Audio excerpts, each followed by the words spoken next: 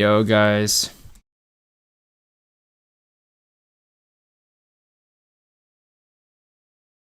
Oh.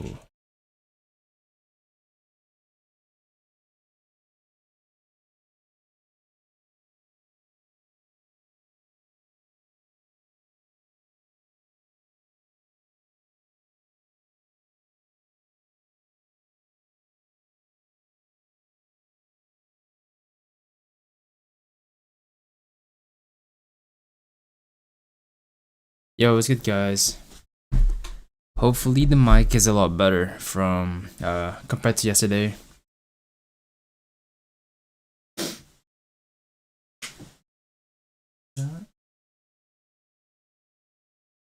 Thanks, phones.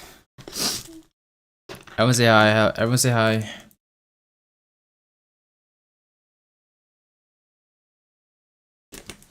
We can hear it echo. Really? I pressed it as soon as it came. Wow. That's good. Wait, is that chicken? Remember? So trippy. Wait, what? Y'all can hear yourself? What? How? Hello. Hi. Microphone. Y'all can hear yourself? How?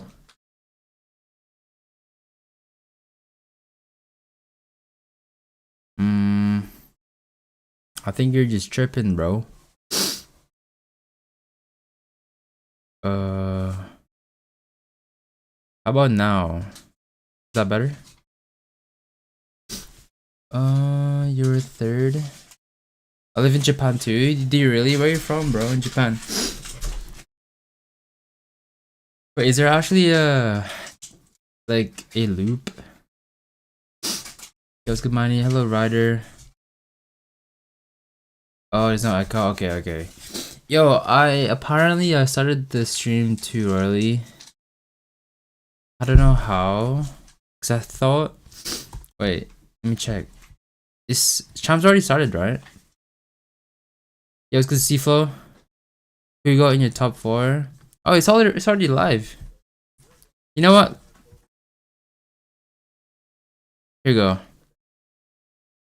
We're paid to play this game. All right. We created a superstar team towards the start of this year. We're all well-rounded players. All 6 of us are amazing. I feel like we're winning. Anything less than that, it kind of is it's a bad feeling. We've been running these plays and I'm sticking to the plan. Oh my god. I mean, they know it. You can tell that they know they are the superstars. All right, chat. They have very high expectations. Let's go. for themselves. It's gonna be all down to, do they meet those expectations? I mean, it's the old adage of, you know, hard work beats talent when talent doesn't work Yo, hard. think he's gonna win. I think Lemonade is gonna win again, bro. Honestly. The assumption is that this team is going to come in prepped. Lemonade is gonna win Always has again. been. Hippo, like you had already kind of mentioned proper, he's super diligent about doing all the research needed, not only for their own team to improve, but also to kind of figure out what the strengths and Try looking weaknesses a are little of people shaky, not gonna across the lie. team. So they have to kind of see that adage not Yes, go we're gonna have against only them. one spot for I mean, next yeah, you're talking champs, about the probably. people across the stage. Let's break them down a little Also, bit. Coming up, chat. Kendra. Let me know about the mic. As far Is as it the fine? roster is concerned, you gotta feel like that when you're looking at the I'm global using stage the or starter arena, pack a mic. lot of people were starting to sleep on them, but through a lot of Like up the stream as well, matches chat. yesterday, Like up the watching stream. a lot Like of up the stream. it was quite eye-opening. Like up the stream. Like up the Can stream. they play with some of the best? Absolutely. Do they have the fundamentals to be able to lock down a lot of the objectives? Totally. And I feel like a lot of that was opened when you go back and you watch them all through CDFI. This is a roster, as far as what is concerned, that can slay with the best and can absolutely hang with the rest. I think this is going to be a really good test for Clove, Fran, V6, Zen, and Reef to be able to see how they do stack up against, well, quite frankly, global #1. Yeah, I thought their respawn looked particularly polished yesterday. Yeah. They did really nice jobs in Hardpoint. They played a lot of wide open big maps that forced them to kind of not only have to be able to keep up the kill potential, but also smartly and diligently rotate. So those are really good key factors for Kagendra. The problem was when they played up against great search and destroy teams, they got absolutely obliterated. So that has to be, I think, the focus for me looking at this Kagendra squad is, are they better in search and destroy? Well, they had at least a night to try and figure out whatever they needed to work on moving into today. But like LG, we got a chance to catch up with Kagendra before the event as well and see what their expectations and goals were for this weekend. Chat, I'm just sending my notifications. Alright, we're good. Untuk Like up the stream, chat, like up the stream. Asking questions, let's talk. merasakan sebelumnya Mike's fine. turnamen It's kind of wild. Godlike smoked all of the EU teams. party lain. I mean, Itu saya sudah bro, merasakan you always yang choke the lumayan besar champs. juga dengan yang sekarang.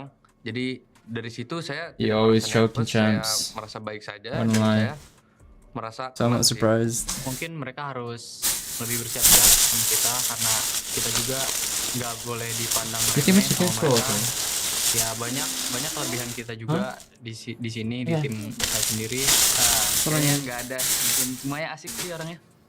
Kayak Yeah, chat, I got chicken. saya rasa tim dari Asia ini Beat bisa TLE menang. too. Saya I mean, nggak tahu faktornya, TLE doesn't tapi have their full team, so Asia bisa I'm not really I believe surprised. this is the year of the foreign team to be defeat North America, and this is the year of foreign team also in this World Championship because we are qualified from Indonesia, and I'm confident. EU enough has a to get the champion. mentality problem, I guess.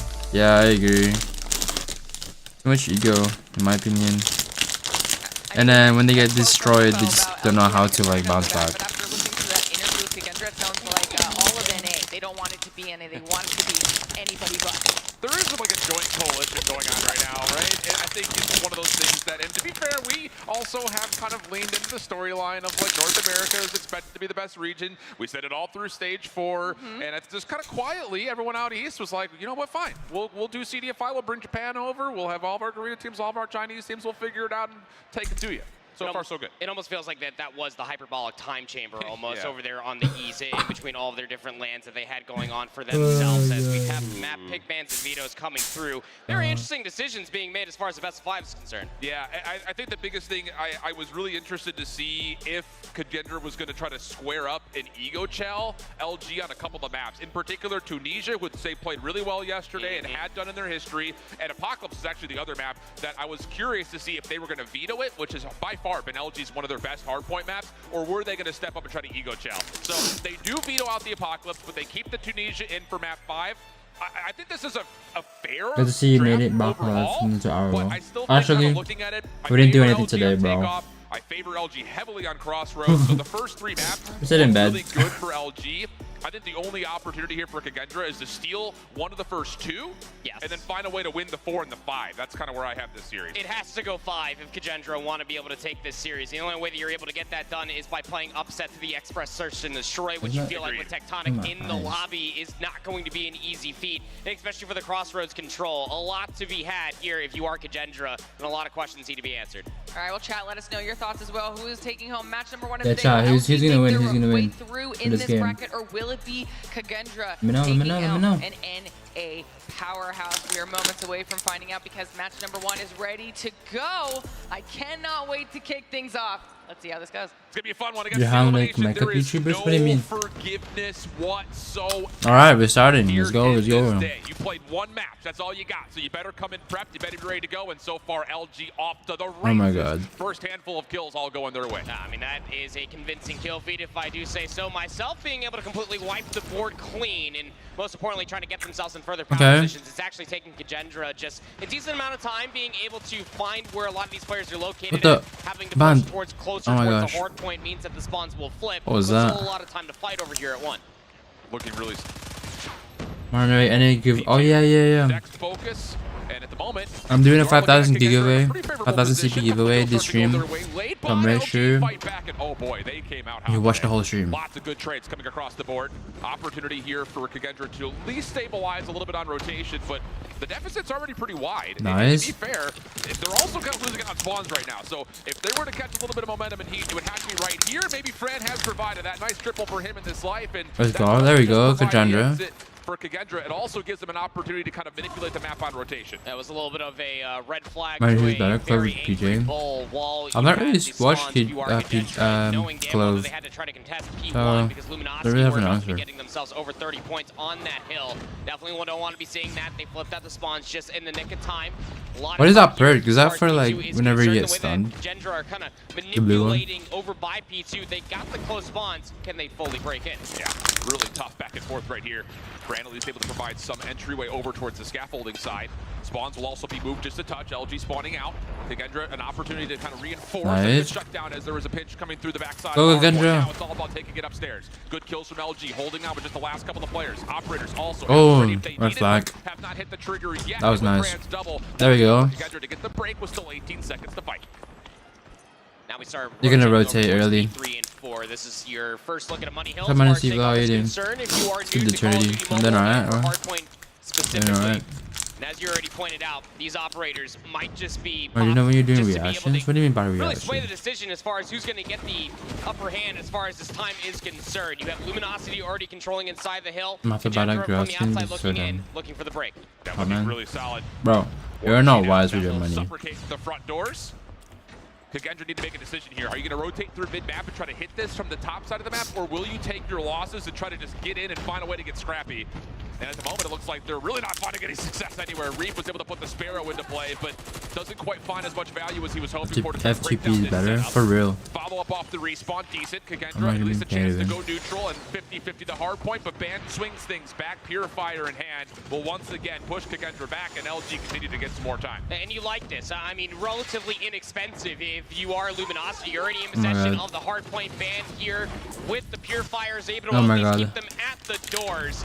And then swaps right back to the SMG, being able to find himself a last few kills, potentially be the last lap. This was the Money Hill that LG set themselves up for at the end of P2. And again, the rotation from 3 to 4, not exactly a long one. Only have one player over here. It will be Reef, and so long as he can try to stay alive, it should buy enough time for his teammates to come help things out. It's scrappy, man. It's scrappy, but LG have these small advantages here and there.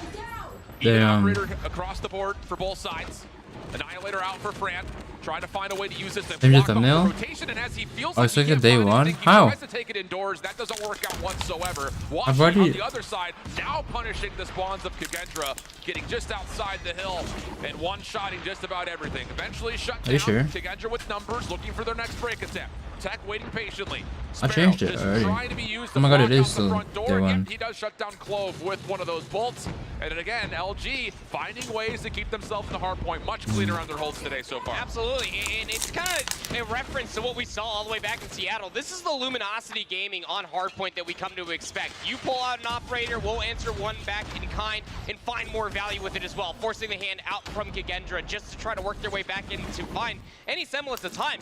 We walked over towards P3. Gendra had about 30 points or so. In between 3 and 4, 2 Money Hills. Gendra's getting destroyed. The lion's share of all that time, 130 to 49 into the second set we go. And it's not even just that the operator usage was so clean from LG. They've also been able to stretch a couple of players into some score streaks. In particular, these Pred missiles here, Envy and Tech having earned 2 of them.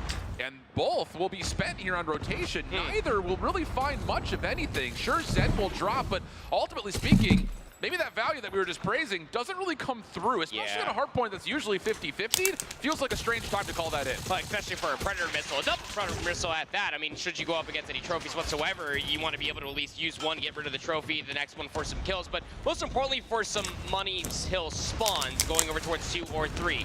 Another Predator missile going to be invested. That time it will come out from Clove. It's going to take out Band. That opens up a lot of space, at least on the hard point. It's pretty one-sided right now. Yeah, very much so. And I will say, in terms of trying to find a way to chip back into leads, getting some good time on scrappy hard points that you expect 50-50 is exactly what you're looking for. So for Gendra, still, the deficit not as healthy as you would like, but the problem here is not necessarily what happens on P1. Can you get yourself into a good, solid position to actually get a whale of amount of time here on the second hard point? And as they start to rotate early, they do get largely shut down. Clove trying to hold things together, but LG are all over the top side of the map, and that will be enough to earn them spawns and also have a chance to reinforce as the time opens up. Spawns on 2 different sides, players on 2 different sides for LG. P2 has now opened up, and spawns are still a little bit haywire, but LG, I've changed the thumbnail. Seen through countless times on takeoff. They are still comfortable playing inside of the hard point. It comes down to Gendra to make the move. Spawns. Numbers now subsiding in their favor, but still not fully broken in. Have to find a way to back chat, my bad. Reef able to open things up with a triple. Bro, can you shut up? Me? Up top, just try to go back and forth between the windows. The hell? But Fake surprises him. Trade is it.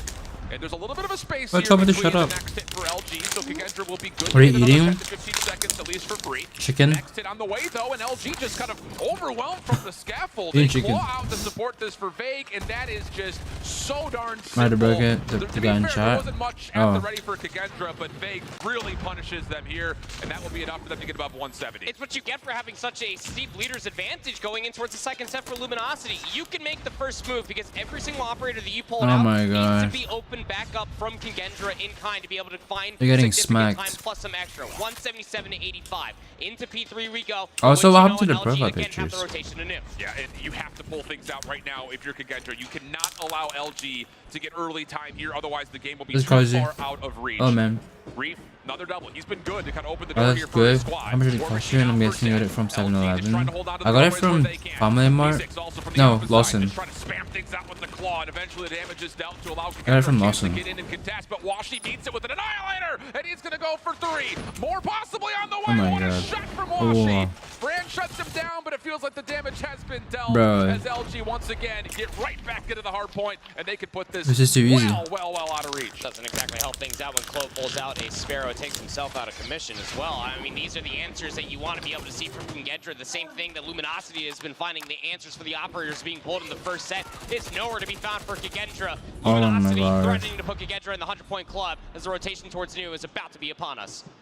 I think those that followed along from Season 4 of North America, when you see LG on takeoff, you think about that tribe game. Yep. That was Man, an the anomaly, box of mud. an Fair point. absolute outlier, as LG are dominating here early. But I don't have voice tomorrow? Brand Okay. Annihilator out, just trying to do something to make life punishing. I'm driving right now, so I Rotate can't look at back chat. over towards the fourth hill, but Ban gets behind and finds himself not just 2, but 3. Maybe possible for more, and that's another Sparrow that Bruh. completely obliterated. What is going LG on? Ice cold to start things off here on day 1. War Machine from Envy. Day 2. Everybody at bay. Have to work your way through these very narrow choke points, and somehow, some way, Oh. they've actually worked their way in. Hold on a second. Ban was able to at least pull out a Purifier. Oh. Kagendra have fully broken in. They shut down the operators at 100 points. There we go. There we go. Gendra. LG maybe puts the foot off the gas just a touch here, kind of throwing some operators in, saying, all we need is 11 points. We'll find it by using these, and maybe a little bit of lack of discipline keeps Kagendra alive a little while longer. LG still finding a chance to get a couple of extra seconds before this last hard point ends. Keep your eye number 5 in yellow. Washi trying to get a flank early over towards the top This of is best P2. roast As beef the rest in of the the team restaurant. starts to funnel in towards Yeah, the don't worry, shot, we're gonna go that's there. After a little bit of space should allow LG a really good look over the top of this first hard point to give themselves their last 8 points. Brad, a double, keeps things mixy. Hard point opens, nobody in for now, but LG closer will find a way to sneak themselves this is right on in. GG's. And all this is get down, find a couple of the last seconds, and it should just be a matter of fact at this point that LG will win map 1-1. Oh, yeah, absolutely. I mean, just 2 seconds required. You're This is forced already just to try to GG's. contest. Fake pulls out Yeah. the claw. This has a final handful of nails in the coffin. 250 to 120. A statement to be made, to say the least. Luminosity Gaming, your #1 team globally. The majority of them winning bruh. World Championships just last year. What we got to see in Seattle comes How you as eating no 24/7? surprise here in the opening Huh? map of day I don't eat 2 here at 24/7. Worlds 23. Yeah, and I think that there's something to be said again. Best of 3s yesterday, so we didn't necessarily get a chance to kind of feel out what everyone's preferences were going to be after about 2 months of hiatus, going from Season 4 into this World Championships, because we just didn't get a chance to see what they would have picked for a second hardpoint or a second search and destroy. So I think there's going to be some mental gymnastics that are happening in the Veto selection for both of these 2 Best in teams, no Japan, matter bro. who they are, as we go Bro, through the entirety of today. it's Kind of trying to amazing. feel out, hey, this is what they liked from a couple of months ago, but this is what they played yesterday. And Takeoff was a map that I wasn't 100% sure if LG were going to feel confident enough to pick it, just knowing that Apocalypse was going to be off the table. Would they maybe try to find their way into an arsenal if they had the chance to? But it does look like their Takeoff is feeling pretty comfortable based on what we saw right there. Fundamentally strong. As far as slaying, also very strong. We got to see them realistically pull themselves back into where they previously were. Again, as you talked about that matchup versus Tribe, an anomaly to say the least in Seattle, but this is the confidence He's trying to Luminosity get that drug we've come to out, know bro. and expect. And He's just an air the god. way that you have to put it in perspective for Luminosity specifically is that their picks are going to be a little bit more targeted to the team that they're actually going up against. you have to feel confident versus Kagendra and a handful of other Eastern teams because, quite Bro, frankly, there's only every LG player nearly has like a minute on time. You can see it right there in the slays. Japanese, I'm not gonna say that Japan has the best food with very affordable price. Very affordable price. I agree. But his job was definitely felt across the entirety of the map. Wonderfully done. Dude, as far as Japan is the best play is concerned country in the world. Absolutely. And I think overall, you know, kind of reflecting back on some of the points we just make here, is LG's a tough team to plan for because they'll play anything kind of like you were alluding towards there in a moment. It just comes down to how do you figure out is that big from Tribe? It is. Least amount of damage, right? Like you kind of have to strategically say what is our best opportunity to square up against them. Yeah. And I will say, like again, just to kind of reflect and go super deep diving in towards the map. Gion and Udon is like $5 at bowl. Bro, we don't want to play. I had. Wait, you know what? Let me show you. So they have to get rid of it. And when you make a choice like that, where you're vetoing out not your worst but another team's best, you find yourself in this position of like, boy, I hope they don't pick X, Y, or Z. And Takeoff, I don't think was the most comfortable map just based on Kagendra's history. So it definitely felt like Luminosity did a nice job in the hardpoint vetoes to kind of set themselves up for success in the 1 and the 4. Yep, and it's actually funny because both Shift and I last night we were going over a lot of these picks, bans, and vetoes, thinking about what could possibly be the outcome for a lot of these different best of 5s that we have on our cards here today for Saturday. And when you look at Luminosity, they have everything played in one way, shape, or another. I have to show you another time, but I had this massive bowl for like, but they're definitely going to be feeling targeted. Hippo is like definitely eight pounds or $8. Every single series that they're going to play huge. Going forward will feel rather targeted to make sure that they are comfortable because it's just about everything. That was just for the massive bowl, right? It's a massive bowl of ramen, and then I also ordered 2 decisive chickens, and then gyoza. What else? And that was it, but it was, I couldn't finish it. I couldn't finish the bowl, bro. Like I was full. Like usually I would eat everything, but bruh, that was too much. I got 2 servings for myself. Alright, S&D time. I don't see them reverse sweeping LG, so you know what? I'm not even going to just flirt with it. This is a must-win map for me. You have to, absolutely. Yesterday, they went 1-1 as far as Express is concerned. They lost Q9-07, and they were able to win it versus TLE. As far as offense is concerned, for Kagendra, losing themselves a handful of numbers. Bruh, they're too. Can he possibly do in the situation? Well, there was an isolation moment right there. Lots of fireworks over towards B. Leads us down to a 1v1. They were just running at them. Zen, AR in hand, trying to move around the backside of the map. He actually may just walk right behind Washi here if he checks this corner, which he doesn't. Goes in instead towards Ticket. It's like a ramen boss too, not gonna lie, bro. I still gotta buy one. Really, ramen boss with rice and dumplings is less than $10? Yeah, bro. Crazy. Like the duality in between 2 weapons right now. Sniper versus a KRM. That's why he's going to go and try to keep things as close range as possible. Washi has so much that he has to check, but the timing doesn't work out in his favor. Got to be right behind him. Bro, you guys have sound? What is this? Footsteps are being heard, and it looks like now finally it has been seen. But the shotgun at bro, why couldn't he hear him? Potato launcher, because it's not going to hit all that hard. Damn. Bounce back. Easy shot for Washi. I don't care what range you're at, sir. A potato gun probably is going to hurt. But it's not going to kill you. Well, maybe it will. Well, yeah. Not that one. No, not that one. No, not that one.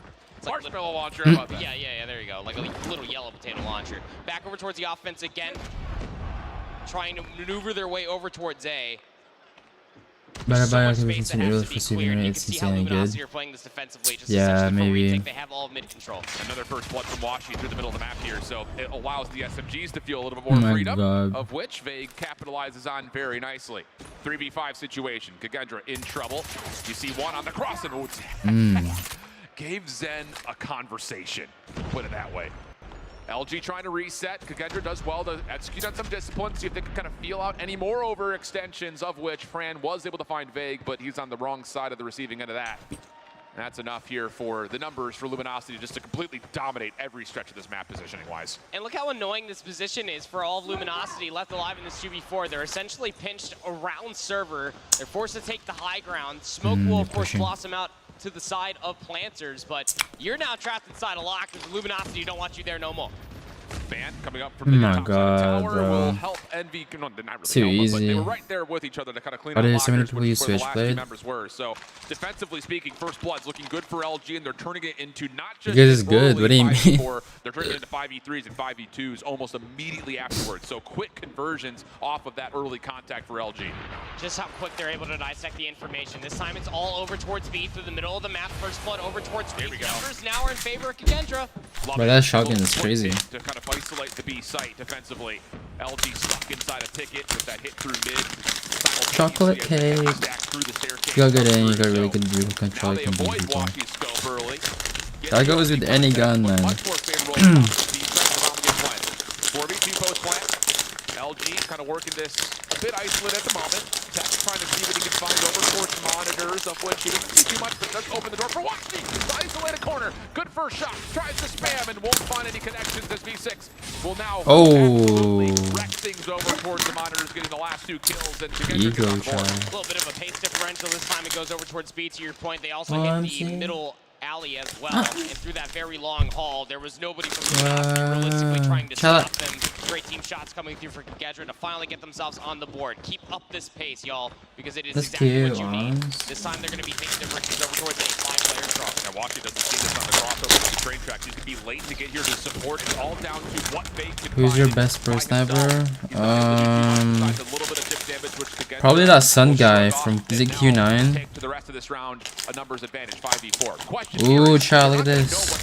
With all 5 members stacking over towards it, they have to commit to this at all. That nade, bad geometry off the top of the bomb site, doesn't connect for anything, and now Band may be thinking, wait, are they actually here? Because that nade doesn't hit anything at all. Bro, keep eating, still doesn't gain weight. True. Player number 3 for Kagendra has to continuously turn around because the flank is still open. You have numbers. Bomb being planted at A though. I'm literally a skeleton. Washi is hitting that flank, scope in hand. Don't get me. Starting to take a couple of small steps forward. Washi gets one on the backside. Again, it's still being honestly holed by Kagendra. Keep an eye on Me6 to see if he can find good contact while the rest of LG work on cleaning things up. Washi trying to get involved. Pistol behind him. Play through locker. What the hell? Work out either. Why is Bond using Hogger? Envy, last one left alive, and he is stuck top tower in this 1v3. Nowhere to go, no way to get down to the bomb, and 2 very clean rounds from Kagendra. Love it. Yep.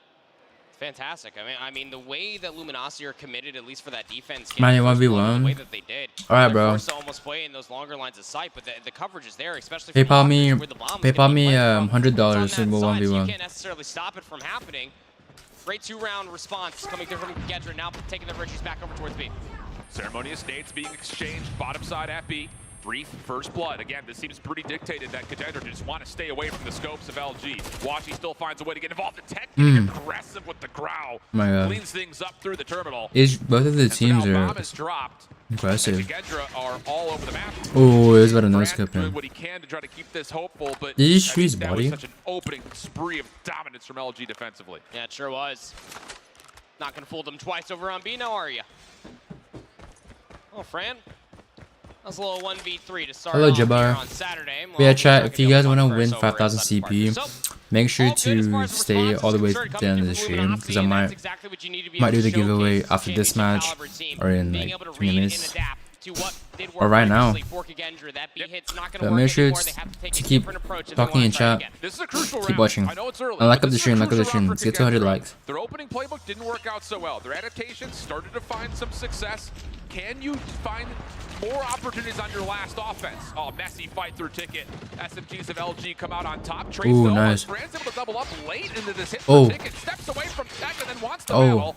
Not quite able to commit fully towards it, as the job has mostly been done for Kagendra. You've gotten control of the B site. You know that tech is playing nearby. Do they see him on the cross? Yes, they do. Important information here, as Me6 will be able to get the bomb planted. We're going to go 3v2. Don't beat that. Don't beat that.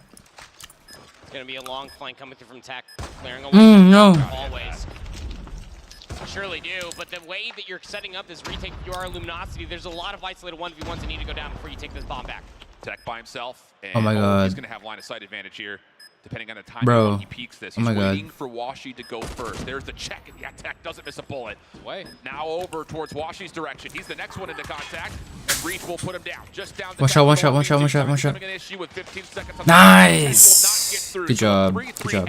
And a supremely important round there for Kagendra. It sure is, yeah. Oh, I mean, it's at collab. the half, you're able to keep things even. Stevens going in towards the defensive side. It mostly just comes down to what LG are going to be able to put together as far as their offense is concerned. Almost a 1v3 coming through from Tech from the long hallway. Got his isolated 1v3s, but couldn't get to the cover.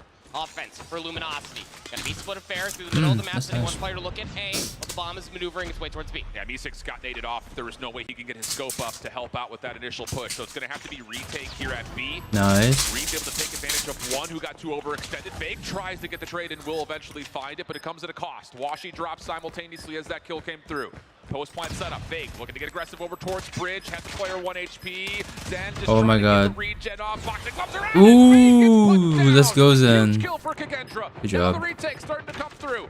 Last 2 members for LG sitting right on top of the bomb site. Oh my god, Trying to Zen's spam it running. out. Helps out for damage for Envy. Ooh, But it's not okay. enough. And the retake is good for Kagendra. Taking Oh, that they're first shooting buddies. Loved the play from Vague to be able to get that upper hallway area until he overchowed. And that is some of the Miney is even egotistical PCP for maneuvers like that we've stream. seen from Luminosity Exactly. that loses them some rounds. It loses them some maps, to be completely candid with you. Yeah. You have the damage, hold the space. There's no need just to slide on in and just give away a free kill when you know the fight is majorly going on over at the bomb site. So big first round Yeah, on chat. their defensive half. I just got They now have the lead. the code for the giveaway, so make sure to like up the stream.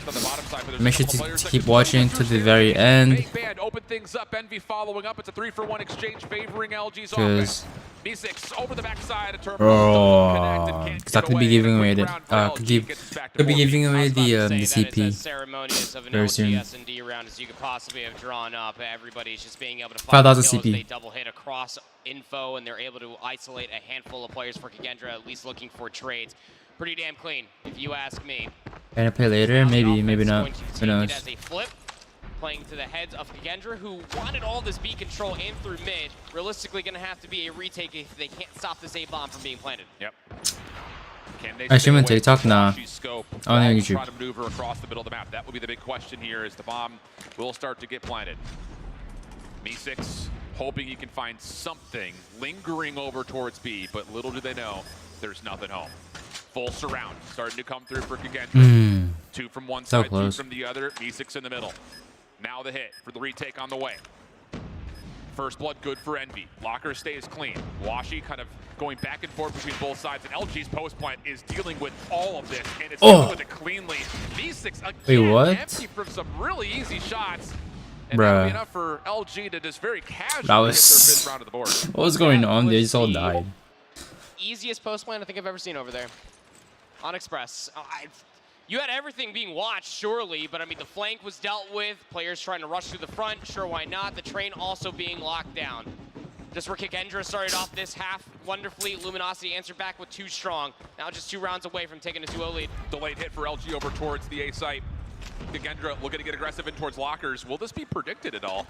It's a decent setup for Crossfire. And LG are staying away from it, playing through train, so there is a chance for Clove to do some damage. He does get flashed, so he's got to back off, and the timing was good, but again, it's another moment where Kagendra have LG on the ropes, and it takes maybe a little bit too long to follow up on the kills. Still, it comes through for Kagendra. It's laborious, but it works out. As now just Tech and Washi once again find themselves in the 2v multiple. With Clove constantly Wait, what did I being miss? top server, you feel like Wait, what's the next game, by the way? You guys know. Issue, of course, that he has a sniper and a pistol. As cracked as he is, can't get the lockdown. It's up to Tech now. 1v4, for a I'm calling it right now. situation. It'd be a 1v4. Bomb needs to be collected, but he does have just under 60 seconds to play. So lots of time in the clock to finesse this. Doesn't have to sprint forward and make too many sound cues if he doesn't want to. No utility, though, to play with. His nade's gone. His trophy's gone. And here comes the first dangerous check. And that's the one that gets him. Really good stuff right there from Kagendra. Again, it feels like they're looking at these opening gunfights. It's like, oh, they should be pulling away with these no problem. And it takes us a little bit longer than you would like. But at least this time they're able to follow up and get us to a tied 5-5 game. Hesitation to search and destroy specifically for Express going to get you caught out more than anything with the longer lines of sight, though I do love that adaptation for Kagendra, having at least a player inside of A. Luminosity looking to call their bluff, though. They're going right back aggressively towards A. Nade's trying to go over towards tower side. Looks like LG figured out what Kagendra's defensive setup here at A was. Problem is, they used a lot of utility. But the footsteps are just so bugged. And this time, Kagendra are going to retake by way of taking the long flank. The only person watching this is Tech. Oh, you're dead. Overwhelmed. Can he get away with his Yeah, life? you're dead. No, he cannot. So now you got swarmed. all from the back. Oh, nice nades. Also landing as Washi gets taken down. The sniper rifle out of play. And more techs come through. Envy in Oh my god, and this is how clean. about this? Kagendra say, we don't Oh my need god. fancy Bro, what? We'll just completely Yo, hit you got... hit him with an That was a uppercut they really did. nice That's retake. gonna be a 6-5 He just tally ran with at a them. quick defuse. Kagendra a chance to take map 2. One run away from being able to do it on the defense, and honestly speaking, that is how you want to try to retake over by that A-bomb site from Kagendra's perspective, being able to utilize your numbers overwhelming rather than just trying to send your snipers and different individuals to just be isolated in 1v odd situations. Will not be trying to switch the pace again over towards B, but Kagendra are here. Reef over the top of the heady. No early contact from LG. They're on the other side of the staircase. Come on, you like so professional in your office shirt.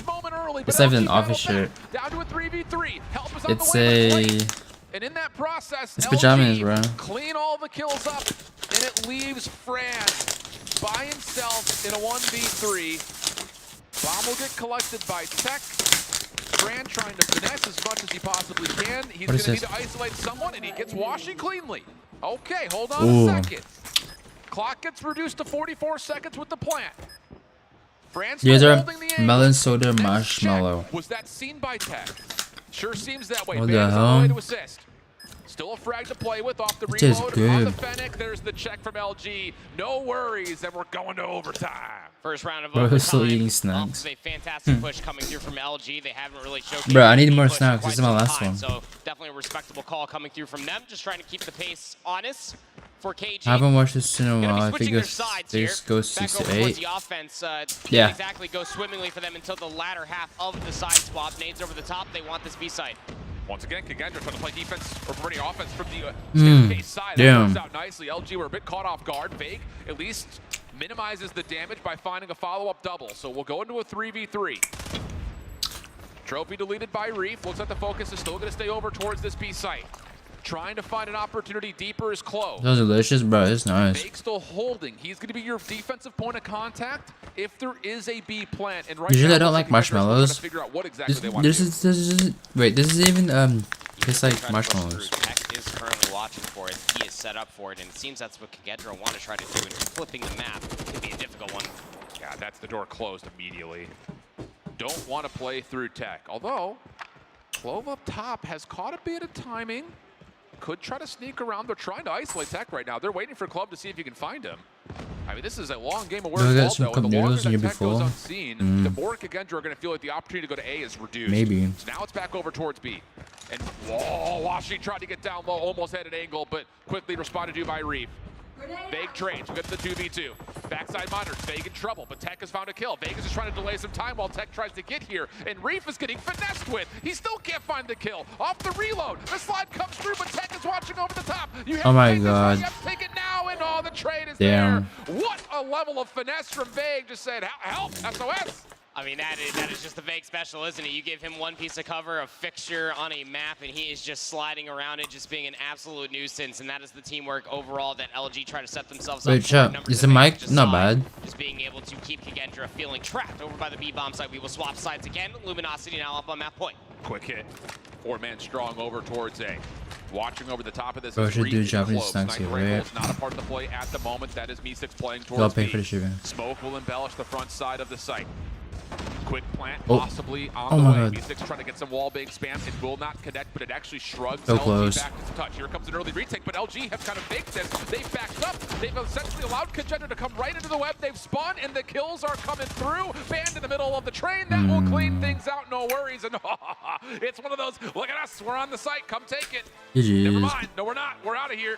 Easy kills, LG, up 2-0. That was dirty. I'm not gonna lie, like that's some nerdy expression coming out from a search and destroy on Express from Luminosity. It doesn't matter what the map is, but ultimately speaking, they use all their utility to act like, as you were talking about, to get onto planters, to get onto the A-bomb site, of which they've shown, I want to say maybe 3-4 times offensively, and then they just pulled themselves back. They had a player at least working through the middle of the tunnels. They had a player inside the train, and most importantly, lockers in top server, just waiting for the smoke to completely dissipate.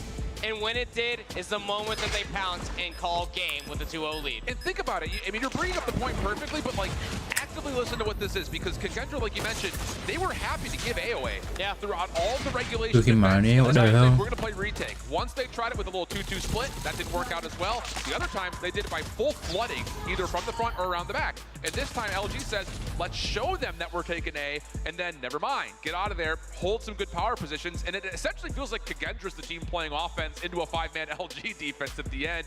Tech, a monster game though, 16-8. Bro, made me hungry. It is Bro, I wish I had more food. Coming through, and this is again why you talk about Tech inside of the lobby here for LG when it comes down to search and destroy.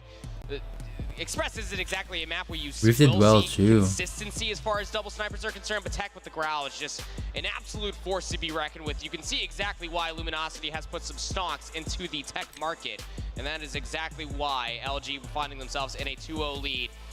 Look, Kagendra, we said that it was going to be a must-win for map number 2. Yeah. It's not looking too good that they have to reverse sweep LG now, world's #1. No, definitely not. I feel like as much as the map pool is. But if you lose, guys, you're out, right? To Kagendra's history, sure. It is a little unfamiliar to them in the tournament this week. That's right. They haven't played any Crossroads Control, which is what's coming up next. They only played a single Hacienda Hardpoint, which was one of their most played through Stage 4, but it didn't really give us much confidence. I think they were 3 and 4 overall throughout their Stage 4 and CDFI, so not a convincing map by any stretch of the imagination. And even though we kept saying that Kagendra needs to get to map 5, even that doesn't look great because it's Tunisia. So yeah, trying to reverse sweep on 3 maps that you may be familiar with but don't have a lot of success on, it doesn't really bode a lot of confidence, I think, in the conversation, especially with how LG's playing today. These next 3 maps should be it's Levy, right? Because Leviathan. POV. It feels like Reliable has now come back. Where after this, you have to go outside and just wait. But you go back to the conversation again for Luminosity. I'm literally the skinniest dude you'll ever know. I don't gain weight. Within each mode feels right at home for them. There's and I'm in Japan, bro. I've been walking a lot. That they have not played, have not practiced, and at one point or another looked phenomenal on. Sure, and I think that's the bigger point. Let's just go ahead and throw the assumption because they're 2-0 up, not because of anything else. Not because of anything else. I like the fastest. You know, super team or whatever. Oh, okay. But there's really there's a crowd. Map on each mode that they're uncomfortable with. Sure. At worst. And so get rid of it. You can get rid of it. Yep, absolutely. Or you kind of evaluate, is our worst map also one of their bad maps? So we just take away their best one. I'm begging, right? Yeah. They're not that's a lie. So bro, I'm not lying. Just to set yourself up for success against this LG team because of how fluid they are across every map mode combo. It's a terrifying thing, man. And this is why, again, we constantly just paint this picture. We started off yesterday bright and early, and we continuously talk about it. They have a target on their back for a reason. You come for the Kings, you best not miss. That is this Luminosity Gaming roster. Yeah, unless Kings are the Kings to be used. There's a crowd, yeah, it's LAN. Was that necessary? Sorry. Had to throw it out. They've already been through enough. They were here all day yesterday, didn't win a map, and you just have to call them out like that on Saturday? Sorry, they did win a map. I forgot they beat Veto. Oh, okay. All right. Not bad. Good catch. JK, Otaka. It's JK in Spanish. But here we go. Crossroads, Control. It's been a playground for LG. They love the fun to play COD Mobile. They will be starting things off on the defensive side. Opening focus for Kagendra will be happening over towards A. A couple of nice kills here early, actually. iPhone 15. Control over through fire and stop the clock with the first tick. Yeah, I have no idea, bro. Okay, don't listen to us. We don't know what we're talking about. Kagendra looking smooth off this opening offense. This is a map mode combination that is give or taken by Slays, but it's all about the right kills at the right time, and really good setups as far as Crossroads are concerned will flip life lead back into your favor continuously. Over by the A control zone, at least you're able to get that first segment, but the retake has already come through. Keep your eye on Clove. #1 in yellow, already in LG spawn, but they're aware of this, and they will flush him out pretty darn quickly. Okay, so good awareness from LG, and it really doesn't come at much of a cost. I wish I was there. I wish I was there to watch over the top of A, which, for what it's worth, I thought they had captured the second tick. Is tournament single elimination or double elimination? Completion comes through because that tick was not fully secured. What was it? Kagendra down 3 lives. Clock I forgot what it was yesterday. It said. On the map here for the Garena team. I remember. 3 life lead, not terrible, but now you're getting deeper and deeper into this round. You need to try to get this extra 60 seconds. It's realistically the only way that Kagendra can have for themselves. Man, yeah, it's 1:43 a.m. Well. Band is not feeling comfortable enough to get this challenge yet. He wants a little bit more assistance as soon as the smoke dissipates, and here comes the peak. Shut down, Kagendra, reducing the life gap just a touch. Washi over the top of the growl, makes life difficult as Fake gets pushed right forward with the shotgun. That'll be enough to once more pause progress on the third tick. Focus for Kagendra all over the map and still not able to come out on top of the gunfights. 5 in a row for Envy, working on a very early Predator missile. And depending on how the end of this round goes, this could be key towards LG also getting advantage of their operators next round. And at the moment, they are destroying Kagendra's final few lives. There is no point of contest, you would feel like. Since no one, hello. The last 4 lives up against the 11. Any sort of resource is going to be good. There's Envy at least collecting for his operator coming into the next round. You give them an inch, they turn it into a country Walmart. Trades to at least speak of. Last player alive is going to be Fran. And he was going to be nowhere to be found. So a single segment of progression found over by A, albeit from a great opening breakoff by Kagendra. But that's the one thing that we realistically don't really see on Crossroads is how teams deal with losing the opening breakoff. Luminosity looked great. And now LG off of their offensive attempt will have 2 operators right off the get-go if they want it. Equalizers were out for Fake, but he gets immediately shut down. So Reef does his job and then some, getting a double. Big moment there. Envy has not committed his operator to the mix yet, and with that double, Reef says time for the Sparrow. Only getting 1 kill with it though, so again, kind of mitigating the efficiency of these early operators. Nice moment from Clove, able to at least go 1 for 1. Defense still stays in control of A, but off the respawn, LG takes their eyes over towards the B zone, but they can only stay there for a brief moment, as now Band tries to get to work with Purifier over on the A. He's gonna take down 3 early. Disgusting.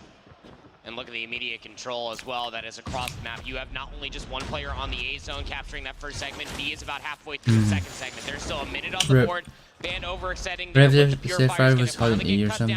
But it allows Fake to get inside of fire here with the R90. Unless we have visa problems, yeah. US visa is just no joke. Either of the 2. And Kagendra need to make a decision here. War Machine will bail them out. Looking for not just clearance of the zones, but also a bit more forward defensive pressure. And it's working out very, very nicely. Kagendra, 4 life lead. More still to come as Zen continues to connect with the War Machine. Go, Kagendra. The spawn eventually oversteps his bounds, and LG will stabilize the touch. And, on top of that, they do shut down the Purifier after only 2 kills come through. I say only, but that's a key tool to re-clear zones if LG can find their way back onto either. The life lead, you feel like that you just have to try to keep them at bay. Annihilator out from Fran. He's making sure that the catwalk is cleared out. The Hunter Killer drone is also clearing away from the tank, so you realistically know this is all coming down towards B. Yeah. Smoke will come through. Washi also holding with the Annihilator. That will be enough for the extra 60 seconds That's to get so added OP. with the capture at B. 11 plays 9. Kagendra could only The LG's gonna win, do you think? Hold on to this last tick of progress. I don't know. Never know, bro. Kills on transition. Game's not done yet. Now to a 9v5, and in the spawn go Kagendra. Sure, LG will get through kind of this defensive setup with Washi playing around the back, but the damage has already been dealt. Now it's just down to finding where Washi had gone off to. Kagendra will at least stabilize this defense, but it does come at a cost with 2 ticks here at A, plus the full B capture coming through for LG. And the reason why we constantly talk can you do a sniper tutorial? What kind of tutorial do you want? To the 1 that Kagendra were able to get, albeit for Kagendra being able to find those 2 segments, is that it's going to come down to round 5 defense, which you guessed it, when it comes down to control, probably the preferred side because you get that that 6th player on your team, aka the time clock. So Kagendra had themselves a really good opening break on their previous offensive attempt. Doesn't help things out. When Reef takes himself out of commission to start things off, it's a flawless opening for LG. Absolutely perfect start here from LG, and now they've got themselves essentially right at the front doors of the spawn for Kagendra. They're just going to dance with the R9 for a while. Swaps it over to a Growl. He's going to have an opportunity just to sit here and hold the angle, and Kagendra need to find some exit. B6 is going to pull out the sniper rifle. Bro, please, I can't understand the movements yet. This is not going to as well as you'd like. 27 plays 18. Only 50 seconds left. You don't really need to understand anything, bro. Just spin around and you're good. Here for Kagendra, but a lot of work to be done. And also the focus. Wait, did that guy just... What? The guy just disconnect? Their respawn right back in the mix. The defense once again establishes control. Hey, you just feel like that this round's already lost. Yeah. I mean, it's a 10 life lead. You'd have to come out of the spawn and just be flawless for 2 gunfights in a row.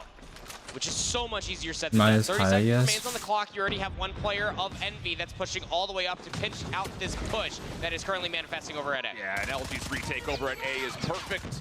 Oh. And the only thing to really keep our eye on from here on out is, does Kagendra make any mistakes of pulling out Yeah, operators Lazard, here? GG's. Can't see it, can't have it happen. No. Band, sniper rifle in hand. Just kind of getting finessed over through the snow alley. And okay, 3 go down. Chance maybe to stack as the clock is stopped. What a rat. Zen over on B, at least for a time. Cats are cursing it all over the place. And B will clean things up. 17 plays 4. This round will come to a very anticlimactic finish. But LG is really comfortable, and I think now is the proper time to tally up what is available going into the next round. You've got a Predator missile for Washi, 2 operators at the ready for LG. Definitely things that could lead them towards winning an offensive round, you think? Oh my gosh. One would argue, yes, absolutely. A Predator missile to be able to open things off, to be able to get you so much space to get inside the woodworks of these buildings, to pull out some of these operators. I mean, if you paint the picture, and then somehow people will still lose with that. Be an offensive round if you are LG, could be 3-0 to start the day. Anyone who had time will tell. Opening break off is everything that comes down to control. Purifiers a way to lose. Oh, but hold up. Early call for that. Yeah. The solo Sparrows will take down both Vague and Band, with also nice. Washi. So, there goes okay, flawless start here for Kagendra's defense. LG holds on to their garage, at least for a small time. Pred Missile getting called in. It will at least land on to 1. But all that does is just neutralize the life lead. It doesn't really give them too much space. I mean, they're hacking for a reason. They're no good. Band making sure no one plays over through the top side at Cliff, and with Washi supporting with the Annihilator, that may be enough to continue to put some pressure here at B. Still looking at it though. I mean, Washi with this Annihilator has 3 shots left.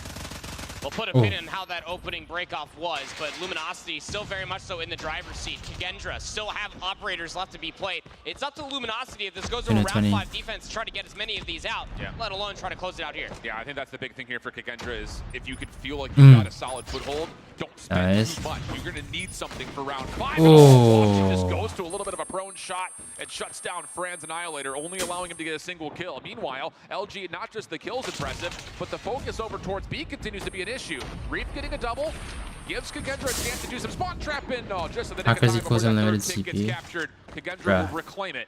15 plays 13. Imagine if he had limited CP. Band, after that quick purifier off the get-go, he earned it back super fast.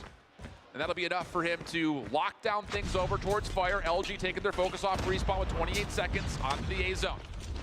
You need to capture one of these zones if you want to try to end it via kills. There's not enough time for you to be able to get all 11 of these kills. You would think for Luminosity. War Machine is pulled out now for Envy. Currently controlling all through the catwalk as well, trying to bring it over towards the tanks as well. It's going to be A. The stack needs to be good.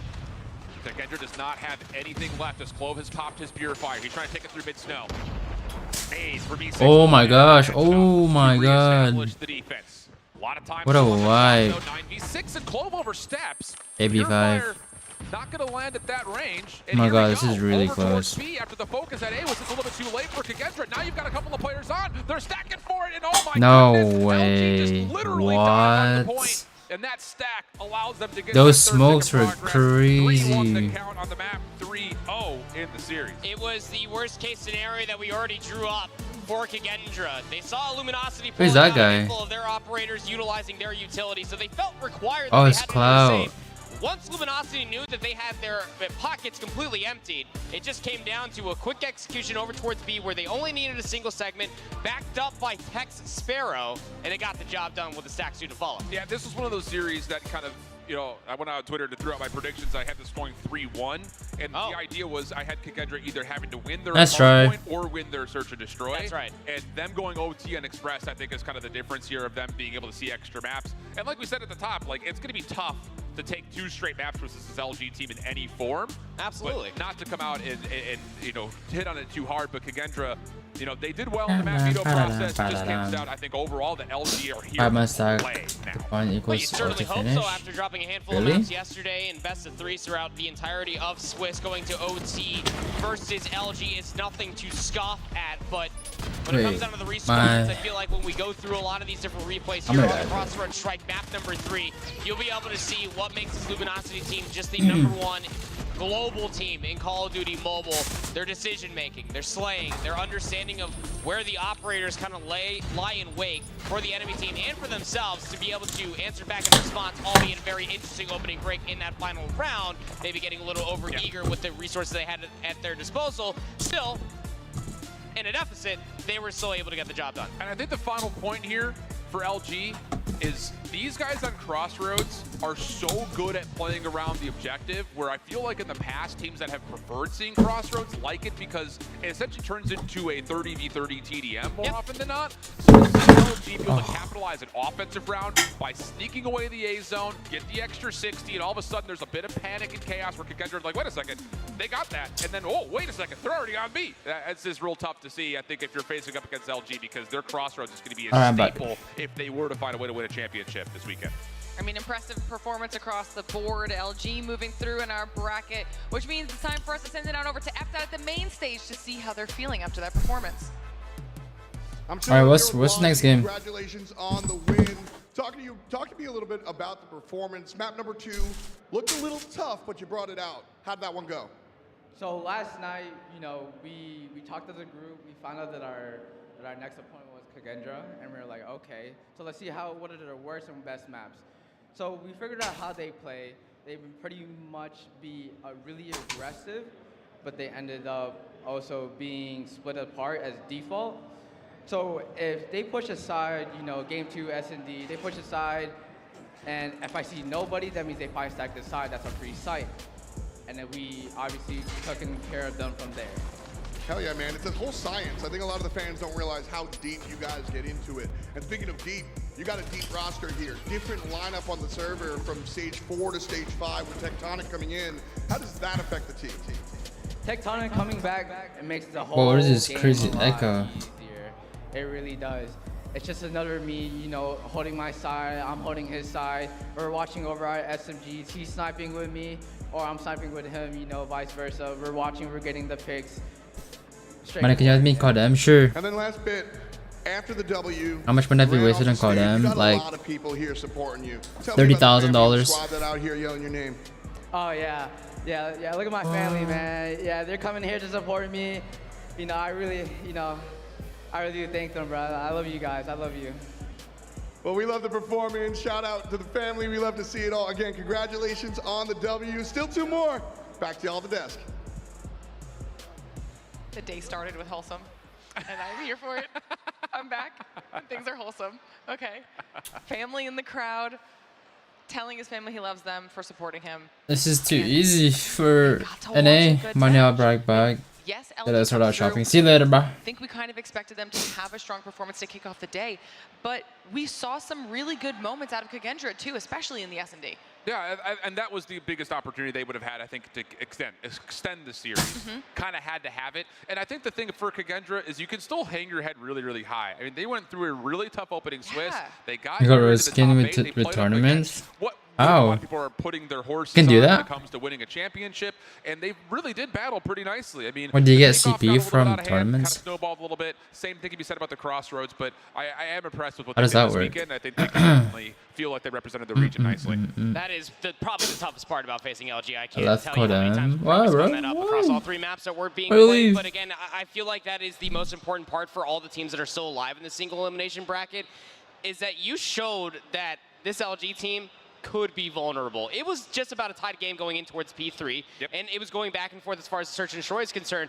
There's openings for some teams to potentially take maps off of this roster this entire weekend. Yeah, lots to be learned here, but LG move on through, and we need to move through Why was he our doing bracket, that? which means it's time for a I short just break watched for us. tournaments. When we return, though, Okay. Standpoint versus Godlike. in Okay, our Standpoint second gaming versus quarterfinals Godlike. matchup Okay. of the day. Don't go anywhere. We'll be right back. Alright, chat. Godlike or Standpoint gaming.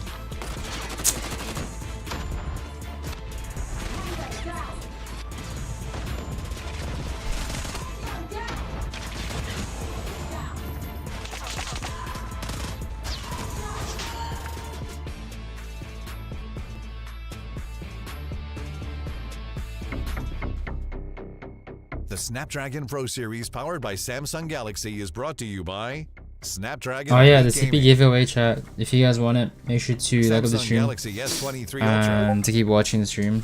Monster Energy. DHL. And the United States Air Force.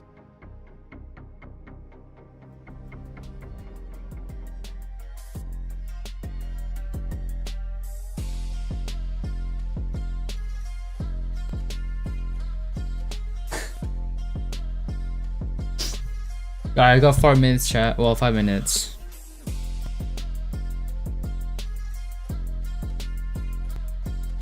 While we wait, let's edit some photos, shall we? But yeah, chat, I'm in Japan. Like, look at these photos.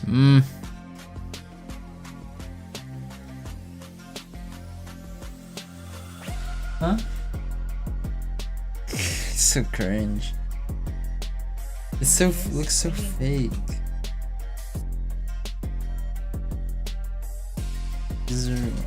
I can't. What the hell? Might just ruin the vibe and just send this.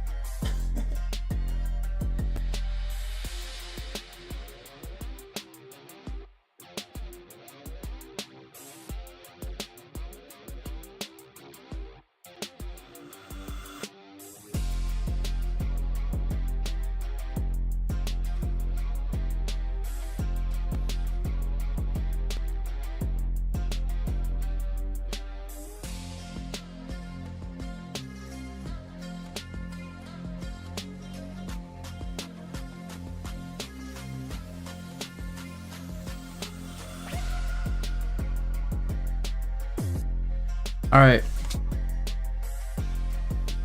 Just edit some photos while we wait, chat. We got 5 minutes. We got 5 minutes.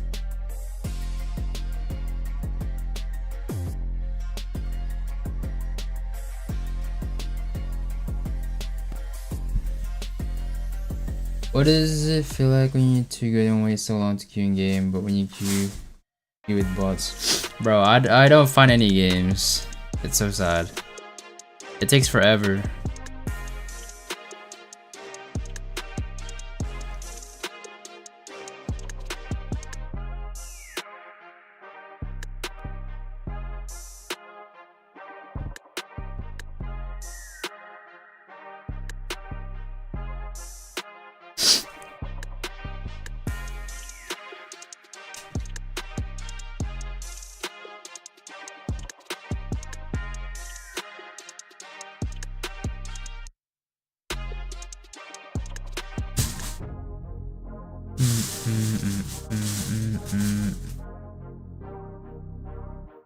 A queue with it so that I can use mythic skins. Huh? That doesn't make any sense, bro. VPN doesn't do that. VPN doesn't give you mythics. What do you mean? That's not how that works. Actually, I kinda wanna hear my mic. Hold up. Actually, I kinda wanna. Dirty. I'm not gonna lie. Little unfamiliar to them in the only play to give up. You're right, because Leviathan. POV, it feels like Reliable has now come. Velocity played, had not practiced in at Not bad. Sure. At war, there's the check and the attack doesn't miss a bullet. Way. Not bad. So it allows the SMGs to feel a little bit more freedom, of which Vague capitalizes on very nicely. A nice job in the hard points. I think those that followed along for a lot of time here on the second hard point, and as seconds to fight. Now we start. We didn't do anything today, bro. I favor LG heavily on Crossroads. In the first 3 maps, Sit in bed. really good for LG. I think the only opportunity here for Kagendra is to steal one of the first 2, and then find a way to win the 4 and the 5. That's kind of where I have this year. Yeah, it's not bad. Maybe a little lower. I got 48 seconds. Let's edit one video. I mean, one picture. That guy's.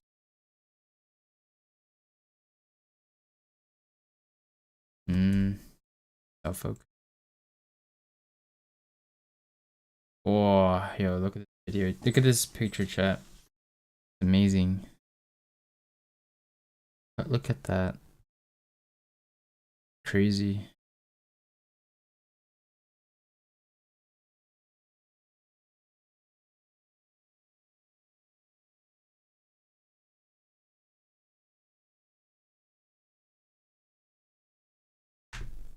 Hero has virus. Yeah, it's not possible with Macs, bro. Can't get a virus on a Mac. Yeah. I think we're good. World Championship competition. Alright, chat. Is Godlike versus Standpoint Gaming now? Might you play Corona? Yeah, from time to time. To our final day tomorrow. Not a surprising result, but exciting nonetheless. Back here on the desk, Glitter Shift, and now we've got Gil hanging out with us. You got to watch everything in the back. Tell me your reaction to the first match of the day. It was interesting to see how Kajidra tried to play that against ALG. I was talking to Shiv a second ago about that. I felt like they had a true opportunity of taking that game of Search and SPG winning this unless Godlike goes crazy. I feel like specifically I don't know, it's good. Godlike has been playing really well. So. Unfortunately, that was not the case, but good and a valiant effort on their side. I've not seen Standpoint Gaming. LG, like you mentioned, no surprises there. Move to the next. And they're like the number 3 seed for China. Finishes in that top 8 today. How's it going, big dog? I'm doing alright. I'm doing alright. When is the giveaway? Soon, bro. Just make sure you keep watching the stream and keep liking it. On our graffiti wall, and 8 are competing to become our top 4. LG now one of those teams moving forward, possibly making their way through to finals, and we're going to be moving through the bracket. Like we said before the break, the next match of the day will be Standpoint versus Godlike. We get to watch a little bit of East action here. Have you ever thought about 1v1 with Dreamer? I don't do 1v1s, man. Standpoint, China's number 3 team. The worst 1v1 player. CDFI, and all of a sudden it's like the second coming of SPG because they looked great yesterday. To be honest, they run the destroyed street spots. Yeah, they do. I agree with you. We only need one. We're not good enough. SPG did an amazing job from first day, now moving on to day number 2. But Godlike maybe not necessarily had the best opportunity to show themselves, as they didn't necessarily face teams that moved on to day 2. They didn't face teams, or they didn't beat teams that were onto the top 8, rather. Good point. They, I feel like, have an opportunity here tonight to move even further. I know it's not going to be an easy task. Like you mentioned, SPG did an amazing job yesterday, but Godlike has to prove to us that it wasn't necessarily just a fluke for them to get into day 2. There's a lot of talent in Chinese, but it seems like they always choke after one loss. A jump from that top 8 right onto top 4. Yeah, this would be a really solid opportunity to prove themselves to everybody here at home and everyone here in the convention center. While we're waiting for our teams to get set up, if you are hanging out with us, PPL generally come stop by the booth and see what we've got going on, because things are progressing even faster than I thought they were. Tom sounds like he's ready on the main stage. Let's get match number 2 introed.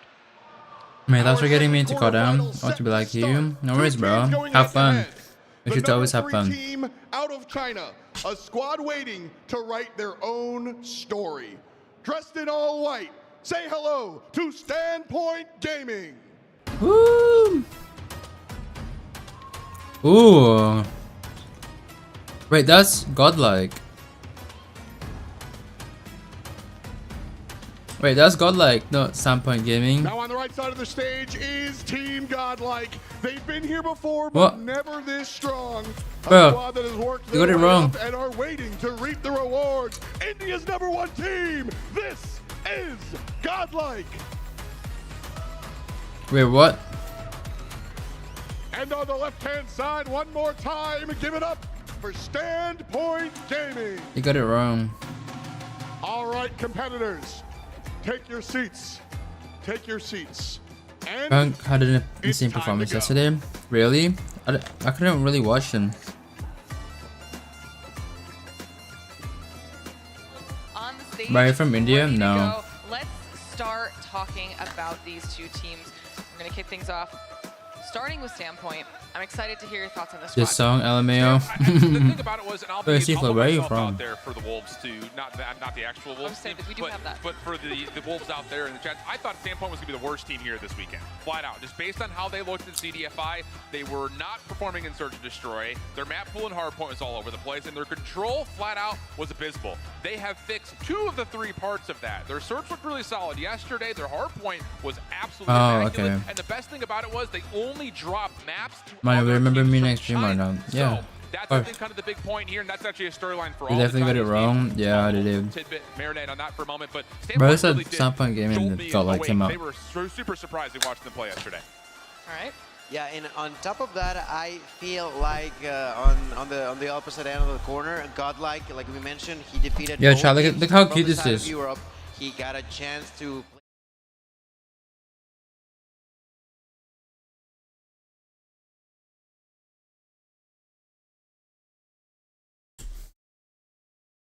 Ah!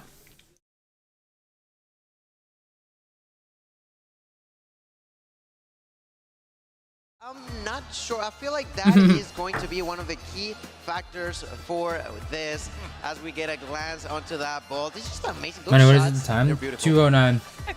I was confused why SPH looked so Indian suddenly. The players absolutely crushed these as well. Everyone being super willing to just kind of have a good time with it, show a little bit of themselves. Man, I gotta go. Mr. Sure has a brother, so I gotta fix things up. Alright, man. Competitive part of this entire competition. I hope your sis has a good day. Here also, immaculate.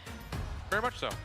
And look, just to kind of wrap the point here about Standpoint, I was really impressed across the board. Hopefully I will win CP. Never had before in my I life. thought that for a moment we were going to get a lot of kind of like the Guagua show. He yeah, was bro. kind of a guy that we really looked at through CDFI. Make sure you keep watching. Really came to play yesterday. And I think more impressively, Other cast is so cute. Cast are hit and miss. They had to ice up a lot of really tight hardpoint maps that they were able to eke out over their opponents. So I think they're going to need that here. Sometimes you're vicious for no reason. With the team focus from SBG Love dogs also. I prefer dogs. Get a little bit of a glimpse here at everyone while they are hanging out here, getting themselves ready for match number 2. But like the rest of our teams, we did get an opportunity. Yo, to C-Flow, remember this? Most of my fan base are kids, so. Becoming the next top squad. That's right, and I'm really.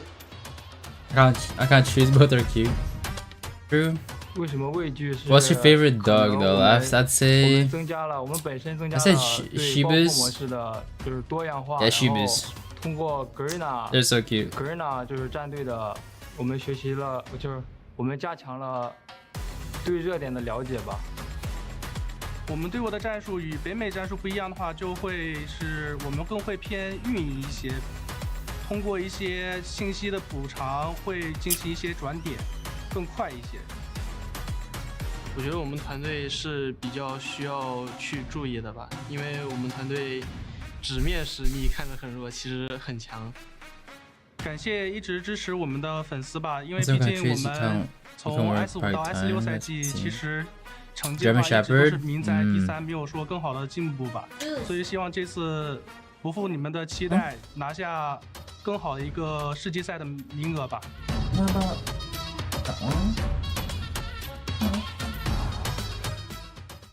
Oh. I mean, we saw it right there from Guagua. He's specifically. Actually, I have a son. Like He's got this.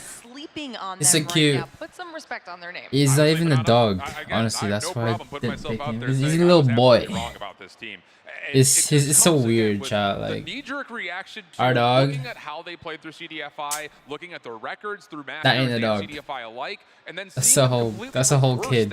Here on the main stage against international competition. He's a little boy. He's like, he's so judgmental. Like the way he looks at you, the way he acts. He's really smart. To come out as a 3-1 overall qualifier. Yeah, definitely a really good proving ground for them yesterday. Because when the stream end, and how long have I been streaming for? Knocked out earlier than I think was anticipated for some of them. It ends in 4 hours. For Standpoint, but on the flip side, let's talk about Godlike a little bit here, Gil. Yeah, absolutely. Godlike, I feel like they did a great job on their own search and destroy. The only thing I like about this mic is you can really do this. Clean when it came down to controls, and we now begin to see these beautiful scenes from them. You saw yourself, look at those diamonds on his hands.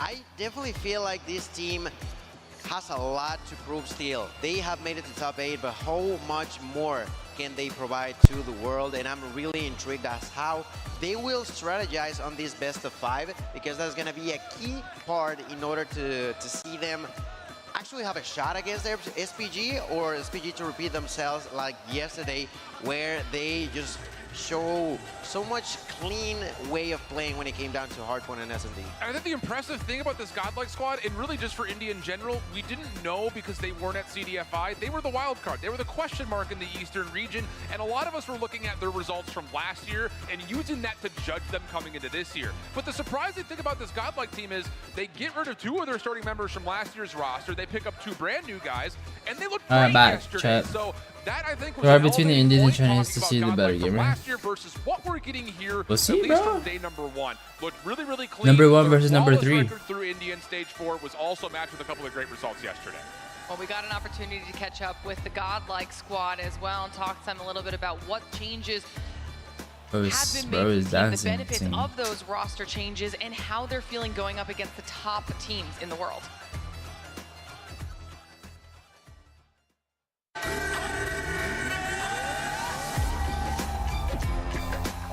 Bro, what is this height difference? This is my first World Cup. I just turned 18. I feel like there's a lot of pressure coming from the last World Cup because we did not perform that well. This year, we have practiced a lot. We have studied the West. We have a different mindset coming into this World Cup. It's definitely a tough job because out of all the teams from India, you are selected for the World Championship. So I think I have a pretty big responsibility on my back because last year we were not able to make a very good mark. This time we are grinding hard to prove ourselves, you know, that we are better. I believe Abhiz is the strongest in the team because his sniping skills are quite insane. I like to cheer up my team a lot because I'm the youngest here. I like to keep them together so that we can all have fun. We enjoy, we have fun, we talk to each other, we laugh. When we are down, those things help us to get back up and win. SPG is very good despite being third. That is true. These teams were, I think, sounds like he's always sick. That these teams are very what? Smart. They've learned from the mistakes. This year, I think the foreign team will beat North America because it's not the same as before. The skills are on par with North America.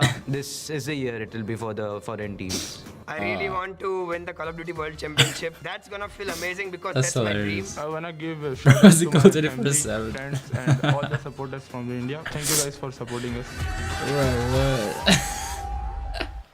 I mean, like you said, after the first match, it definitely seems to be the overarching sentiment that all of these teams don't want NA to win. They're ready to bring it to them. They think it can be anyone outside of NA, and I love hearing from Godlike in that regard. I think it's really funny too, just like the East versus West conversation, outside of their 1 loss to Kagendra, they beat up on the West. They beat both European teams, and they beat the best Latin American team by seed coming in.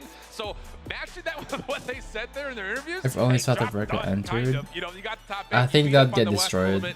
Now a chance to see if they can do some damage to China. South Africa, home team just has no one. You don't have experience, you don't have any turn experience. They will get steamrolled. I was looking at the stats, and yesterday particularly, these 2 teams have 2 maps that they win really convincingly. On Godside's behalf, if I'm not mistaken, that was Takeoff. Come back at 2. Okay. Godlike, it was Takeoff, while on the side of SPG was on the map of Arsenal.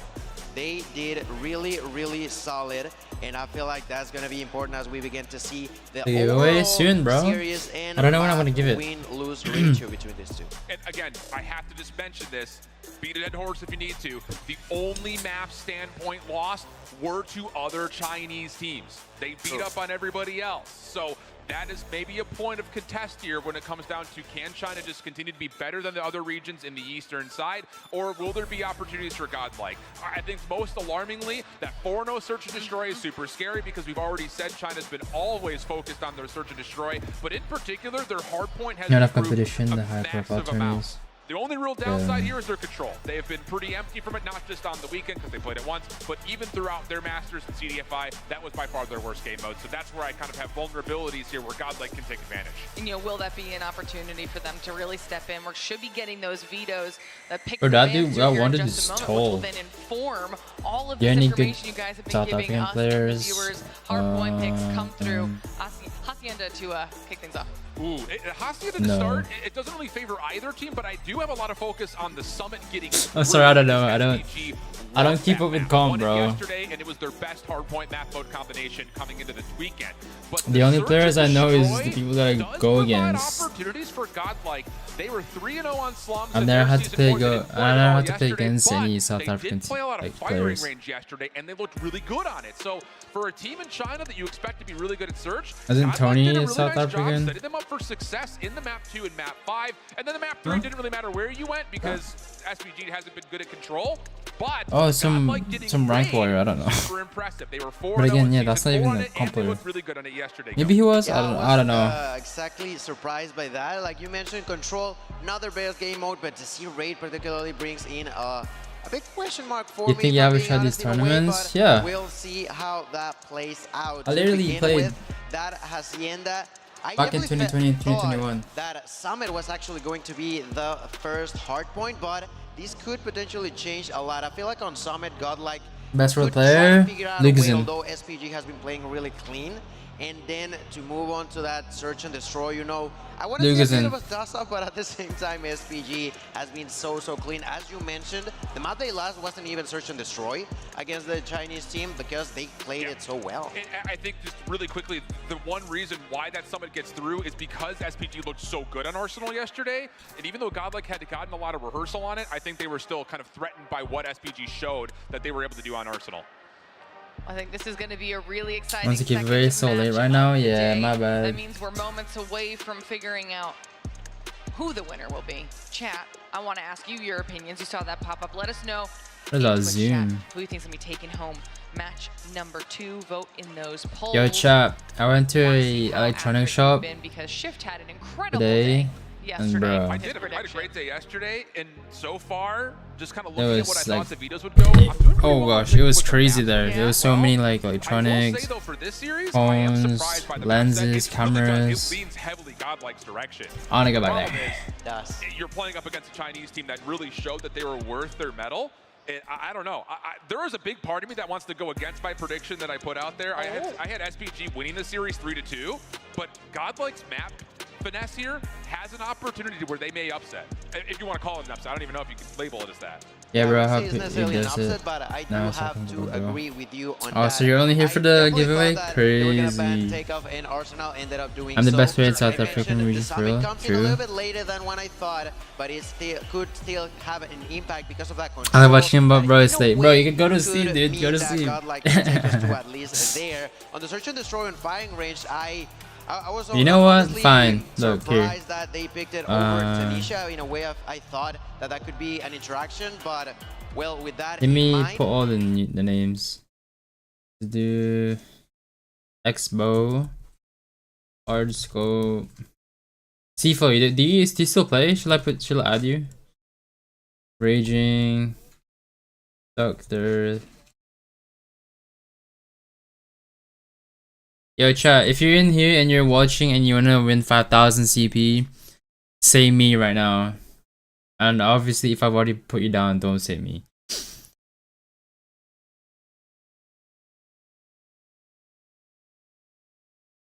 Sick. Who else? Man, I don't play anymore. Alright, let me remove you. Well, I'm gonna be split there anyway. Let's see if I can win it. For Miney. Kyle. Who's still here? Say me there now if you wanna win 5,000 CP. Alright, Eternity.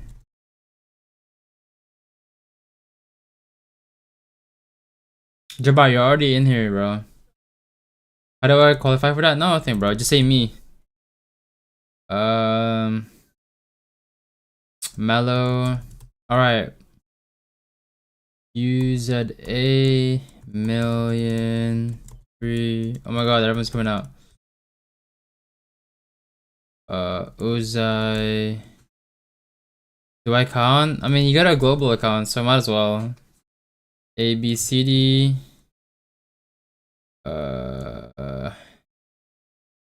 That's it. Mod. Alright, chat. We'll spin this wheel. after this first game. Oh yeah, look at this. You guys like my background? Yeah.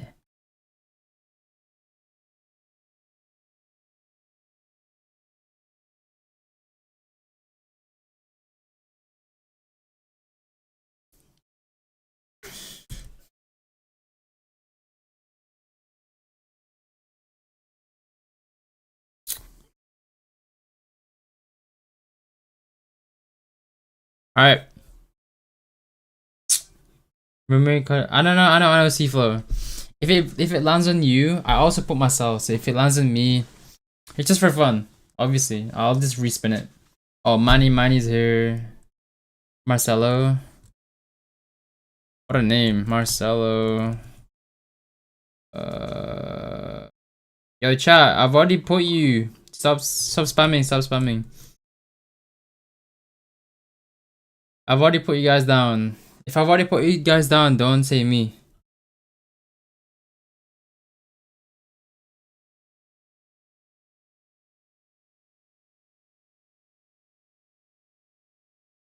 Baller, stop saying me. Million, stop saying me.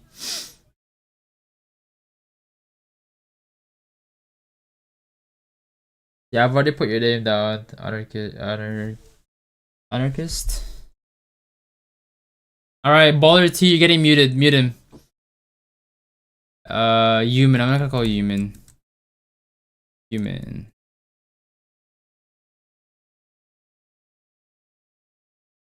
Yo, someone mute Baller, please. This guy is annoying.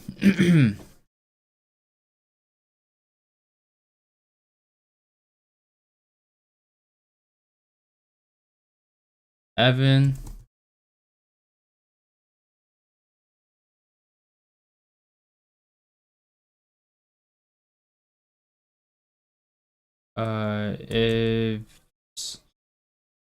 If say, there we go. Oh, there's 8,000 people watching. That's pretty good. That's pretty good. 8K. I feel like the final's gonna have like 10K plus. Imagine if the spawner won but got muted. Low key, I might just get rid of him. Alright, while we wait, we are going to edit some pictures. Yo, Zeke, do you want to see some photos that I took? This is in Osaka.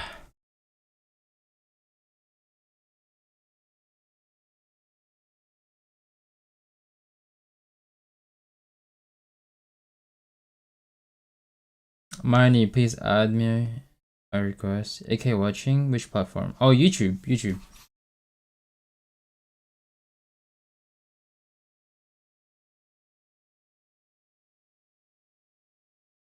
So you still in Japan right now? Yeah, I am.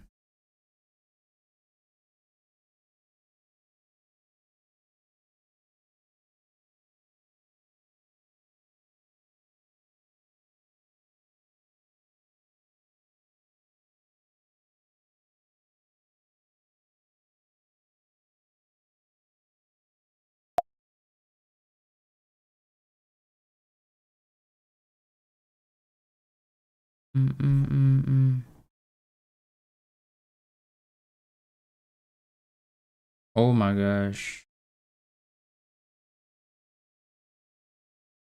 It's kinda yellowy. Let's add some. There you go.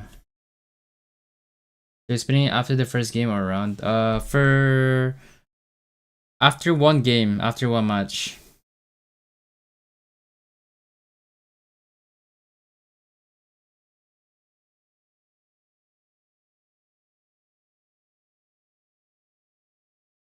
Please me put in the getaway. I got you, bro. Run the. Japan seems so cool. It is cool, bro. It is. Wait, is this in Japan? Oh, it is.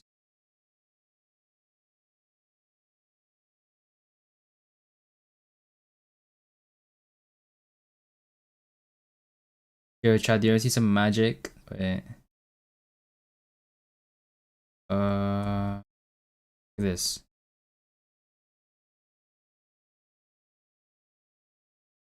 Magic.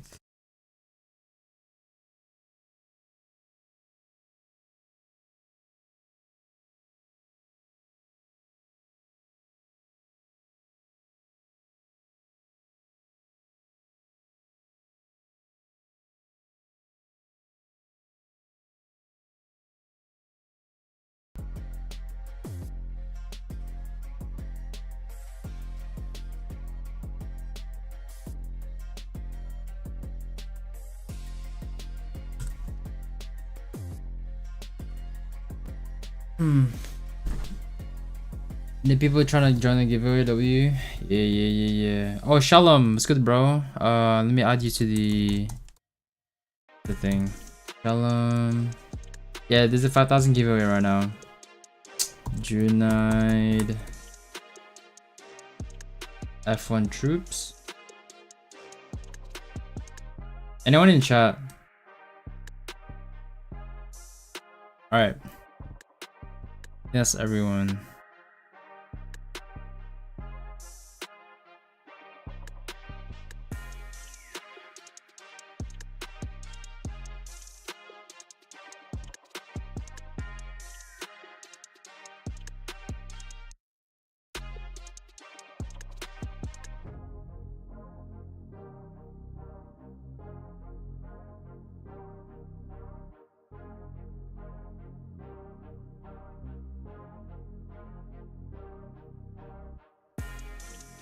Ivze. Yeah, I got you, bro.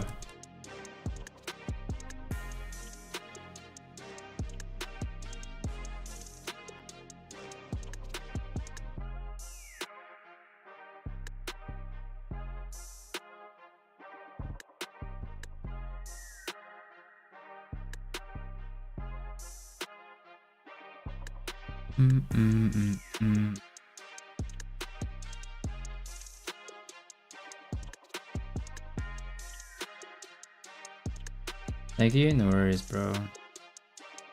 No worries.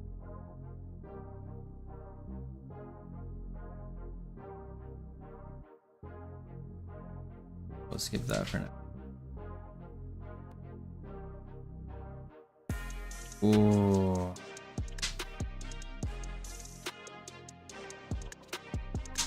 F8. Good. Hey, what happened?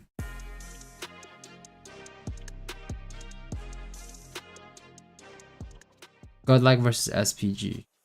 Alright, I think we're back. I think we're back. Pro Series. See, a few more minutes. We got everything all figured out. Our players are ready to go. If you're just joining us, we are in match number 2 of day 2. My bad. I apologize. Bro, you just don't listen. Like, I told you to stop. You never did. We've got the trophy and we have the prize pool on the line. Don't do it again, bro. Will be eliminated. Because I get annoyed easily. Well, to those really. grand finals. Right now, both these squads Don't get on my bad side. sure they are not one of those teams. Saw those fist bumps come through. Well, for now. They're getting ready. I'm pumped for it. Again, this is a very tight series. I think in terms of how the maps played out. A lot riding on the line with the single nation bracket. Why is you in Japan, fan? Come on, I need a little break, you know what I mean? Versus India's first representation in Worlds. Let's get it on. We got Hacienda, Hardpoint, Godlike, and Standpoint squared off. That's right, ladies and gentlemen, gets right into the action.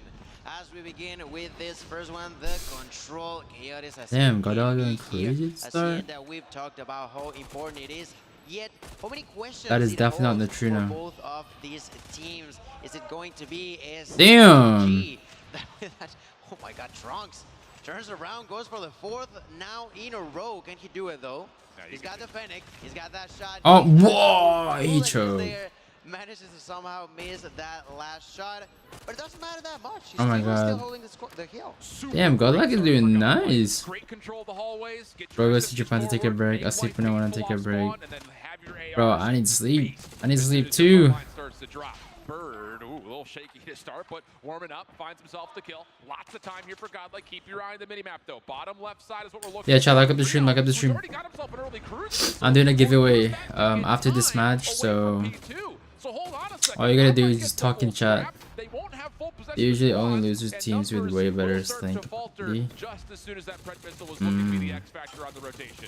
Between Neutrino and Trunks is insane. Oh my gosh. The amount of kills that they're getting so early on, but as you mentioned, the rotation was not necessarily the greatest. Let's see now the retake as Trunks. Oh my gosh. The enemies gets one, gets the Oh. double. Immediately bounces for The the Trunks is Trino, going crazy. turns around, and Hey yo. another kill. No way to stop this player who already reloaded. There's gonna be a 100-killer drone on Neutrino's hands, and Trunks is still alive to survive, to destroy, to eliminate more and more players on the side. Trunks going crazy. What a start for the Good Faisal. Holy cow. I'm late. You good, bro? Laurent, remind me to add you to the name pool. So you have a chance of winning 5,000 CP. Moment of recovery here from SPG, but I will tell you, how to play P1 off of a break off into how to break a P2, that is unbelievably good from Godlike. So you can definitely see the Hacienda, even though neither team has played it yet this weekend, still looking really comfortable. But Boy, dude, Trunks already using a claw. has already got an early claw before we even open up the third Hardpoint, and Trunks is saying, "Eat my shit." Oh my gosh, bro, he's going crazy. SPG and Godlike will control P3. My goodness, and to top it all off with a few score streaks, there's a double for Trunks with a Pred missile. Learn, gonna be using oh my god, Annihilator at a distance, miss a few shots, but continues to distract. That's one. Goes for two, gets taken down. Doesn't matter too much because there's his allies to get rid of the remaining enemies in here. SPG is struggling like crazy. Godlike with the start of a dream, and said dream is to continue grinding here on the World Championship. I almost wish we had a third cam to Come on, show Standpoint Gaming. right now because both of us are Give some charging fight. up, eyebrows Make it close. back into our foreheads. I mean, this is so clean from Godlike. Oh my goodness. What are the chances of me losing? Are still fighting. Losing what? Clawing their way to keep themselves in the game. It's not getting too out of hand yet. And with a lot Yo, of chat. early options being spent for Do Godlike, the wheel thing at the end of the game. Don't do it right now.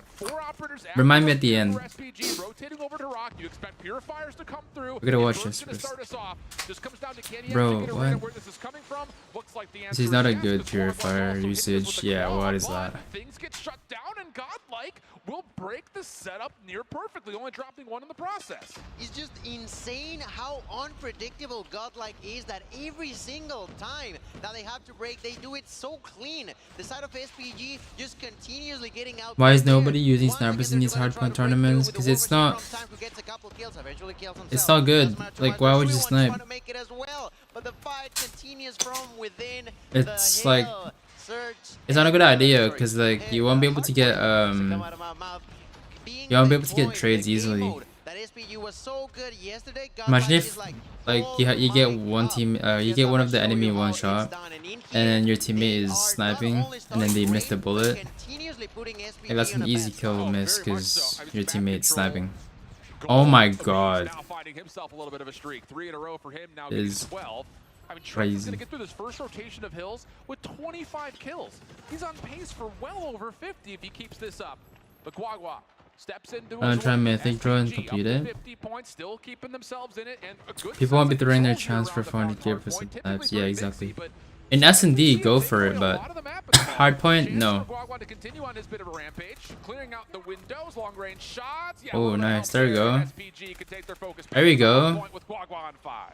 There we go. Right, 5 in a row looking for the next victim, but receives a lot of damage. Tries to hide, goes Oh. for the kill. No, Neutrino gonna say no to that. And SPG finally got a second there to breathe, but that was just not enough. Godlike slowly but surely getting more and more momentum, just no walling onto the opponents. Damn. Between 10 and 20 seconds each heal. You can also snipe on control. That at this point, they are over double the amount of SPG holds with 130. But Hardpoint, only 70 on the side of SPG. no reasons to snipe. Here for SPG is Unless you're destroying the other team, you can just troll, but Trunks and Neutrino both have yeah, you should never want to snipe. what we like to call a money hill, where you expect to be able to pull 45 plus of the 60 total seconds.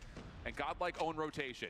SPG trying to play around the back, but learn. Annihilator, and he's number 1 in blue. Just finesse guessing around that back driveway, and Learn is teeing Oh my God. Holy smokes! The value, the efficiency, the control from Godlike, absolutely perfect. And get out of my face! Swats him away. That will lock down spawns for Godlike plus the opening 20 seconds. Not enough time, but almost 6 kills with that Annihilator. Now on That's top of crazy. it all, there's Neutrino with a War Machine. Gets one, gets two, gets the clean, turns around. He hears there's someone might be coming up the stairs. Not gonna find any more kills over there, but the side of Godlike with 163 points in here. Continue to control 28 kills for Trunks here. Wawa tries to get inside with a claw. Doing a lot of damage. Finds one kill. Not going to be enough for his bail. With the kill. Gets taken down with a nade. SPG with another break inside of this garage area.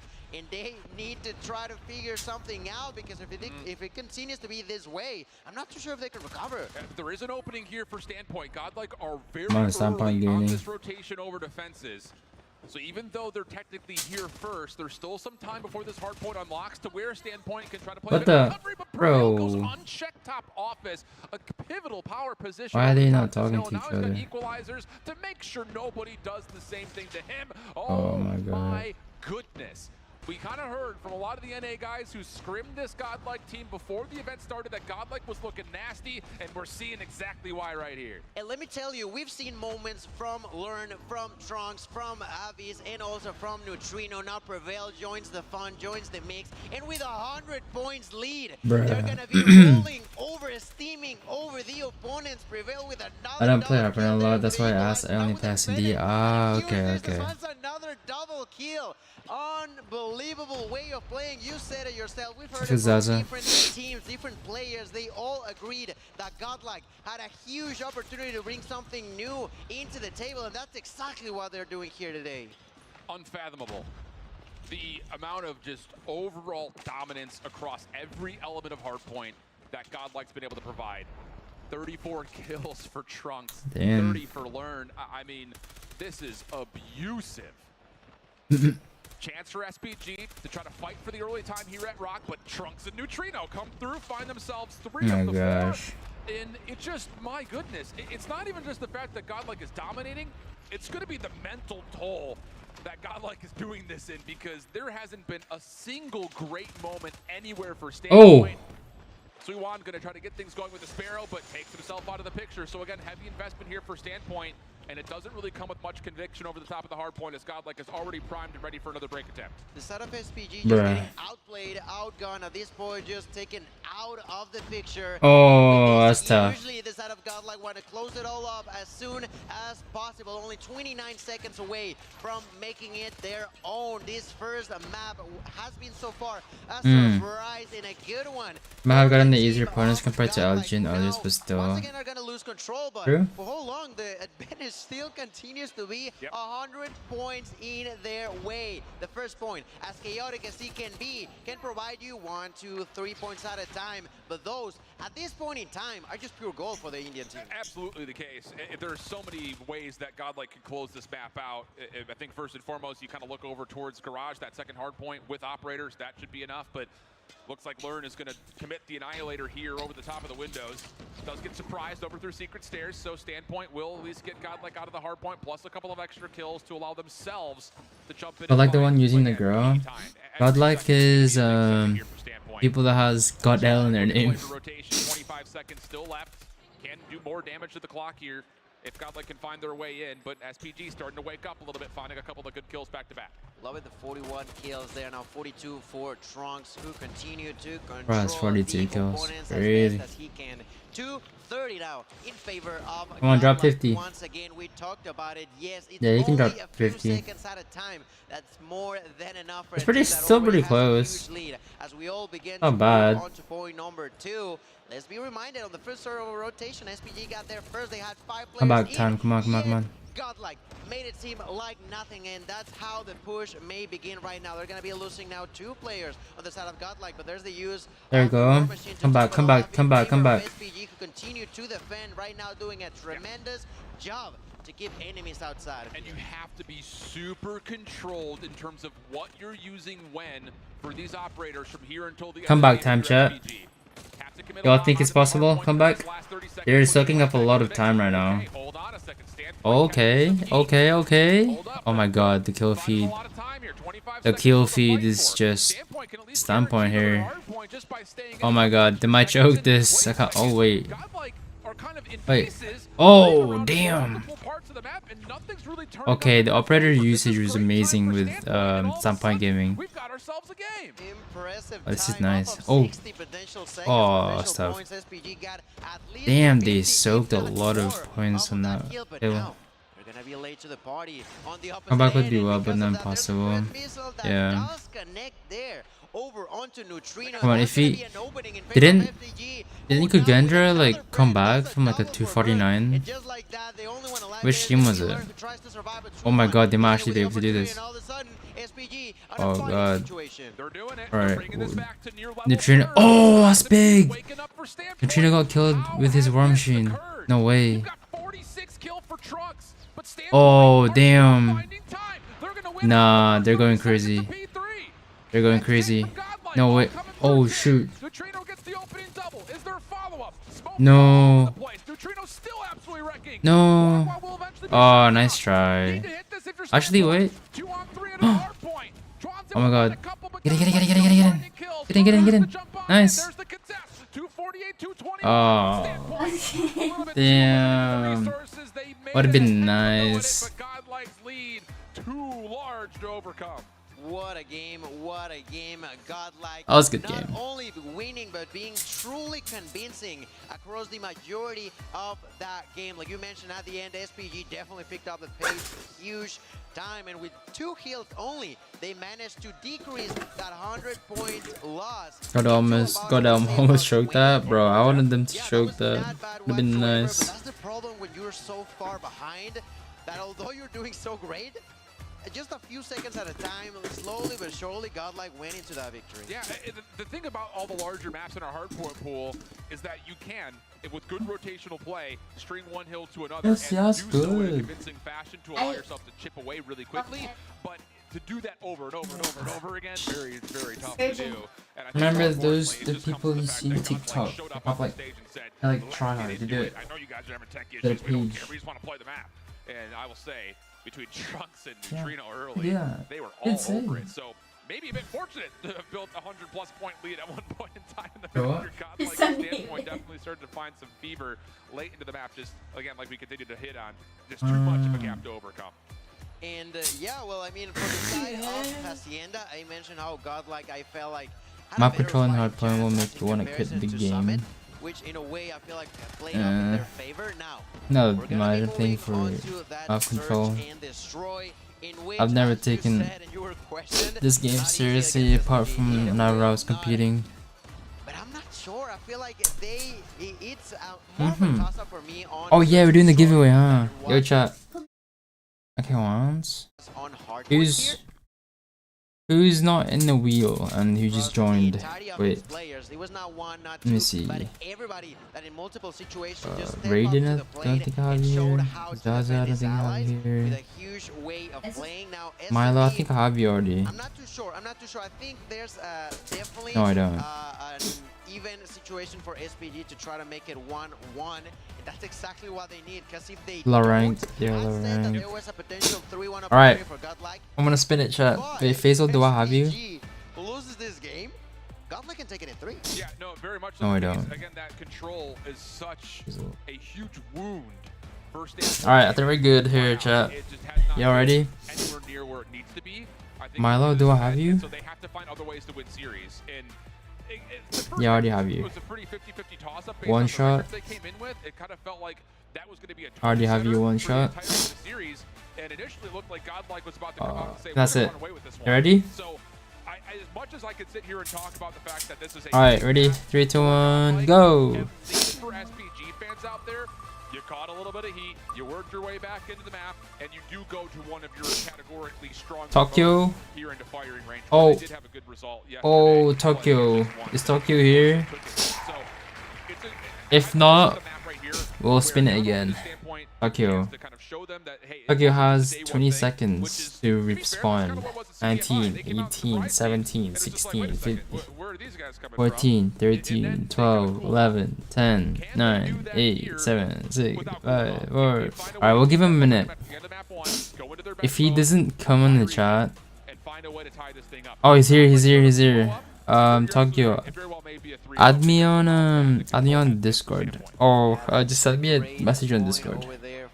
Do exclamation mark Discord or DM Miney with a 1. Like this. And I'll send you the code. On the other side, Godlike, if I'm not mistaken, played twice on firing range yesterday, winning both of them. So that is also something to take into consideration. Both coming out strong on Search and Destroy, both coming out strong onto Tokyo, send me a thing real quick. For sure.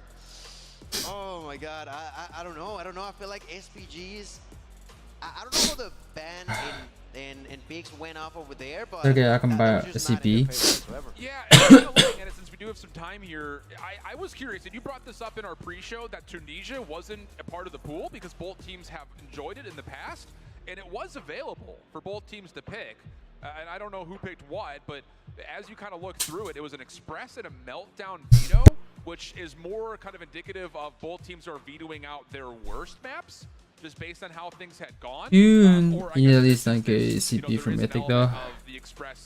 9k? In a long time for a team like Godlike, so there is a okay, because that's for free one shot. Bro, but distribute the whole chat, the immense. And the success that Godlike had played it, that Tunisia didn't make it into this map pool considering it was available. Yeah, it was a surprise for sure, but you know, at the end of the day, it seemingly maybe they had a plan, and that plan was to, you know, it feels like an even. CODM is the best hiding, bro. Welcome. We've talked about in the past. It is just a map. I thought you would land on me, so I'll get my first legendary. Yeah, unlucky. Guess it's not your day. We got another one tomorrow. They went with that selection. Okay, it's probably enough depending on where you're from. I think you're absolutely right. I think if you're from India, pretty sure legendaries are like really 5k. I'm not really sure. When are something give it? How many spins? It's already done. Already done. Every single time in Hardpoint and Search and Destroy. You don't have that same luxury. Wait.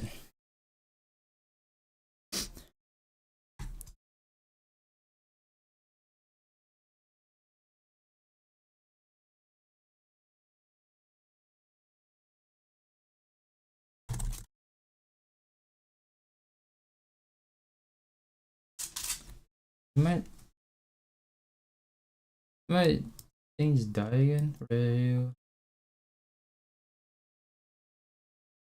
Alright, wait.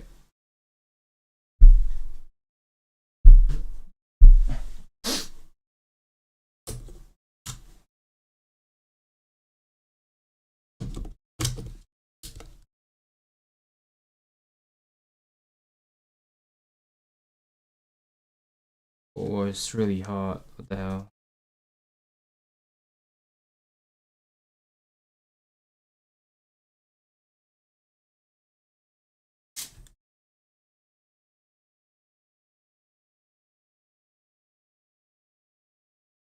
Alright, chat. Go back. Something I need to make sure that they don't fall behind whatsoever, because if they do, as we've previously seen Godlike, they can just strike like crazy onto your neck. Absolutely the case. Who won giveaway? Tokyo won it. We should be getting pretty darn close to map number 2. Why I said it like that, no one will ever know. Just what came through me at the time was very organic. Oh, it ain't good to play right now. Most of us are watching the tournament. Is like no one playing. And I think it's going to be interesting to see how both teams approach this stylistically, because do you want to take a look onto the KD from Neutrino over there? 20.6 kills for every 12 or so deaths for himself. That's been great. We saw her pop up, and for a reason that's not a new Okay, made it out of the hood. Coming in from yesterday as well. Oh, big time. Yo, I'm kind of curious how my mic sounds. Stylistically play for SPG, it was a full team effort yesterday, and in the past we've seen from Godlike, maybe even a little bit here in the first map, it can sometimes be an individual performer. And looking at a player like Neutrino, looking like a player like Trunks, very well could be one of those two. Learn as well is also up there. They're super positive. Look at all those numbers. Oh, absolutely. And it is one of those things that this team comes with more formidability than any other Indian team before, which is surprising because they had the option of playing with the same roster they did last year and instead decided to bring players like Abiz in, who is unknown, didn't play much at all last year, and he's been electric. He's been Mike sounds good. For this squad. Absolutely has, and in here Mic test, hello, mic test. that I so hope to see Lauren pick up at some point. I gotta throw it out there. If she is hearing me right now, hearing my voice, She lifts. She's a lifter. She'll find a way to get that thing. She might even squat rep it or something. I don't know. That'd be amazing. That would be amazing. And for all you people that are at home, hope you all have enjoyed what we've seen so far. That LG versus Kajidra was Kajidra? Kajidra? What? Although why you say like that? Inclined for Godlike at first, we saw SPG pick it up at the end, not quite enough to win it, but to make it close to the very end as we begin to see players just. Do they bring their own pillows, Miney? I actually don't know. Do they? Godlike just what was that? trying to cool things off, you know. Really? We've won already. Of course, we're gonna keep it hype, but not too hype, you know. Just not go overly crazy. Cute. Play against your team. Yeah, that's Trunks Wait, I think he comes in as kind of the leader of the squad, not only in what he provides on the map, but oh yeah, I remember now. Yeah. Around the arena here this Little weekend, mouse. being the guy that everyone kind of surrounds. So here we go, finally into it. Wake up, Atlanta. We're getting hot, ready to go. Godlike how is it so small? Gaming, and it will be offense first and foremost. What? Oh, I think it's from your printer. I was like, wait, how did you do that? No one to say no, nothing about that. There we got Sweet still pushing forward. Bombs no, that's cool. I wish I was artistic enough to do that. Great interaction there for Learn, huh? and even prevents the bomb from being planted over there. Well, if you're both, that's chilling. That is the biggest point of all that. You don't even know if it's more important than what to do was the planner. Action though on the secondary attempt. Well, if we're starting to come back for standpoint, if the odds prevail on the hunt for Guagua, who's just trying to find something to hold on to. He will be taken down to Trino. Oh my gosh, Trino. Hey chat, my mic sounds good, right? I'm actually surprised. You have to pay monthly to get mod, exactly. What was going on over on Bravo and SPG with a bit of a weird play over there, tried to surprise and work, but the aftermath was just not there for them. Now they're gonna try to wait, did Tokyo get the CP? make it calm, try to chill for a little bit here, and a nade is gonna be the opening frag here on round 2. And this is more like the style that we'd seen from Standpoint when they were playing at CDFI, as well as at Masters. Be a little bit more clinical, kind of feel things out, utilize. I was asking how you give them CP. Is it possible to send them from ID to ID in game? No. That will be enough to provide first blood. It's a code. Neutrino once again playing over through mid sandbags. Gonna make sure there's no rotation through, but gets caught. Suwon just kind of pushes right in towards 10. And now Standpoint Gaming have no threat of being alarmed by Learn. Everyone's been held back, and this should lead to a plant. SPG taking their time to make sure they put it in the perfect position. That's going to allow Godlike. Why the hell is timer over there? That's so weird. Late in a sense for planting that bomb. Maybe if they would have planted earlier, that clock would be more. Oh my god, that spot. Why is he there? But who knows? Right now, 3v3. They gotta figure something out on the side of Godlike. They got 30 seconds left, and to defend, there is. Oh my god, they're all going through there. Wawa and Bird, if I'm not mistaken. Wawa takes one. Wawa Learn definitely was ready for that interaction. Turns around, takes that heal, and immediately pushes for more. That's a double for Learn. Oh, there's only Birth alive in here. Can he do it? No. Damn, what a retake. What a way to do it yet. But I'm looking good at this Rose. Definitely a step up from last Rose. For sure. For sure. But I feel like they still have to play like actual good teams. Huh? I got like that little snap on closet is not easy to do, and he does it cleanly. And then Abiz helps but they don't have like actual. I know, but they don't have. Godlike. Beautiful second round here from Godlike, and maybe on the flip side, a bit of indecision for Standpoint allows really? to come out. So here, yeah, but 20 seconds it's. Standpoint just feeling things out again, but here comes Godlike. 3-man. I know, but they still don't have like. They still didn't have time to play together. I'm could begin to be problematic for SPG as they have now got themselves pretty much surrounded. And they're good, but if they're struggling with SPG, I wonder how they do against me. Nah, they'll get destroyed. Nah, not destroyed, but I feel they still won't win against Wolves or Luminosity, I'm afraid.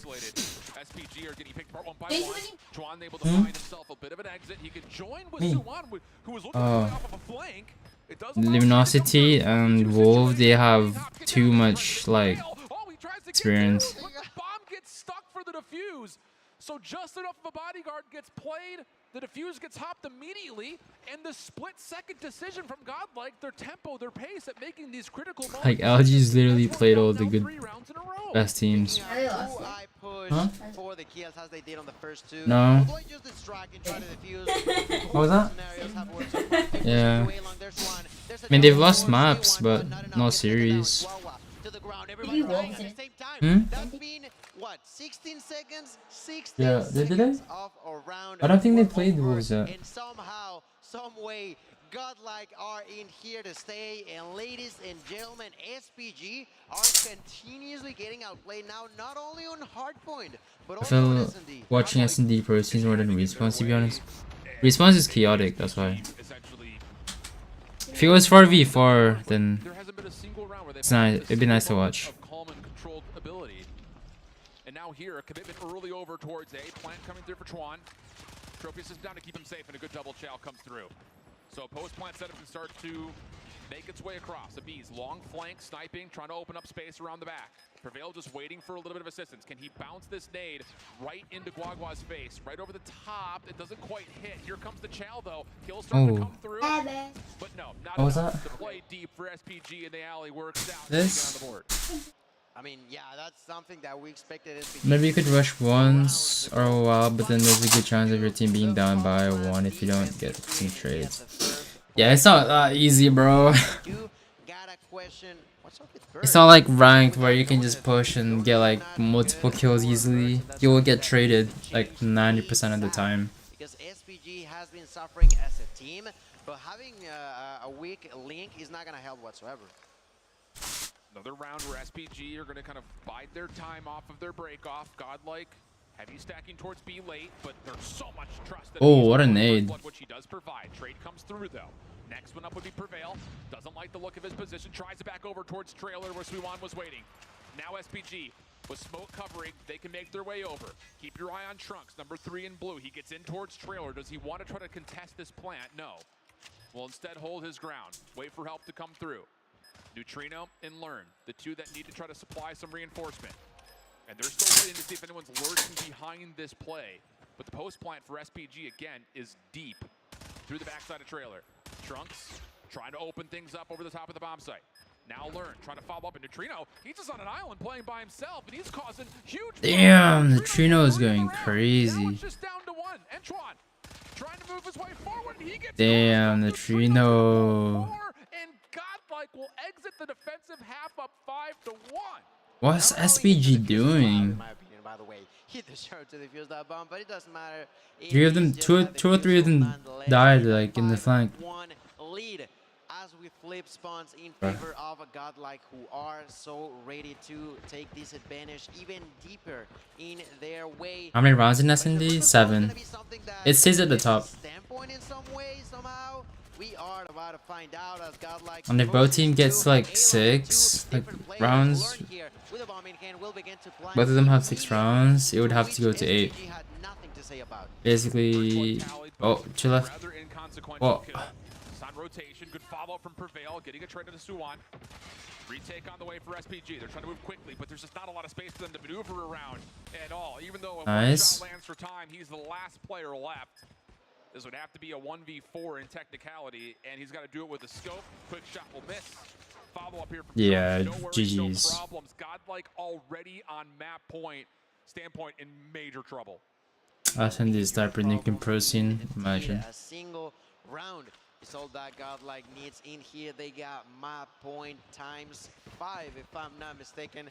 5. Well, movement happy in the scenario where in this opportunity. Which scenario? Pushes through mid. Trunks gets a kill onto Schwan. Trunks is now gonna get Ooh. a kill with huge value in favor of SPG. As Nice that reaction snipes. time was amazing indeed. And because of that, When you move in tournaments, no, that aggression from Godlike, that is it won't help. over as Neutrino. Look at him go. Yeah, the thing about it is Standpoint are so far committed forward that they're almost in a position of being self-isolated, but Neutrino knew Bird was nearby, but the shot lands for Bird, leaving it all down now to one player, and that will be Abiz. And he's a little bit stuck backside trailer. Just a scope to work with. Maybe in S&D like 1v1, but like no. Good job. Maybe that's not gonna help you. Realize that they were pushing through mid, gets one, gets two, and eventually the third to close it all up. That is huge value for. Like I said, you can kill one person, you will get traded like 90% of the time. It a little bit, but the heat is still in their faces as we now see a different strategy coming down from Godlike, who all push through B. The ones defending are gonna be Wawa alongside with Bird. Bird in there at a distance with a Grow, tries to defend. Trunks gets one, Prevel gets two. There's Wawa with a kill. Bird still cannot do nothing in these rounds, and ladies and gentlemen, with Sui1 being the only one. Kill, being a triple for Abyss. Crazy. That's a victory for the side of Godlike, ladies and gentlemen. They question shift on that pick for Godlike winning the search and destroy. That was a 7-2, man. Ooh, we hit 10k viewers. All week long, flat out. And this is the thing, it's like there's such a big part of this where Godlike, again, kind of talking about them through their entry yesterday, and now even more today, it's like there's just not a lot of good film on them. Because they ran through their region, which I think a lot of people consider to be one of the weakest, maybe next to Japan, and you can't really take much out of. Now I'm really gonna go to the next round. Yeah. And then yesterday, deserve it. The results are a little bit all over the place. They have a couple of good showings, a couple of laps that maybe could have gone one way or the other, but they were a little bit one-dimensional. They played a lot of takeoff. What is the best pro team? LG. And like Q9, Wolves. Those three. Decision, if it was a conscious one, is starting to come back and bite them really hard, because that was domination from beginning to end, almost like we saw in the Hacienda. This time, no letting up as Godlike are fueled, trying to get this down in 3. Yeah, they were not going to let it go as it went on the side of Hardpoint. 12 and 6 in favor of Avisum. There's 8 kills for Bourbon 1 and 8. Damn. Stuff. So Godlike isn't even top tier. They are. But like I said, the best teams are those three. Especially in the first half. They were not all of these guys are top tier. With the defense once they activated the bomb. That was a problem that happened over and over and over again. It kicked them so hard back that there was once again no opportunity to try to come from it. Man, I'm almost at a loss for words. Flat out, this is. It's just there's so many reactions that you can have about this. First and foremost, seems like a mental issue. The facade, if you want to call it, what Godlike was able to do in India, being perfect. Yeah, all the top teams, they have really good like composure. Doesn't matter if they're winning or losing. Significant enough to really they still perform well. But they're showing that. But again, that just comes with like experience. You just have a good first day. Because this feels like, based on performances that we have tracked from when they were playing in Masters, when they're playing in CDFI, they were getting beat up by just about everybody besides like the second team. Mic test, hello, mic test, mic test, hello, mic test. They were not doing particularly great in their region to even qualify for Worlds in the first place, kind of like a lucky to be here type situation.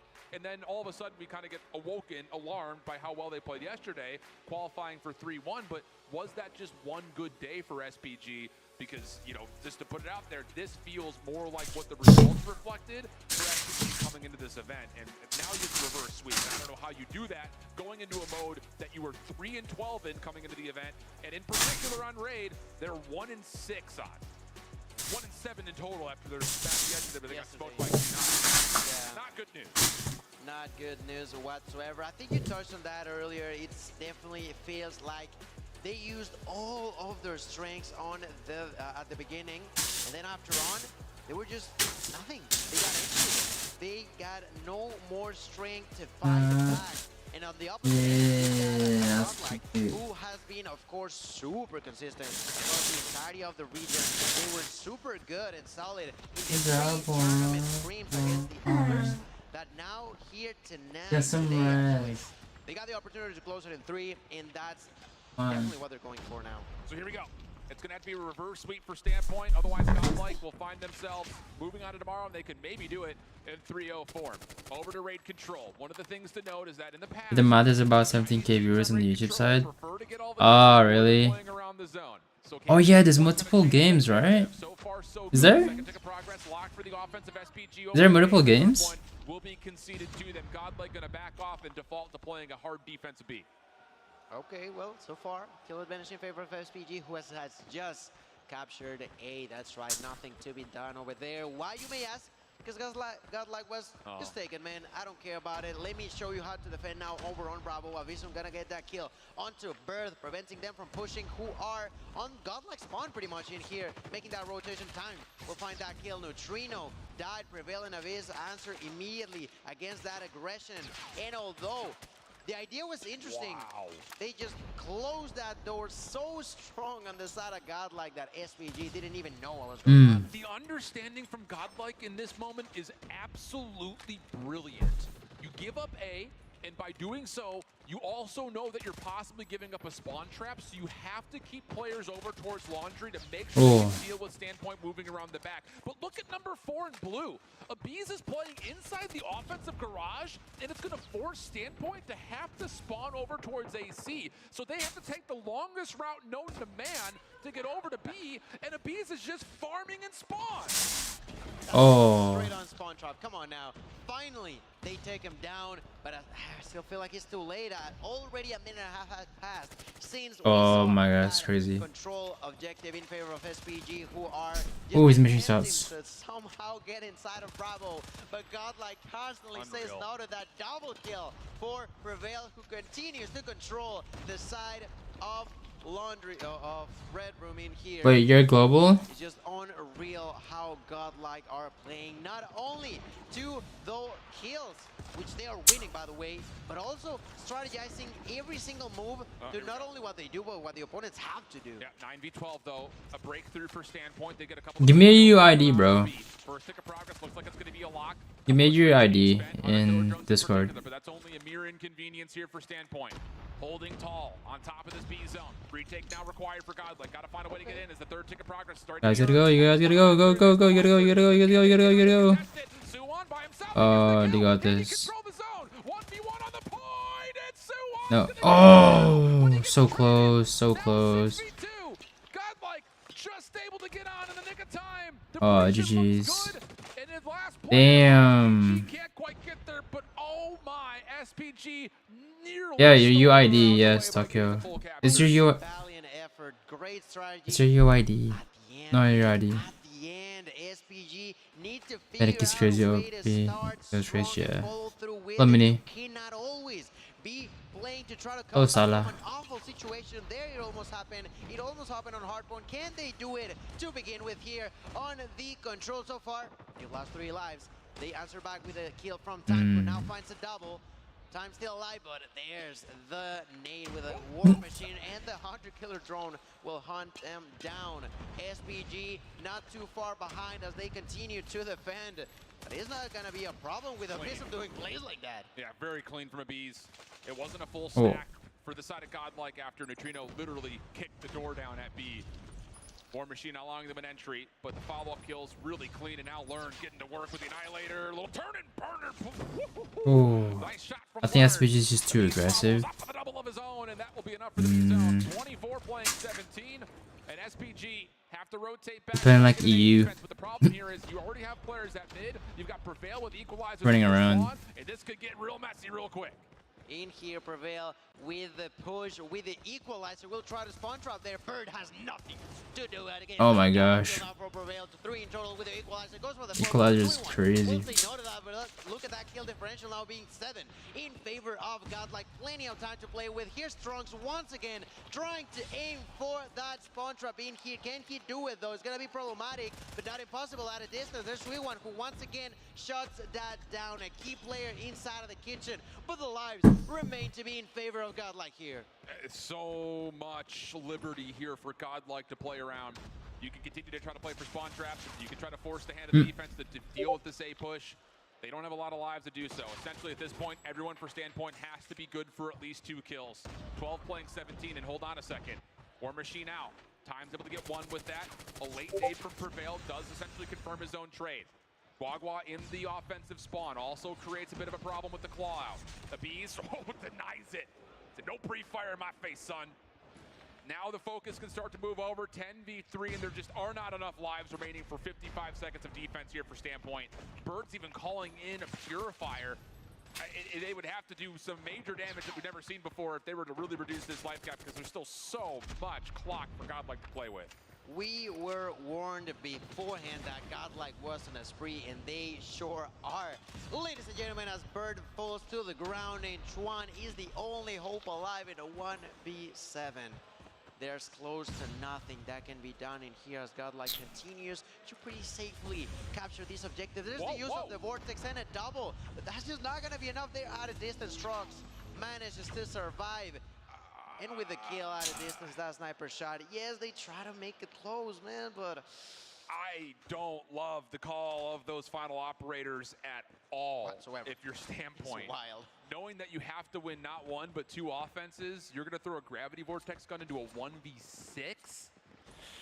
Don't love the idea of it, and that is a major tool out of the hands of Standpoint. Now, yo, Tokyo, I've redeemed it for you, bro. You now have 5,000 CP. Make sure to check your email box.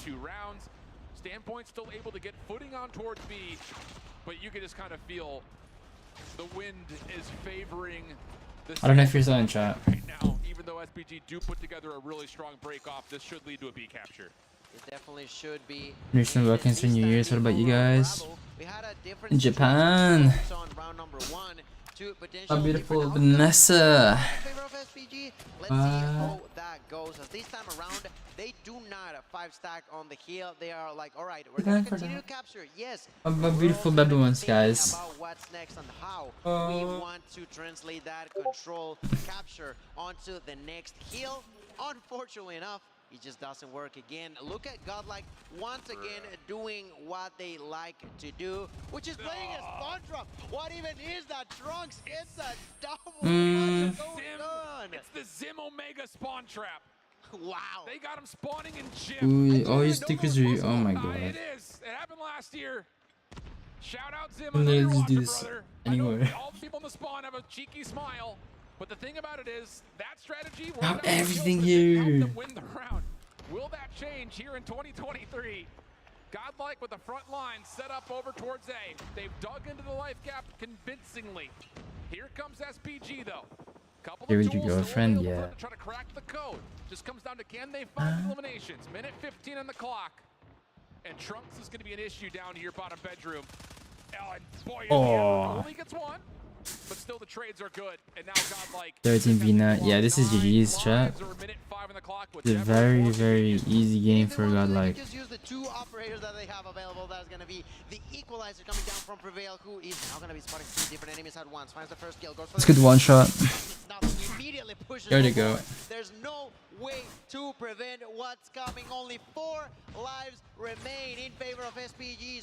Sweet One takes that double kill. Prevail will continue to have this equalizer for a few more seconds, and at a distance there's also another one that was used on the Learn's hand, but it was not necessarily that effective. 4 remain. They tried to stay alive, GG's. tried to stay together. They all pushed through the kitchen. There's that kill from Avism. Ladies and gentlemen, the beginning of the end. SPG are out. Godlike have done it in such a huge fashion. 3-0. How in the world did that happen, Shift? Holy. Oh, he has the lens that I want. There's like 4 photographers that has 70 to 200 millimeters. What? Putting everyone on notice. And look, we were kind of GG's. storyline. Is Godlike playing that well, or was SPG just having a bad day? I don't care.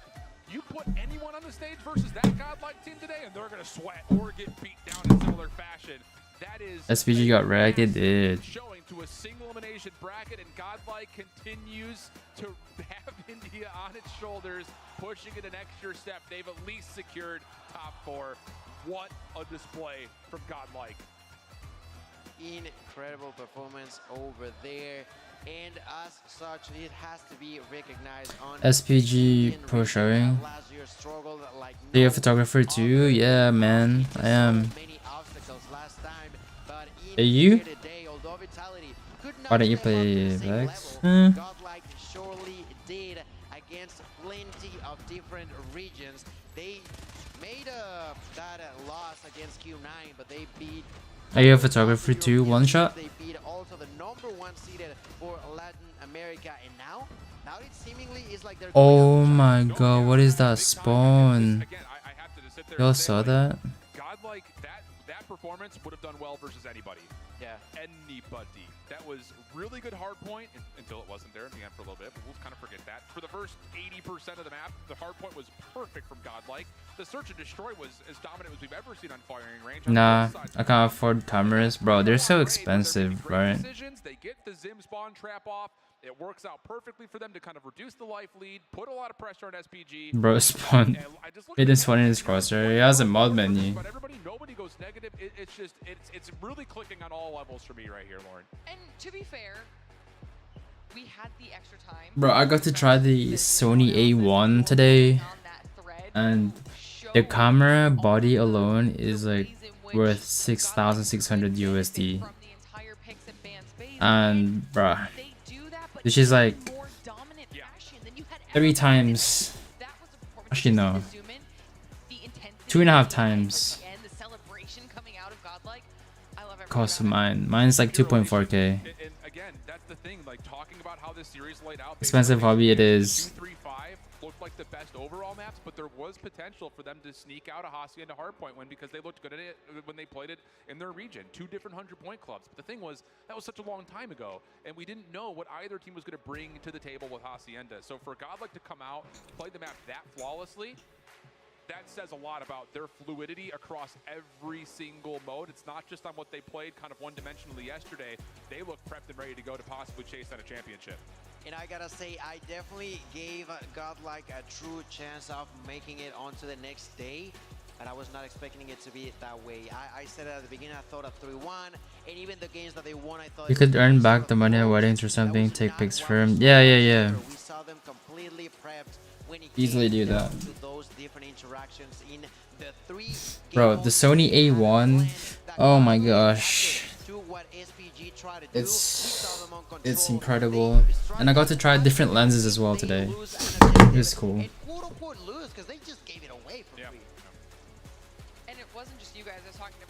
We'll just go buy snacks, be back later. Alright, bro. If I'm not talking too much, I'm also talking on Discord. No worries. Also check in with Tom. I want to hear how Godlike feels after now securing their spot, continuing this run. Thank you so much. I'm here with the Bees, and I mean, you heard it. How do you feel after doing that? I mean, I feel amazing. Yeah, Business is a good player, can't lie. Team, and now we are in the top 4. We are finally seeing our paths, and we can finally see the trophy come to us. Well, we've watched the Indian subcontinent step up and up and up and up, and you guys, you didn't just win, you dominated. Why are you so strong today, dude? I feel there's a hunger. We haven't performed that well in the previous World Cup, but this time there was a hunger that we have to go there, we have to prove ourselves, we have to dominate every team there, and we have to lift that trophy. You're absolutely doing it, and I think the fans at home know it and they see it. Is there Well, anything you'd like well to say to deserved. people at home? Because I know, I've seen it in chat. Everyone. Damn, my camera is really hot. I'm gonna have to like. Guys, हमको support करते रहो. हम बहुत आगे आ चुके हैं और हम अब ये ट्रॉफी उठाने वाले. Keep supporting us, guys. Keep supporting us. All right. Well, you knocked him out on the stage. You knock him out on the wall, my man. All you. Congrats.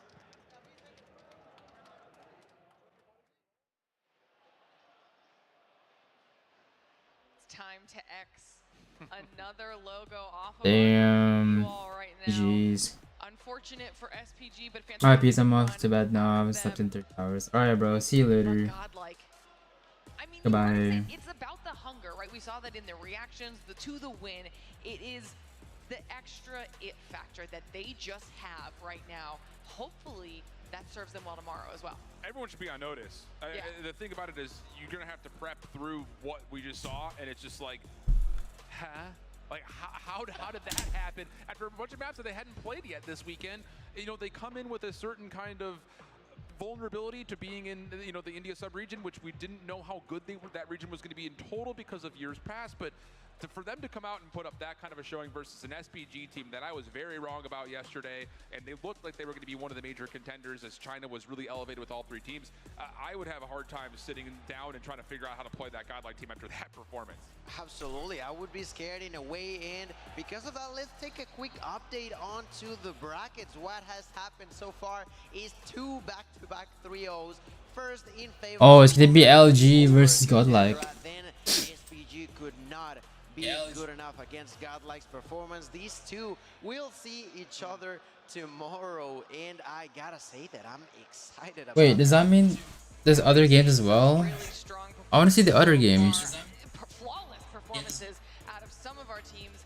Very, very impressive. But We're gonna watch the other games. Of the competition that we have here today, you saw in that bracket, we still have 2 more quarterfinal matches to determine the last 2 teams making it through to tomorrow, rounding out our top 4, which means for us it's time for another short break. When we return, it will be Q9 versus Powerhouse for match number 3 on the day, so don't go anywhere. More Call of Duty Mobile World Championship action when we return.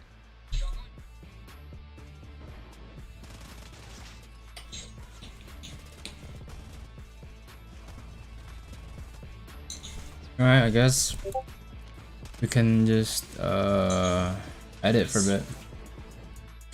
Oh wait. The Snapdragon Pro Series powered by Samsung Galaxy is brought to you by Snapdragon Elite Gaming, Samsung Galaxy S23 Ultra, Monster Energy, DHL, and the United States Air Force.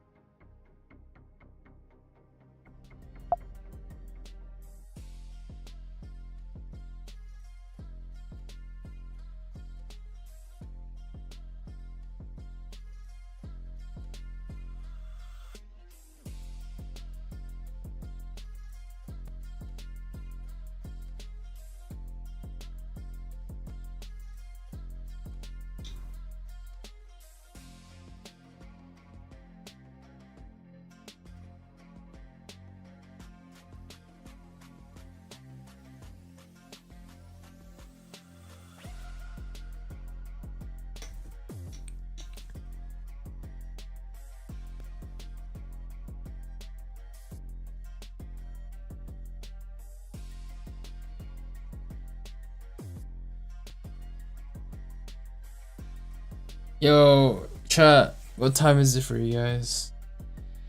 Oh.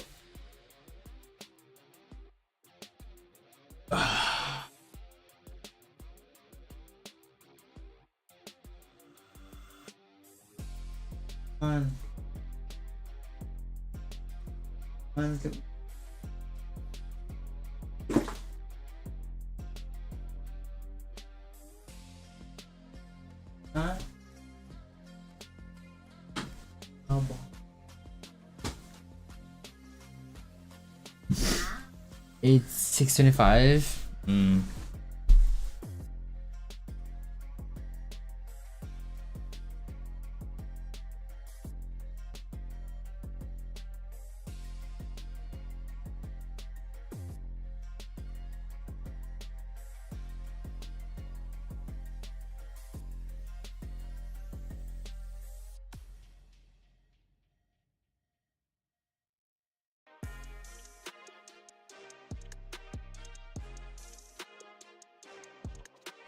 Yo, chat, look how packed it was in the Tambari.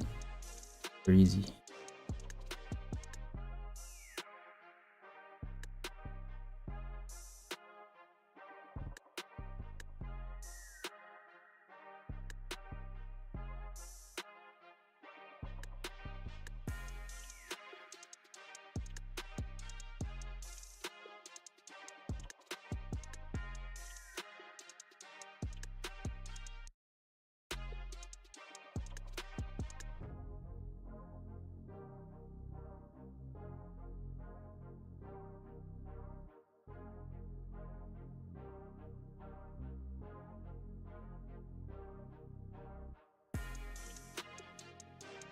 So many people.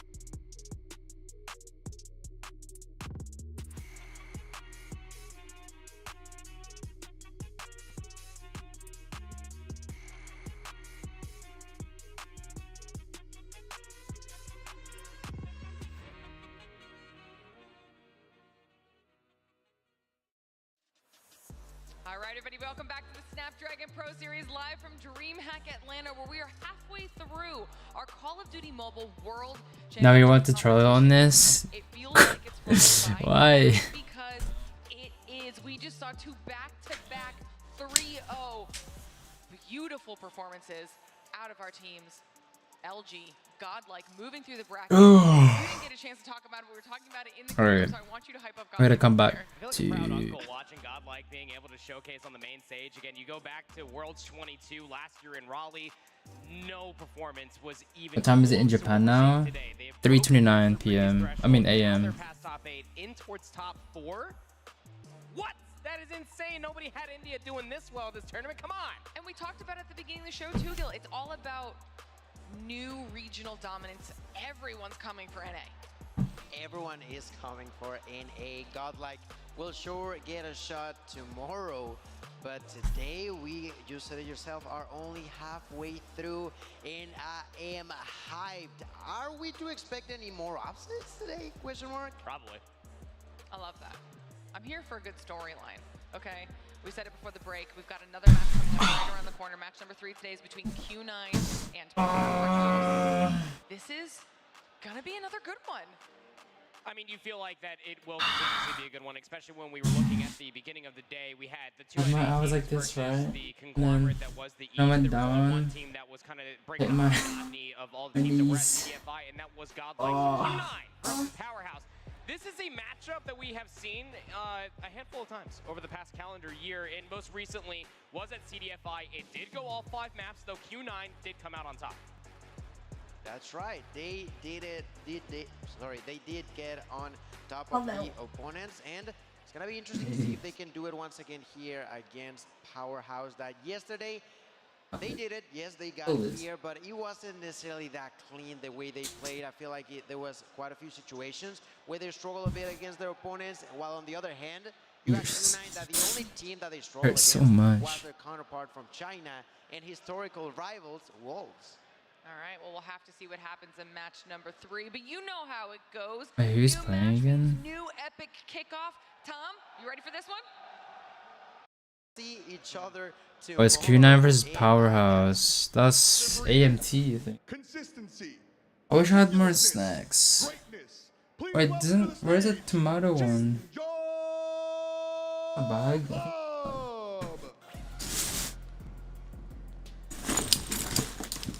Oling, Shingon, Sun, I want Q9 to win. Not lying. One more time, Q9.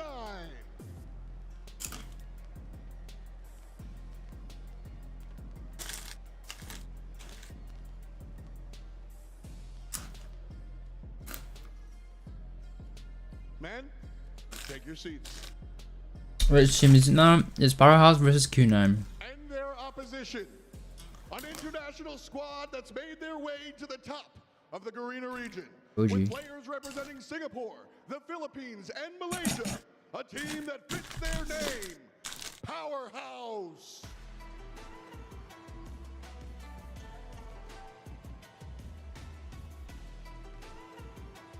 Shut up. Bingo, Incendio, Stirred, and These guys look so red. Once more, Powerhouse. God. Imagine the Chinese. All right, y'all. Take your seats. Teams are ready. I know you are. Let's play some Call of Duty. All right, our players are out on the stage. Go Q9. Ready for this matchup. So let's But I want Powerhouse to win. deep diving in. I want to start things off with talking about Q9. Q9's road yesterday saw them losing just a single series. It went all 3 maps, and as Gilla had already alluded to, it was none other than their Chinese counterpart facing off against Wolves. Again, when it comes down to just losing maps, when you're looking at this Q9 club roster, they only lost 2 Chinese teams. That's both against Standpoint and for Wolves. So I think that you have some VOD to look at here if you're Powerhouse and trying to rectify what happened back at CODFI. It's going to be interesting how the side of Q9 plays yet again another team from Garena. We've seen them, you said it. They've won in the past, but we've already seen that Who's winning this trap? and already did, for example, within India and the side. I want Powerhouse to make this close as possible. So I'm intrigued to see how that's gonna work out for the Q9 team. Pretty sure Q9 will win. Begin to see these beautiful shots here over on the vault. Getting a look at our players here as we Oh. walk through some of the fun they get to have before they even came into this weekend. Hopefully that'll continue for them here. You know, that's we're moving on to championship. No, it's a bank. They're at a bank. Fun they get to have before they come into this weekend. Hopefully that'll continue for them here. You know, Girlfriend just said Select few maybe also staff that'll understand this. What's inside the box? I don't know, to be honest, it's gonna be a good game though. I think they heard you. Club roster. There's one thing that both you and I got to see yesterday. Who said LMFAO? Any one of these 5 players can pop off. Specifically, the player in the middle, Sun, is absolutely ridiculous. I've talked about it in the past. I'm a huge fan of this player, even with the sniper. Lauren, what do you have to say about them right now? We got an opportunity, obviously, to also speak with Q9. Yeah, I can hear V in the background. What did you hear what she said? was gonna go and where they thought they would play. So let's check it out. Gonna go to sleep now.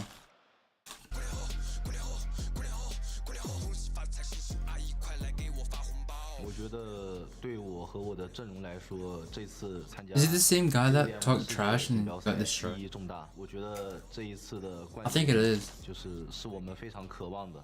然后我们在美国比赛的时候，我们也会想到远在大洋彼岸的来自跟我们国家的同胞的观众在努力的支持我们，这也会给我们非常大的动力，所以我们会保持着这个热情和冲劲打下去的。没有。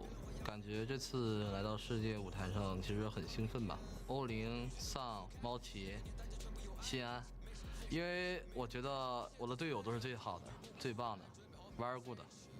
我感觉可能因为内资吧，可能这么内资的因素，其实有时候我们也挺畏惧对面的，就是对，因为都是内资的，没打过训练赛嘛。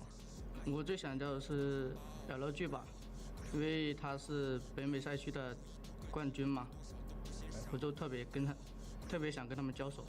谢谢大家的支持，然后我们一定突破这个冠军带回去。Looks like a Chinese whoopee. That guy reminds me of the guys. interviews so far, Q9 saying that they really want to go big dude. best team, strongest region. That they I think They'll be this one. This one. Yeah. It doesn't. Just. It just has buses. Globally, especially for a lot of the players, are the defending champions from last year's Worlds. CP giveaway. I've already given it away, bro. Absolutely. No, what time is it there? It's 3:37, man.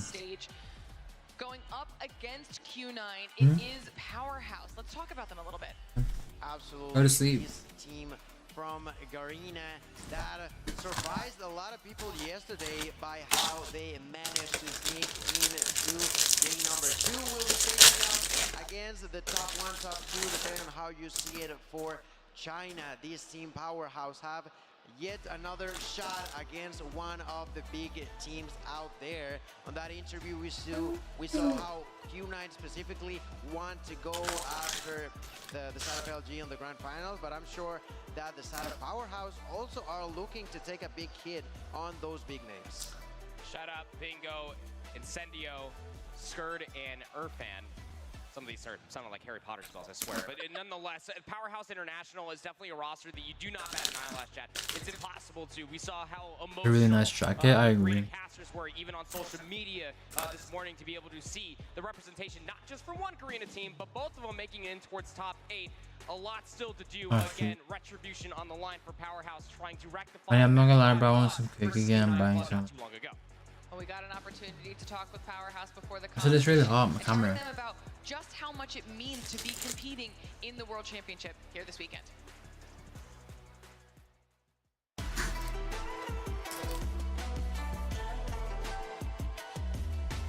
I feel proud to represent my country in stage 5 because Oh, I kind of want to watch him bed. everyone in the world. I'm He just representing faces it that Singapore, way. but my team consists of almost every country in the region. We have Singapore, Malaysia, Philippines. I can have the mic all the way there. Team with this year, every team will be ready for it. I decided to join Powerhouse because I saw opportunity in this team, championship mindset. It's a small, medium-ish box. For the West team, What cake is it? last year, the West team will be more comfortable because they win for the 2 year in a row. What you say? Hope they don't let their guard down. Their playstyle is very different from the Southeast Asian playstyle. It's tough for us to match their playstyle as well because we can't scrim them when we are at home because it's on different servers. But I would say this year Southeast Asia would like to prove things different. Every team is ready for the weather, ready for the home ground difference, and we're set to win because we have more LAN tournament experience than the West. Never had that. Well, chat, I'm gonna have zero camera because that you've been saying here on the desk proper. One, they play against my camera is against the West, so there's a little bit of an unknown factor. First there. time And ever. also kind of called the West side out, saying they've got more LAN experience than them. Huh? That's absolutely the case. Again, when it comes down What? to these Eastern teams, they've been playing LANs since, well, I don't even know, like a long time ago, realistically. And this one in particular, between Q9 and Powerhouse, much like how the entirety of NA don't have much playtime against them, besides Damn, I just these ate Worlds and everything. international tournaments, there's a lot to be said about the playstyles that they have to offer for each other as we take a look at the stats, courtesy of course, iHold Shift, just giving us all these Those massive will breakdowns keep of me what we were awake. able to see just yesterday. Mine needs sleep, bro. Sounds so tired. I didn't even. As the game I'm modes are tired, what? concerned, 100% though, the 2 times that Powerhouse went to control. I don't. And bad Nylash at that, if of course that map number 3 could be quite integral for Powerhouse. And we shift, we Two and talked a a half. lot about how different scenarios could Well, be a 2 hours. good outcome for Godlike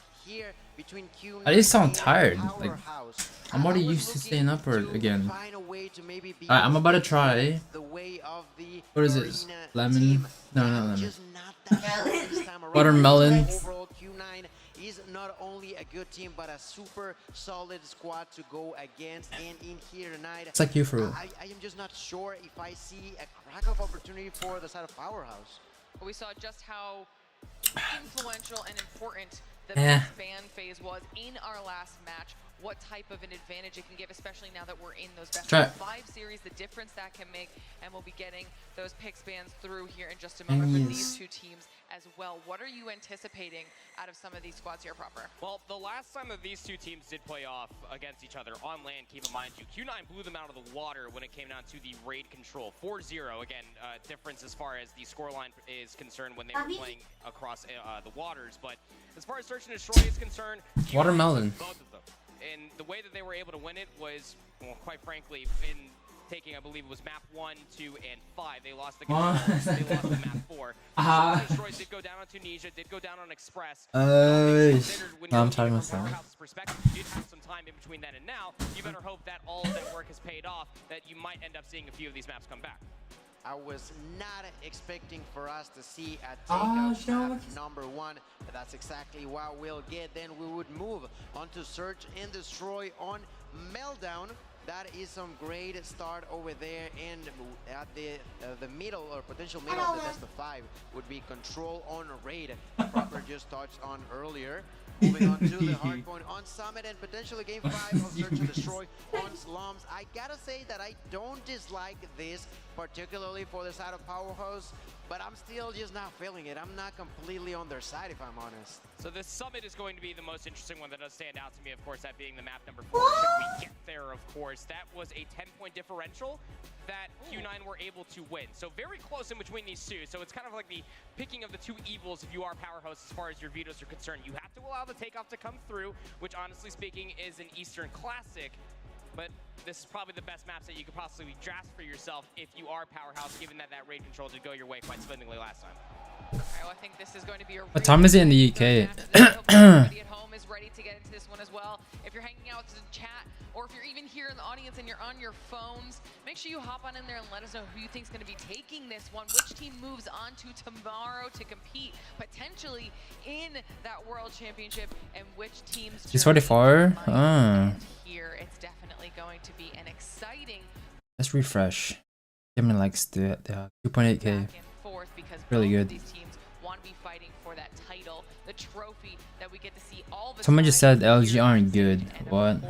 That $1 million prize pool. The versus screen comes through. Our players are Yeah, I saw it early. and loaded. Match number 3 is coming at you. This one's going to be exciting. Thank you. Right, let's go. Q9 versus Powerhouse. Has the potential to be an absolute doozy, if you ask me. This takeoff Hardpoint is going to be interesting for a lot of different reasons, of course. Through all of stage 4 for this Q9 club roster. Come on, Powerhouse. Is that a chopper? What? They did not drop a single Hardpoint. It's gonna be the same. I am not sure. I'm seeing a chopper. It could go that way, but we shall see. As far as I'm concerned, this game of Q9 starts off with the right foot. The fight now shall begin by the hands of Irfan.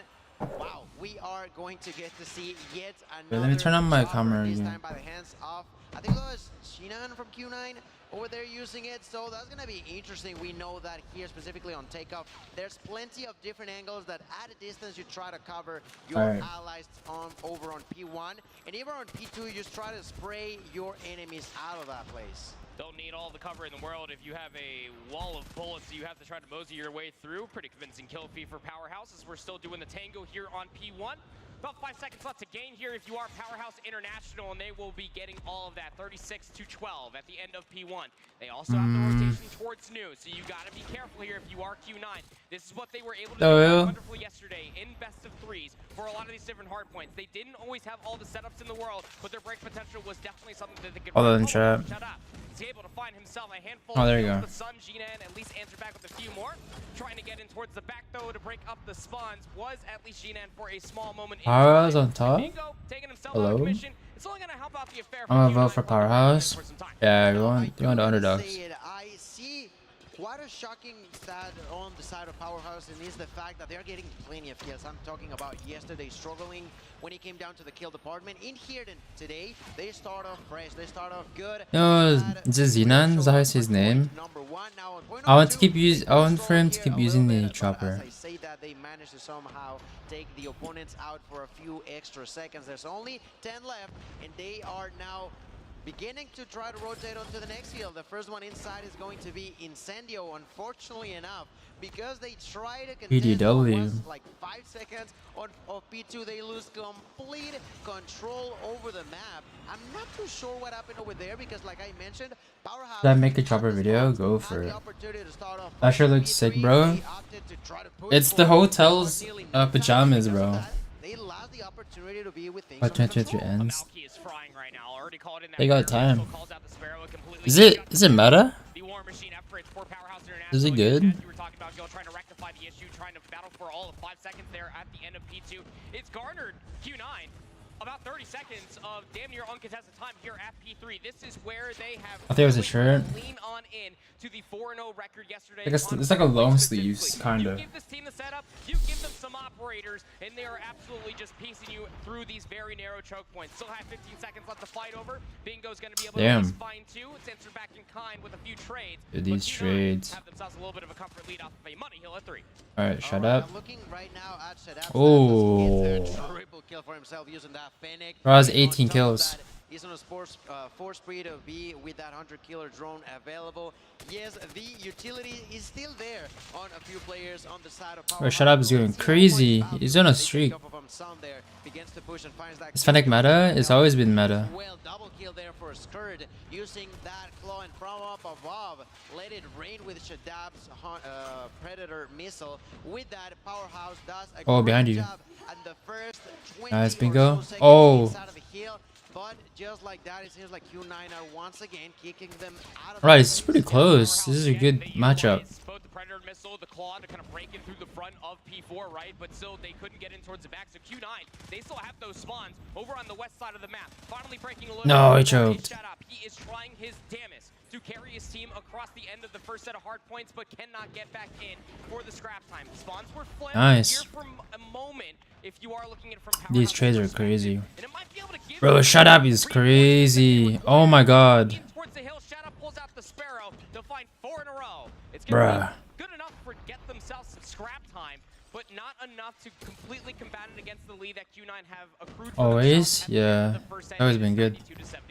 Definitely, the lead is still going to be in favor of Q9, but I feel like, in a way, Powerhouse has been just falling through a few. Dude, shut up is crazy. Because of that, they haven't fallen too far behind, but they cannot allow themselves to constantly be doing mistakes. Oh my god, this guy doesn't miss. We saw it earlier with the side of the side of SPG, where they were trying to constantly fix their issues Good Joker. instead of beginning with a good start. I'm doing alright, bro. How are you? Powerhouse needs to make sure that they are on their A game from now on, or else they're just constantly going to be close. FNJ has 4 kills. What? We continue to see Q9 inside of that. How is it still The close? opportunity for Incendio to use that War Machine on what I think would be on point number 2. He continues to clean the heel and helps a little bit more to the side of Powerhouse.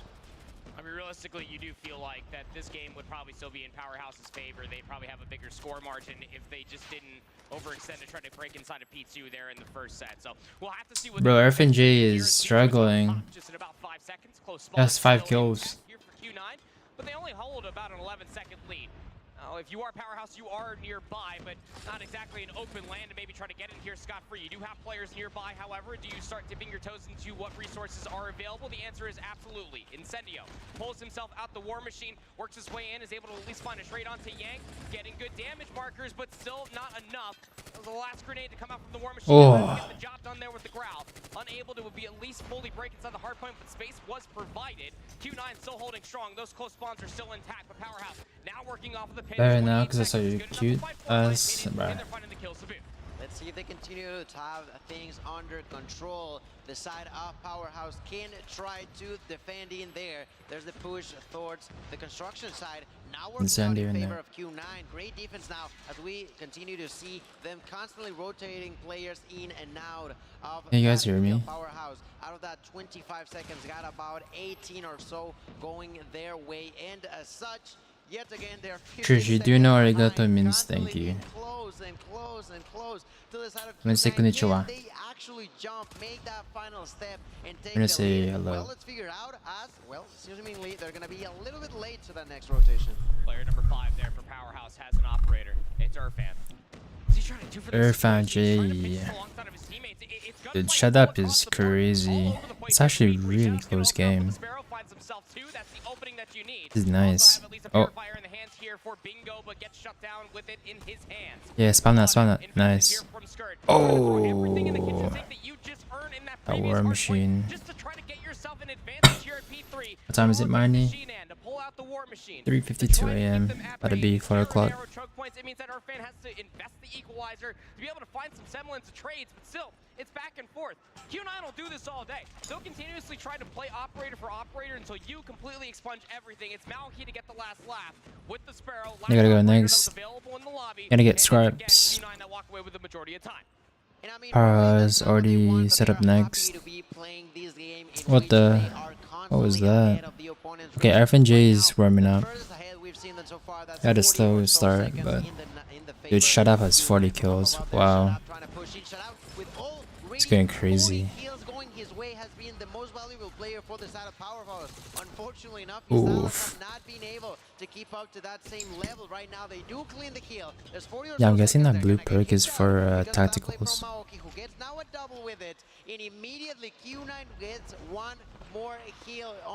Get some rest after this, of course, bro. I'll be able to stay up. They were already behind you, my friend, and because of that lack of awareness, Husky Salas got taken down. Powerhouse has 20 seconds to attempt to defend here in this kill. EMP system invested there for Q9. It means that they can try to contest this hill for the last 10 seconds of the second set of hills. And it's going to guarantee themselves a little bit of a bigger lead going in towards the third and final set comparatively to what they had in towards the second. It will be 183 to 143. A 40-point differential. Powerhouse. Is Japan nice, Miney? Yes. It's beautiful here. The middle of the map will be Malky, and it's a clean kill feed coming through for Powerhouse International. But it's P1. Exceeded my expectations. Beyond belief, and that's going to be great for Q9 to be able to maintain their lead. Let's see if they can. 50 seconds left, and they got skirted inside of the hill through the Who's currently waiting at the moment? Q9. Is the HVK banned? Oh yeah, huh? I guess so. Because like I'm pretty sure the large caliber ammo is banned, so there's really no point using it. As you went with your girlfriend, yeah, she's asleep right now. They are still behind. They need to do it better in there. Seeing through the smoke comes heavy, but not enough to actually take them out. Powerhouse. For the first time, I see some sort of going their way. But what did it cost? I mean, you're able to at least cut down the lead. It is now 169 to 188, but you lost the spawns ahead of New. This has been the biggest issue for Powerhouse International the entire Bro, India's about to drop 50 kills. You have to try to get these spawns and play ahead of New. Q9 were just Will it be a single person or as a team? So the prize pool will be split. Oh, as a team. Yeah, the prize pool will be split, bro, of course. It's Yang 1 there with the gravity vortex cannon just shutting down these very narrow choke points. It means that Incendio has to invest his own war machine just to work their way back in. But the trade game is so supreme for Q9. Just off of these close spawns, just playing up top of P2, they can simply do no wrong as they rack up more time over 200 points. I feel like this out of Powerhouse got like what, nearly 10 kills here, but haven't been able to actually get it. Finally do so for like half a second. Yeah, Incendio just dropped 50 kills. From Bingo, who gets executed by Yang. Q9 220, less than 30 seconds away from taking another kill for Yang. The controllers how did we win that? They try to push on the side of Powerhouse, but they're constantly behind when they finally got a shot at close. Yeah, they're always late. They're now like setting up for next. Is all that Q9 needs, and the rotation is not gonna be there, but the spawns are not quite bad there for Powerhouse. No, they're not, but again, this is finally them fixing the issue that were the past two sets of hard points. They finally have players with a rotation towards New, trying to find where some of these players are. Go next, go next, go next. 2-for-1 trade goes the kill feed, 187 to 229. It will be Q9 inside of the time first, trying to get themselves closer to 250, and they're finding all the kills to boot. Split spawns are currently occurring. Incendio is still working towards Courtyard, trying to pinch alongside of his teammates, but Q9 is completely shutting them down at the front door. So many kills to speak of. Operators, do you have any? Go next, go next, go, push. Yeah, GG's. If you are Powerhouse International and the kills just aren't coming through. Last ditch effort to try to get in towards contest. No one's there to touch. Q9 strike first in the Not bad. And just Still pretty like close. that, ladies and gentlemen, Q9 takes it, makes it happen. Why not playing in it? Because, bro, I stopped competing like 3 years ago. I don't think we saw more than a single moment of the control over Powerhouse, and that was I don't compete anymore. Oh. at the very beginning of the game. After that, after about never happened. No, it didn't. Again, I felt like that we were an orchestra that were playing the same verse over and over again for Powerhouse International. How many times were we watching them at least getting the spawns ahead of noon? Refresh you. And then they just completely give it up. Through the first set of Hardpoints, it was like 10-15 seconds left inside P2. Screw it, play for P3. Try to get yourself that money rotation, and they just allowed Q9 to quite literally waltz into what was a small lead. We were like, okay, you know, first set jitters, whatever may have you. And then Yeah, RFNG had such a slow start. makes Q9 just so deadly. And what we saw yesterday, they remain flawless on Hardpoint on the weekend thus far. You give this team any inch to breathe in a Hardpoint, any setup to have for themselves, they'll turn it into a You should have more than enough skill. You should start competing again, bro. No. I don't want to compete. Try to fight for 15 seconds. It's not worth it. At the expense of losing the opportunity to be first for the next heal. So with that, you have it 250, 187. The victory goes for Q9. I thought, I was hoping to see Powerhouse just try to show some more here on the. And who do you think is gonna win? Like the whole competition? Search and destroy, and then the control. Man, I want you to answer. Yeah, what's up? It just has to. Bro, I already told you, HVK isn't banned. It's just the large caliber ammo that's banned. And obviously, without the large caliber ammo, there's no point using it because it's not good. But a powerhouse, isn't it? They have spent so much time just being able to perfect their search and destroy. And again, you go back to the last time these two teams did face off against each other at CDFI, the way that Q9 club were able to beat Powerhouse International, they took both the 2 and the 5. There's one thing that they know for certain is that their search and destroy will be relatively strong. We've seen that throughout many different tournaments from Q9. Oh, so there's an attachment for the gun for the HVK, and it's overpowered. Played it once. That was yesterday.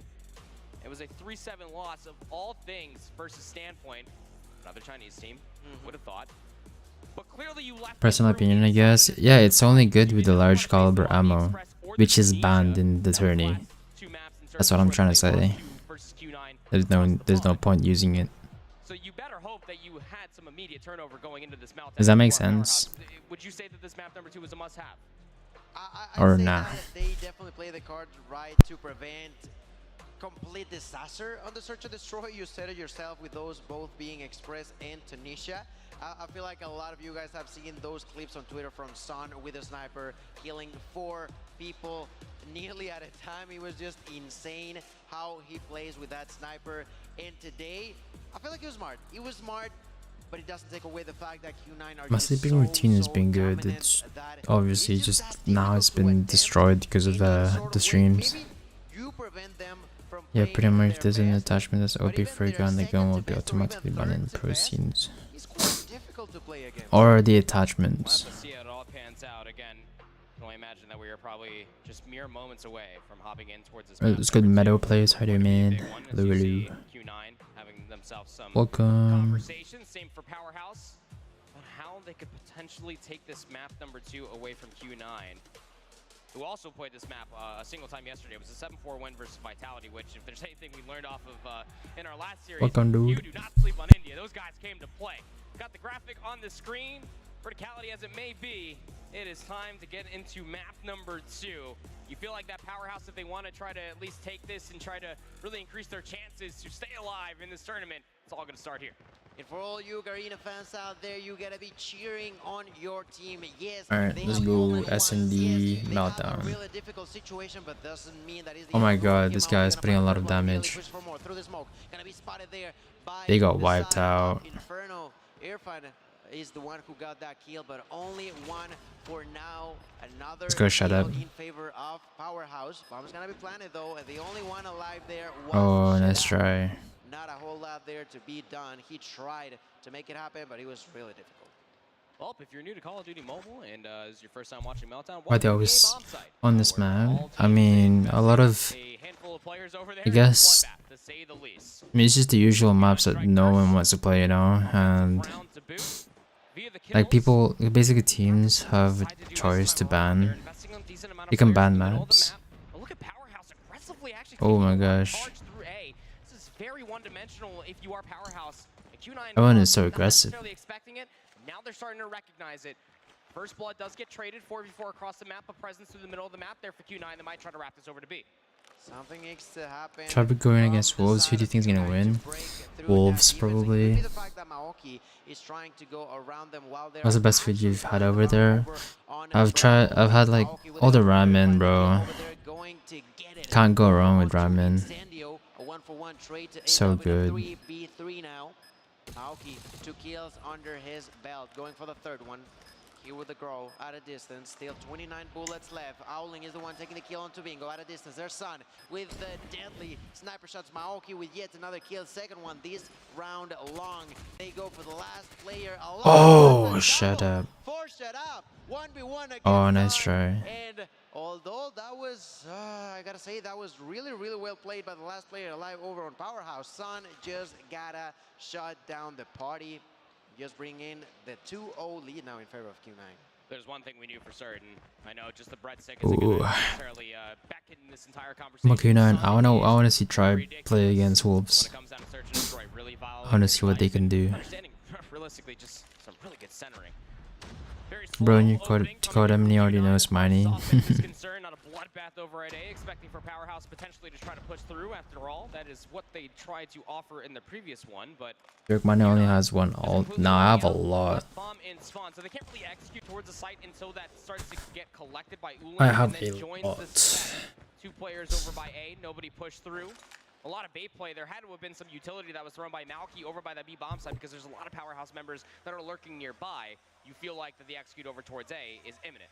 We've had now 3 completely different rounds, one from the other. I do enjoy playing COD Mobile, but I can't play it. But I can't play it. Pick it up as a pro. What? I think you would run through these lobbies with a sniper, bro. I don't think you understand how good these guys are. Oh my god, it's India. Oh my god. Crazy.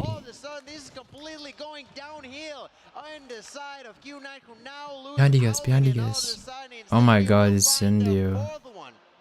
Indio went crazy there. He had like 4 kills, I think. Man, you only play passive in calm? Yeah, I mean, it depends, bro. I don't push like that. I don't play headless. I play with a reason. I play with brains.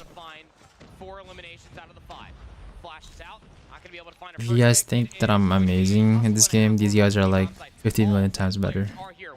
Trade, at least so far. Not a whole lot of space provided, but it's all about the trade game. Bingo, Incendio able to at least waver the numbers into Powerhouse's favor. Last alive for Q9. No way! Swaps to the boxing glove. Oh my god, how? How did he do that? That's tough. That's tough. Y'all saw that? In favor of Q9, who bring in another 2 rounds lead in their way. Great way to do it, I gotta be honest. It was After one shot method but requires crazy skills you like Miney. I play for content, I don't play to be the best. But like I've already been there. I don't need to prove anything anymore. Incendio is crazy. Oh my gosh. Bruh. Oh my god. Aki. That Q9 are constantly throwing at Powerhouse is the reason why we sing their praises a search. Absolutely. They are just so unpredictable. They have been a pain on the brain for Powerhouse, because how do you prepare for something as wildly unpredictable as Q9 has been so far? They think that they're pushing over on A, but look at that, a 5-player push goes over to Rabo. Bam is obviously going to be planted freely for the side of Q9. They just know what they're doing. It's mental. It's all mental. But look at the call for Powerhouse. They thought that maybe they could just try to wrap through the offensive spawn. And to be candid with you, it was being watched by Q9. Nice reps for Powerhouse. No, you never know, you never know. That is the biggest consideration. 3v3. Almost feels like the map has completely flipped at this point, destroying trophy systems. What throwables do you still have left if you are Powerhouse to try to clear these corners? There could be players lurking on all these different angles. They are being Yeah, Q9 is just smart with everything. over on the defensive head glitch works out wonderfully for the sniper. It's a 5-1 split at the half. Shining bright as the sun can be. Another round in. Man, I have so many subs, but why did it only today 5? It's because I don't upload, I don't stream. Comfortable here today.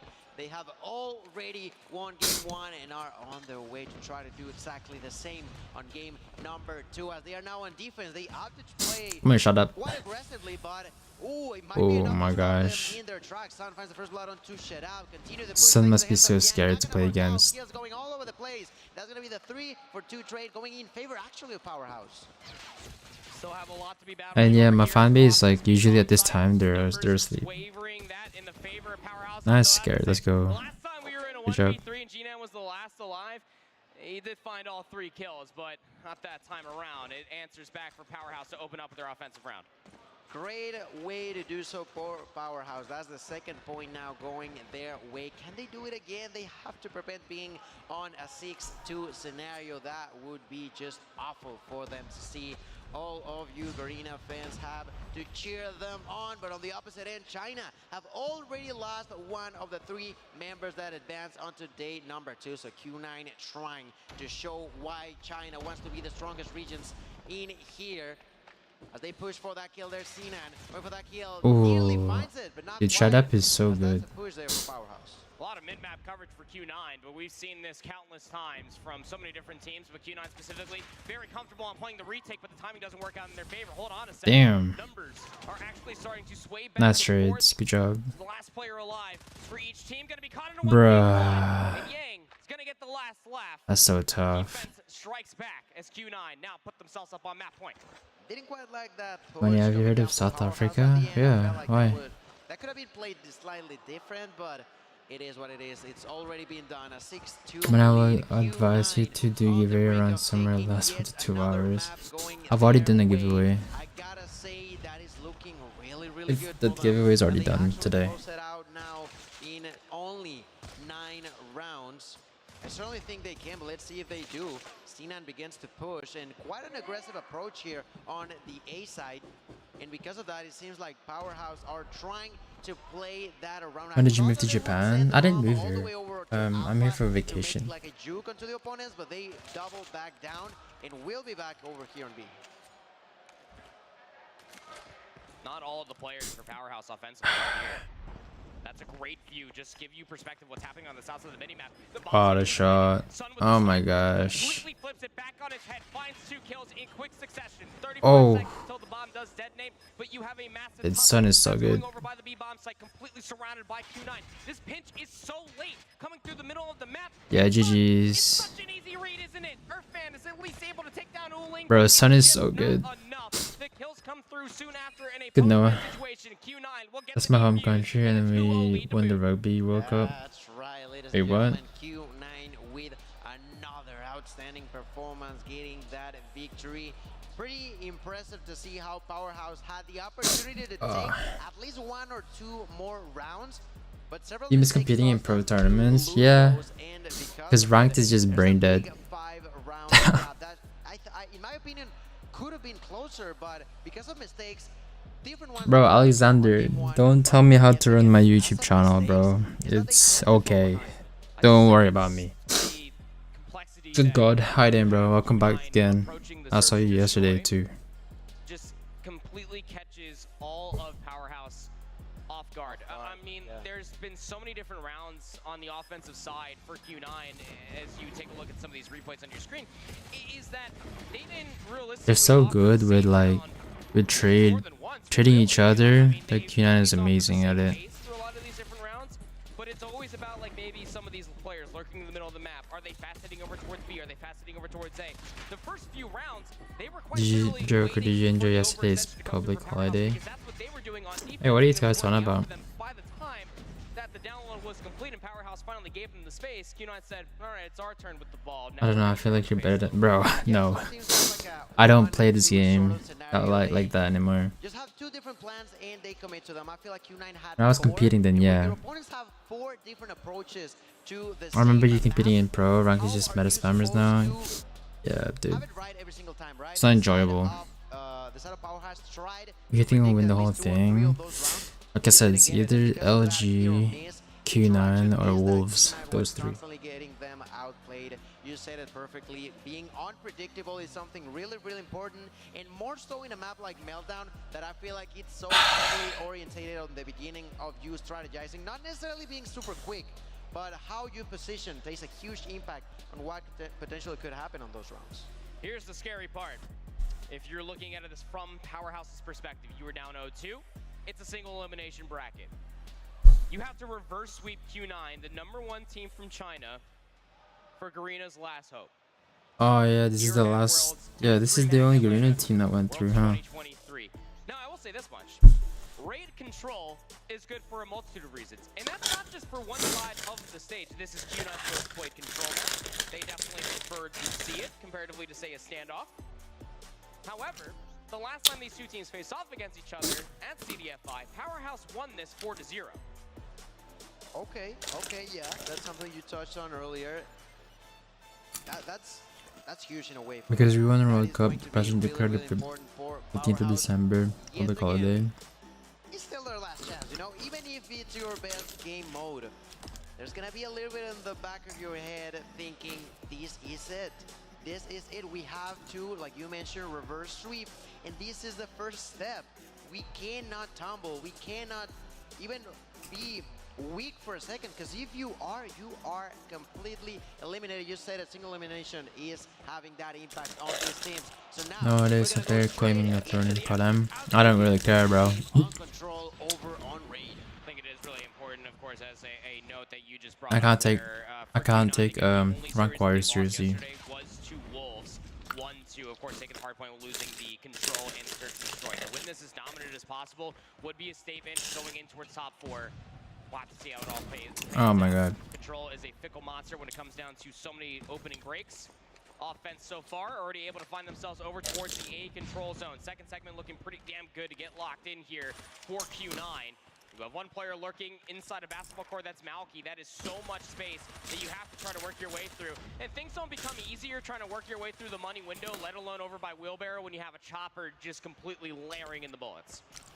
Absolutely right. I just love to see it. It's a weapon that I don't necessarily like how it works per se, but it's always fun to see it, right? Oh, yeah. When you begin to spray and pray with it through the walls is amazing. Now Q9, they just go no fear, just fight. Look at him go with the chopper going all across the map, already running out of bullets. He's using the chopper. Tries to go for a bit of a spawn trap, but cancels that reload on accident, and he is completely alone. Has to be cautious. They don't know that he's there quite yet, and they are gonna spot him now. Sinan is dead. Don't worry about it. They caught him in that interaction, but the lives are still in favor of Q9. Absolutely. I mean, that's the benefit of you know, rolling over towards Yeah, the Miney has pro experience. You didn't. Oh, I'm definitely earned this respect.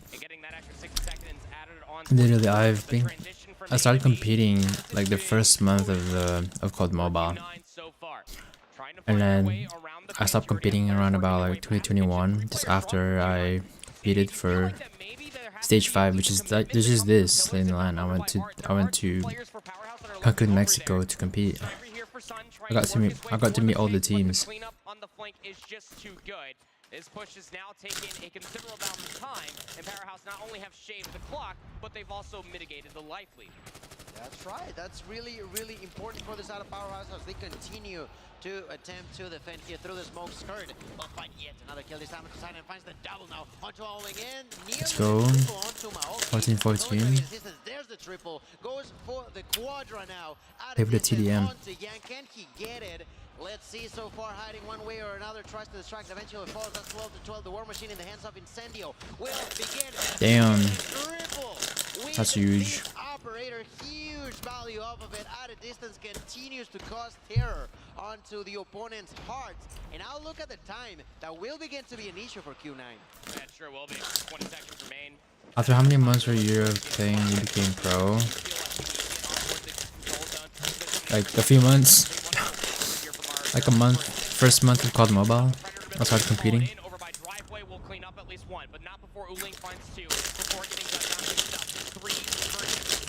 But I'm gonna go to play Godlike. See you later, Joker.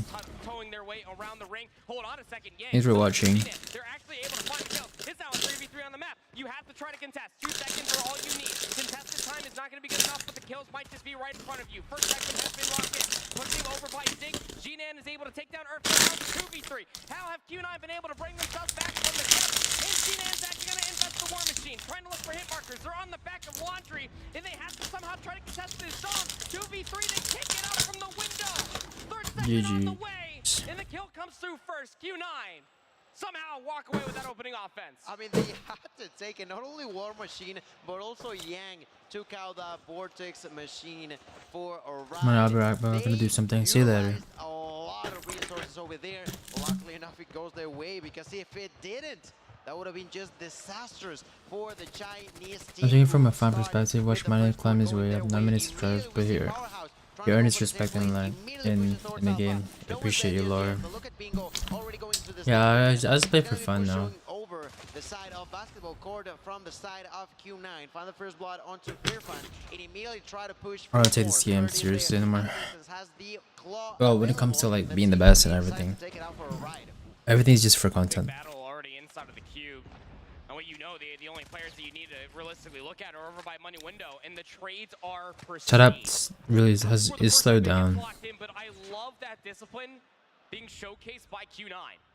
27 points up against 22. It's a great opening break once again by Q9. But again, you start to talk about all of these different resources that were utilized towards the end of that offense for Q9. Malky invests the Sparrow.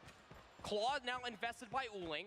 Where's the response from Powerhouse? Over by the B control zone they will go, try to stall out the clock, but they do have some utility they can use to really try to add some extra oomph towards this push. Yeah, it's going to be necessary to have that oomph, as you mentioned, indeed. I play for fun and still good. I play hard and still suck. I mean, I've been playing for a long time, bro. I got a red magic after watching you play on iPad, but I'm facing issues while playing it. What kind of issue? Like FPS drop or trying to get used to it? What do you mean by issues? Utility available in pair of Powerhouse. Why is that? Because Q9 used 2 of the operators in a questionable moment, if you were to ask me, actually. So able to convert the offense, and they have a 5-life lead here. Just have to hold off 2 segments over by A. This is a really Shut Up's not having a good control game. It's up to 13 eliminations so far for 2 rounds. Malky just behind him at 12. Oh my god. This is a pinch that's trying to come and manifest through the backside. Back in the OG days, Miney was one of the few players that smacked very. They're on good terms now, though. I mean, it's a content creator versus a pro player. Over by open stairs. It's a great redirection coming through from Q9 to at least make sure that their flank is secured, and it's going to work out on 2 different sides. Not gonna lie, I was toxic back then. Well, the videos I uploaded. But it's good that we both resolved it now. 14-7 in lives. 1 tick there, but still not gonna be enough. The side of Q9 with a wonderful opportunity to close that one up. Triple kill. Oh my gosh. Q9 to continue to control only 2 This is GG's. That's Incendio. That's the end of a round of GG's. Q9 are in it to win it all. When it comes down to this quarterfinal matchup against the team of Powerhouse International, Bingo has fallen. Incendio attempts to go for a miracle 1v13. Ladies and gentlemen, here Owling tries to go get it. Not gonna be possible. 10 seconds left. Continues to push. Backs down out of Sniper Nest, but now it is actually going to be. I can't run my thumbs properly on them. Actually, the kill. Sinan gets it. Proper. That's a 2-0. That's weird. What do you mean? I still don't understand what I can't run my thumbs properly on them.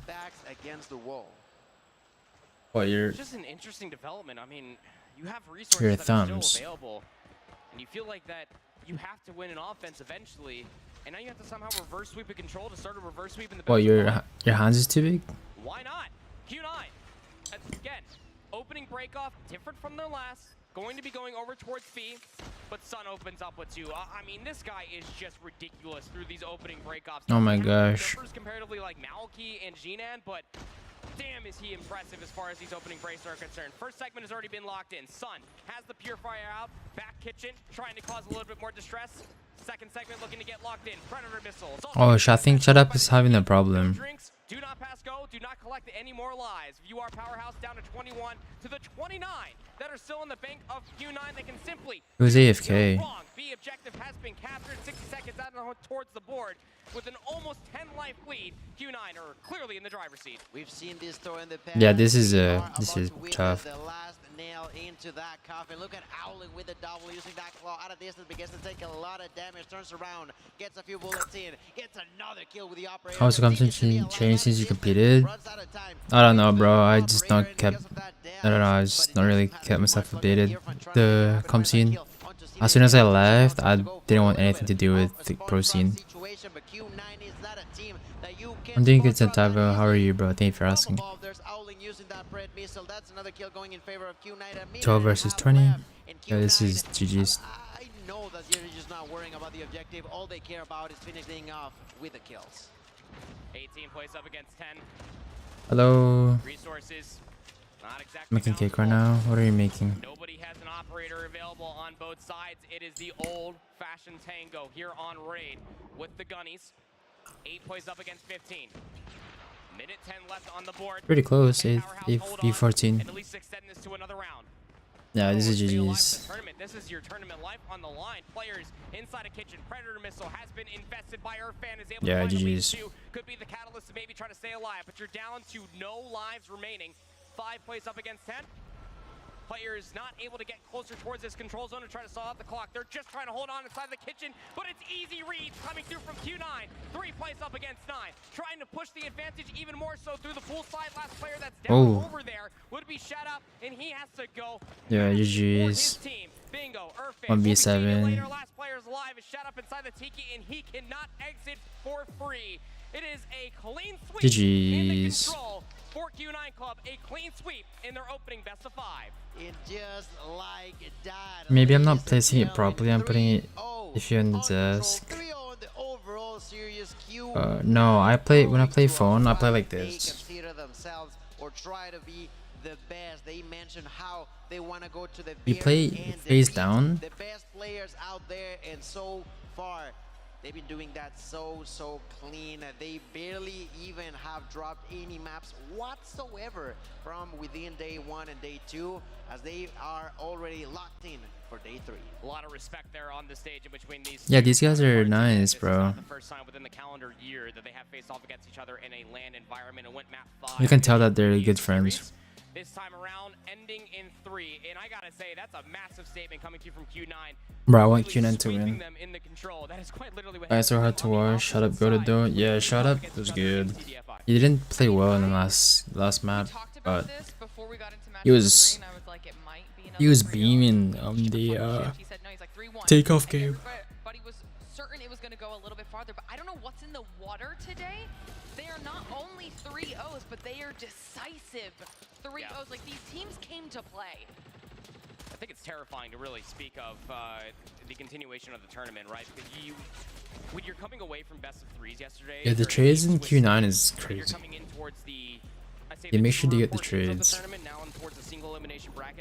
They don't choke. This is where you feel like that teams are really going to play at their best. I'm doing good, Dark Soul. That's good, bro. I feel like Glitter said it perfectly. The way that these 3 have won is not by a little bit. It's not by a single decisive play, but across the board how dominant they are being against other top 8 players. Top 8 teams across the world.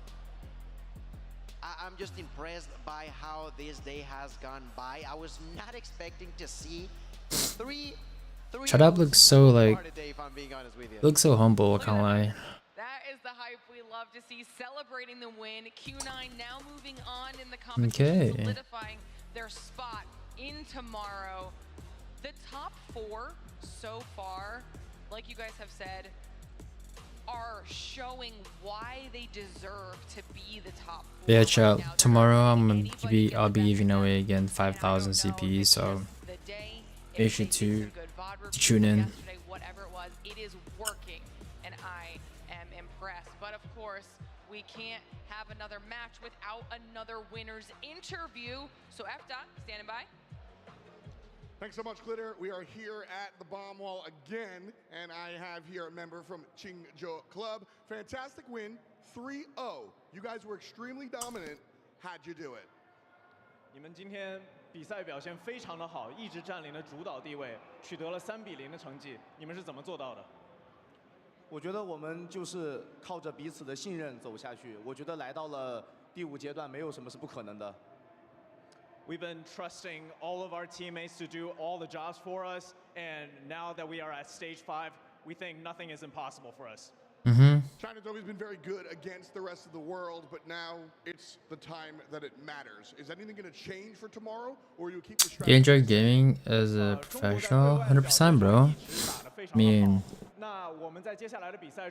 I'm blessed to be able to do what I love for my work, you know? 我觉得战术可以是多变的，但是我们的信念一定是坚定的。我们会 I fancy doing 29 surprise you got this channel alive. I just need to upload and stream more. We have been playing a dynamic game, but our trust in each other has always remained the same. So we will continue to play our best until the next match, till the match after, or however long it takes. I love that. It seems to be all about family on these stages. That said, somebody's got to leave. You beat him on the server. Now it's time to knock him out on the wall. Damn. We watch another logo get crossed out. GG. Powerhouse is the next team to be knocked out of the competition. We keep saying this. Why can't players who share same HUD play different the same device? It was Q9 who just shut the door because on Powerhouse's opportunity.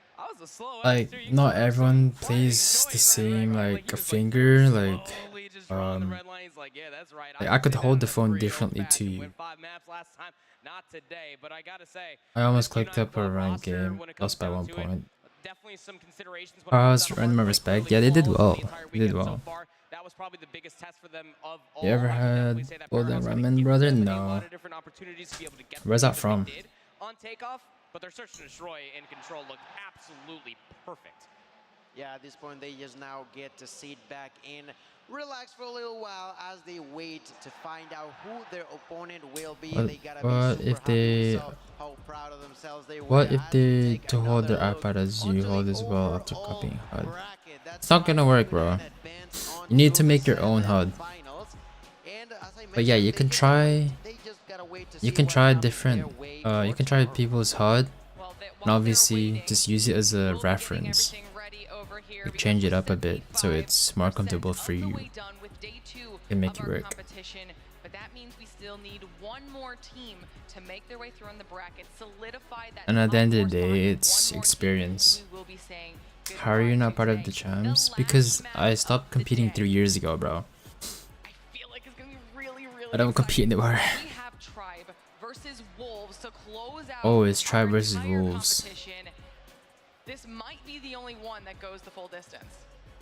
It's tough to truly gauge, right? I mean, Tribe looked good for a multitude of different reasons, not only just yesterday, but bro, I've already answered. No, I haven't.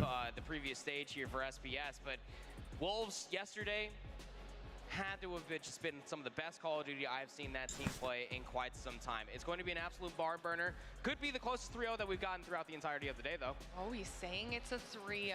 Could be. Don't put words in my mouth. We'll see what happens. Before that, though, we're going to send you to a short break, so make sure you get yourselves ready to go because when we return our fourth. Wait, I think Bulldog Ramen, I think, is that like the thick one? Don't go anywhere. Alright, chat. Let's edit while we wait. What do you think is just better, thumb or index or aim? Thumbs. Because like if you try to if you're an iPad, you can use your index, whatever. But when you, as soon as you try to play on phone, you have a different muscle memory because obviously you don't have enough space. Galaxy is brought to you by Snapdragon Elite Gaming. All right, let's edit. Samsung Galaxy S23 All Ultra. right. Monster Energy. Sponsored by Mod. DHL. And the United States Air Force.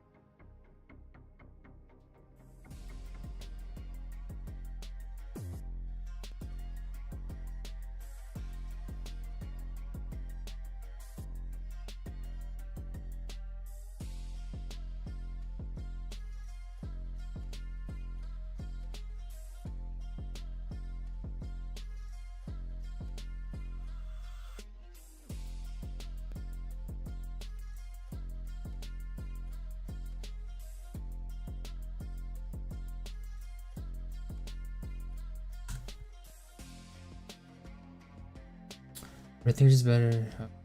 Alright, bro, you can buy it from most stores and I live here. Super. Wait, I think I know what you mean. I think I've tried them already. I just can't remember from my life right now. Any way to use index or thumb simultaneously to get better result like movements and aim at space time playing for the Magic 11 tablet? Bro, like I said, that's too. You're doing too much, bro. Yeah, are you new to COD Mobile?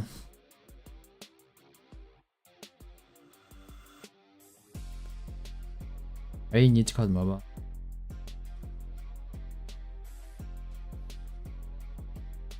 Yeah, then don't do any of that, bro. Just focus on the basics. Like, you're still learning the game. Learn how to play thumbs first, and then move to 3 fingers. Because right now you're doing too much. Like, you gotta relax.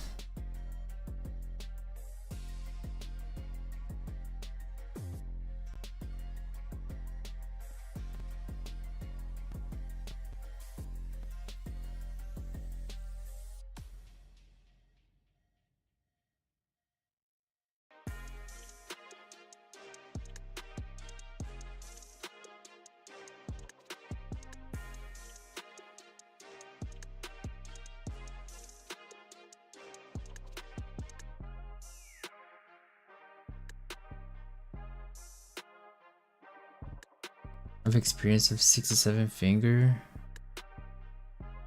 Yeah, but how long? Wait, is your COD Mobile the first game you've ever played? Like FPS game you played on phone or on mobile?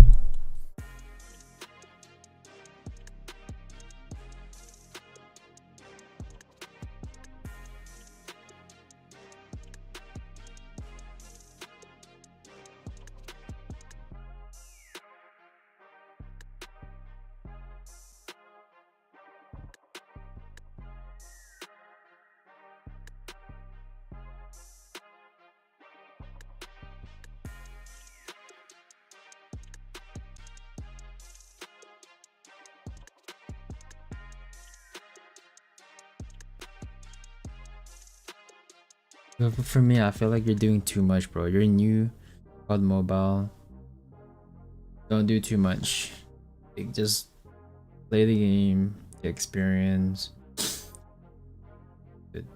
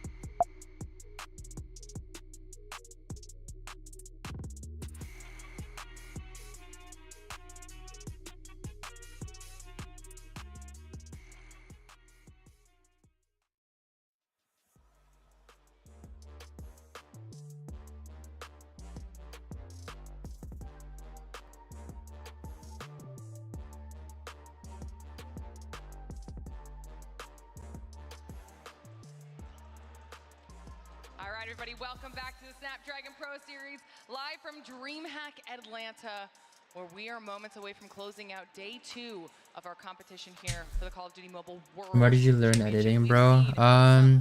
Just through the years of doing photography. You can watch a lot of YouTube videos. Getting a little bit of some catch-up action, if you will. Our teams that are getting knocked out, having their logos X'd out. LG at the very beginning of the day, taking out Kagendra. 3-0s across the board. One more left to go. As the bracket is getting filled out, Shift, you're back up here on the desk with us. Hi. How are you feeling about this last match? I feel good. All right, we're back. Not even about the match. This match is actually going to be kind of a banger, flat out. I think that Tribe going up against this Wolves team, there's a little bit of weight given to the Wolves squad coming out 3-0 from their Swiss stage. They're also, after having played up against Q9, we kind of determined that they are indeed the best team in China after coming off their CDFI championship. But Tribe had a really slow start, but caught a bit of momentum by the end of the day. It just comes down to, did that carry into today? Yeah, I think that they, again, with all that weight that Tribe have been almost snowballing with. Money, I'm just very much. No worries, I don't hate you. Momentous sweep for them, considering the fact that they finally got the retribution versus. Oh, a vlog? No, that's just photos. But I am creating vlogs too. But also as a brand for a whole. Yeah, I think this is going to be a really, really enjoyable way to close out day 2 of our competition. Match number 4, like the. Oh, this is the last series. Wolves and Tribe. It's going to be exciting, so hopefully everyone at home is ready, sitting down. You've got yourself settled to close out our competition. If you're here live with us at the event as well, we've got some chairs. Come watch to see how this one goes. It's going to be really important. Honestly, if you're the players, maybe come do a little bit of scouting in the process as well. It's here. You can't miss it. I don't think it's going to be the 3-0. I was telling you in the green room, and I was telling Proper, I was telling you it was going to be another 3-0 for this one. I think this is the one we avoid the 3-0. There's a lot of frame up we could put into this. So I'm just going to tease you and say, if it were to be a 3-0, let me put it this way, actually. Do I tease it too soon? If Tribe want to win this match, it has to be a 3-0. That's all I'm going to say. And we'll talk more about it when the maps come out. I've got a little insider info. But I will say that this is going to be a really tall ask, I think, based on what Wolves showed us yesterday versus what Tribe showed us yesterday, let alone how coming into this event, their map pools generally would play up against one another. There had to be a lot of finesse in the veto process. Are you having cake? Yeah, but which cake? What cake? Series based on what we've seen so far. It's really all I'm going to tease.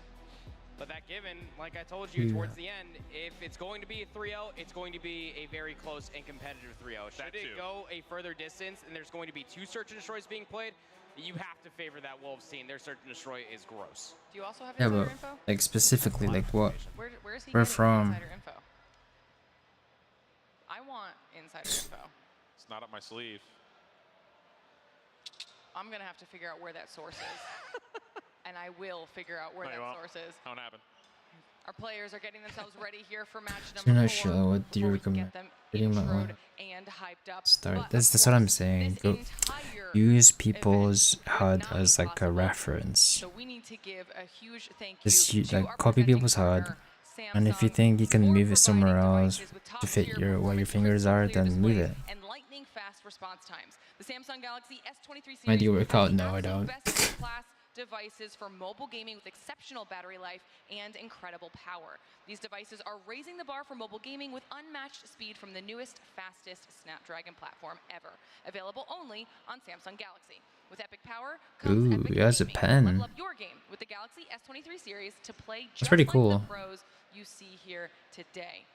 Just had to take a moment to thank our presenting partner because this event is just so cool. You did a great job being the hand model, and you got the whole background set up with the logo and everything? I was made for this. Wow. You think I wore the vest to cast? No. This makes a lot more sense now. Makes me a better hand model wearing a vest. I'm really proud of you. Thank you.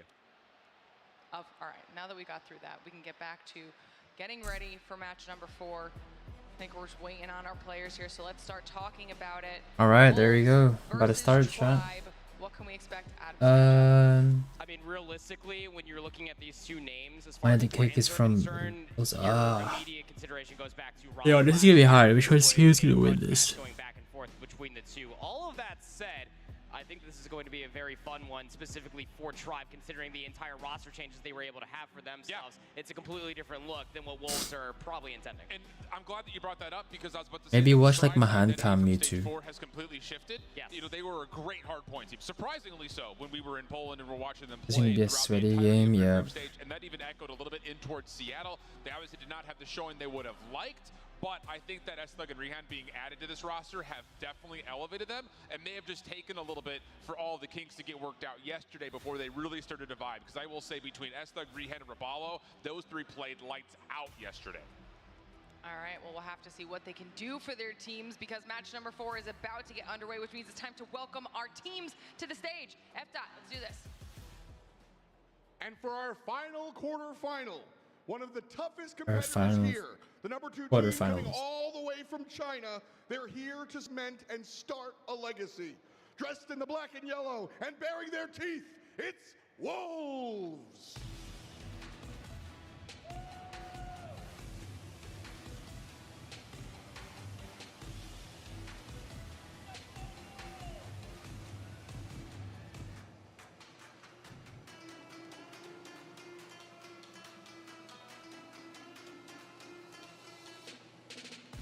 With Wolves, Zai looks so cute with a. Take your seats. And their opponents. With a new look for this year, this team had big shoes to fill. But these boots was made for walking, and they ran through day number 1. One of the fan favorites. Did Godlike win? Yeah, they did. Names in mobile. Say hello to Tribe Gaming.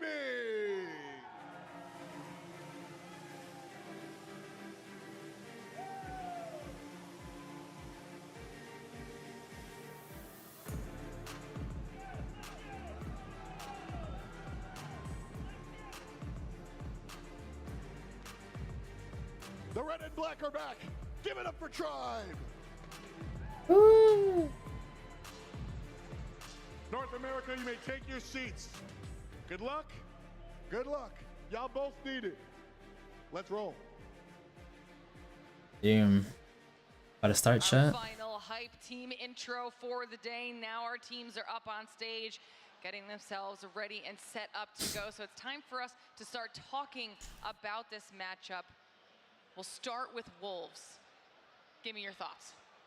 I mean, this team, again, as we were already kind of talking about yesterday between me and Shift, is that this, albeit the number 2 coming in towards this tournament, this is the number 1 team from China. Given that they were already qualified, looking at what they were able to do across the entirety of the region and at CDFI as their champion, I think it was pretty much solidified with the way that they kind of Yeah, they're both amazing teams. Yeah, that's the bigger point that I was going to go into was the fact that we talked about how China only beat China yesterday, and Wolves did a lot of that.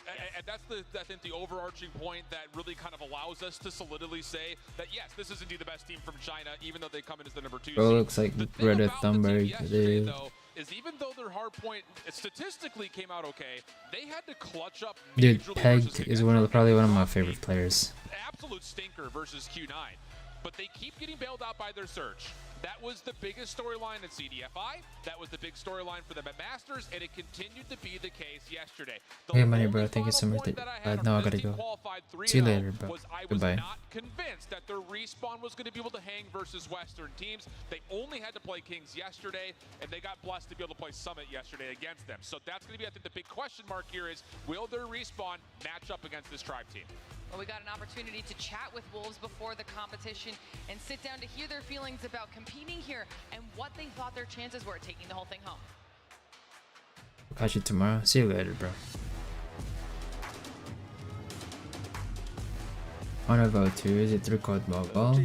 I'm not sure. 惧怕东方队伍的原因，是因为在去年的比赛当中，我们就是战胜了不败神话的 Trap 战队吧。Veto what? 是战胜了不败神话的，所以说这一次他们估计会就是主要研究我们战队，所以说他们就比较惧怕我们。我认为我们队伍的仔是队伍里我们最强的那个人。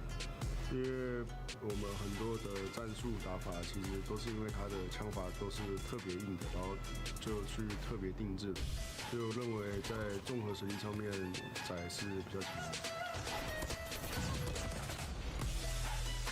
这一次北美队伍的话，我们是想交手的是 LG 跟 Trap 吧，因为 LG 在这一年几乎就是大满贯吧，然后 Trap 的话就是这一次是重组嘛，我们也想就是碰一下实力，所以说我最想碰到的就是。I think he's winning his tourney. Wolves or Tribe. LG 交手过，因为去年毕竟也输过他们嘛，我觉得今年我们一定能打回来。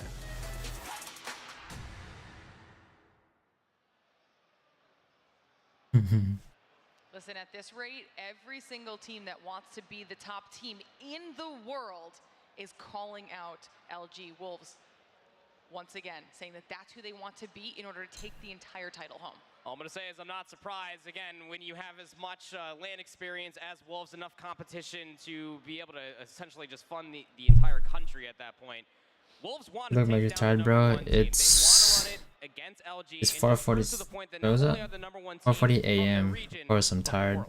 On the flip side of that, they have Are to Wolves go up Asian against or the Juggernauts in Tribe shift. Let's talk about them. What? Yeah, we already kind of flirted with the idea of it. This is a rebuilt Tribe team, and it's actually really interesting that this is a matchup we get for a single elimination bracket because a lot of stress is going to be thrown to Did bro just say are Wolves Asian or Korean? Especially after that little interview, kind of hearing that he's going to be the star. Those two need to step up in a major way. Looking at how they played through yesterday, there were a lot of major concerns in the road for Tribe. Coming out and not necessarily looking as convincing versus Powerhouse. They played a tight series versus Luminosity, but fell short. And then the loss to TLE was where I was really like, bro, what is going on with this Tribe team? They should have no issue with it. They were eventually able to go and kind of team kill Mayhem, and they had to survive versus Bolt in what was a very emotional game for that Japanese squad. So I don't necessarily look at this matchup and say the Tribe is favored. I think a lot of people who watched from the last couple of days would probably agree with that, but they are cooking with some heat after the finish yesterday, and that has to be there, like we said earlier.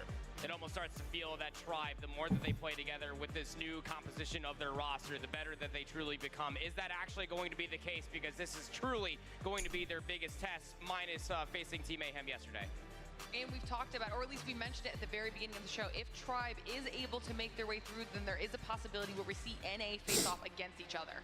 Alright, come on, start it. Let's go. I mean, should Tribe somehow come out on top of this series, I think that you realistically have them making their way all the way to face. Alright, bro. See you later. It would almost be poetic to a certain extent, but again, there's so many different question marks. There's so many different anomalies that could end up playing into an effect with a lot of different circumstances. It always just comes down to the maps. That's really bold to say, because not only is this Wolves team looking really solid through and through every single mode, but Q9 just beat the brakes off Powerhouse.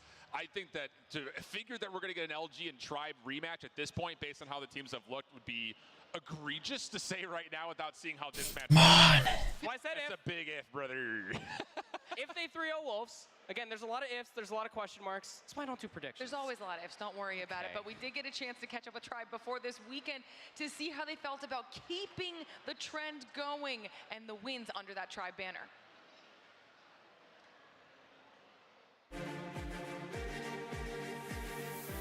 Hi, I'm Solo. I play for Tribe Gaming. I'm the IGL/team captain. Well, for me, I've always tried to keep it as simple as possible. Like, no matter what team I'm on, no matter who I'm playing with, the idea is to win, and that doesn't change no matter what. But definitely, I feel the pressure. Like, for instance, I just don't want to be the weakest link in terms of the dynasty of Tribe. So definitely feeling that pressure, but I don't know. Just got to win at the end of the day.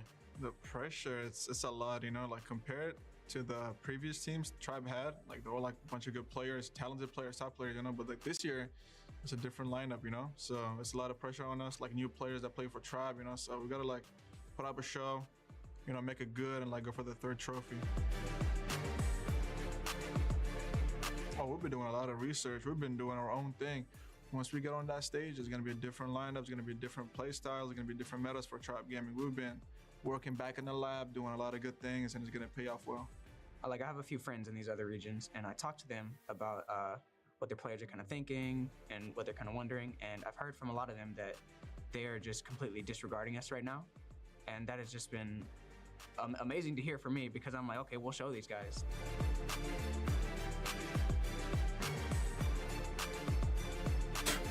Bro. I don't know why this is hilarious. I don't know why.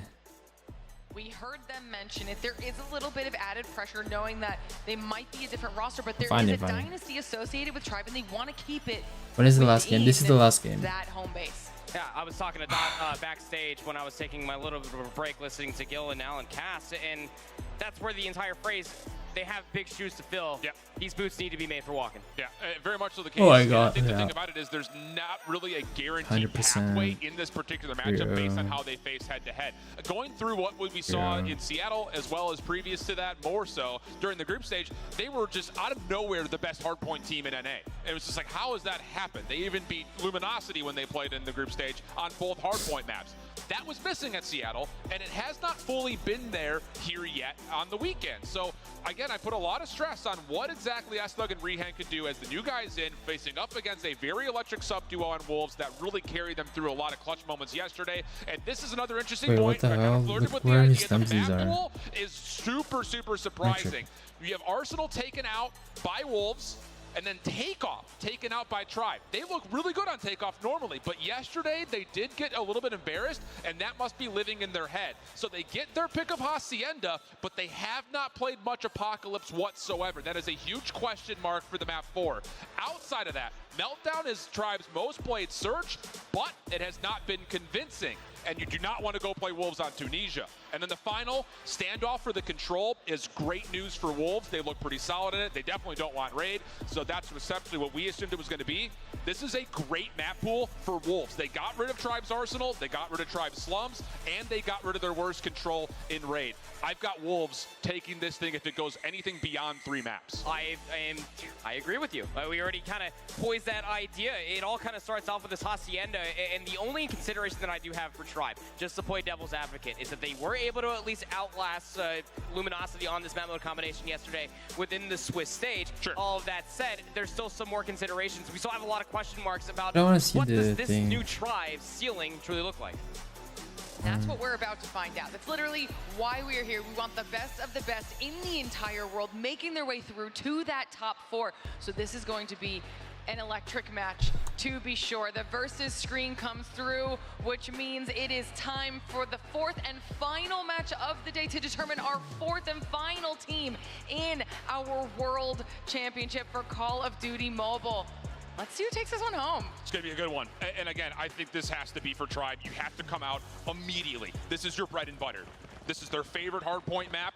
Wolves let it through because they didn't like Arsenal, so you have to provide electricity from the word go, which is right now. Tribe Gaming, Wolves Esports, final quarterfinal before we get to our top 4. Let's get it on. Tough to really gauge about just the favorite side of the map. There's so much that could go wrong down here in P1. So many different kills could give you an advantage. Tribe able to find at least themselves a clean kill feed, but still, test of time is going to be decent. A lot of time still to be playing for before we have to take the rotation towards new. Still that battle for the high ground, echoing across the hallways. Smoke comes through in the middle. Xing will use that as a chance to jump on in, contest over to the jump spot for Tribe. Not going to result in too much of anything.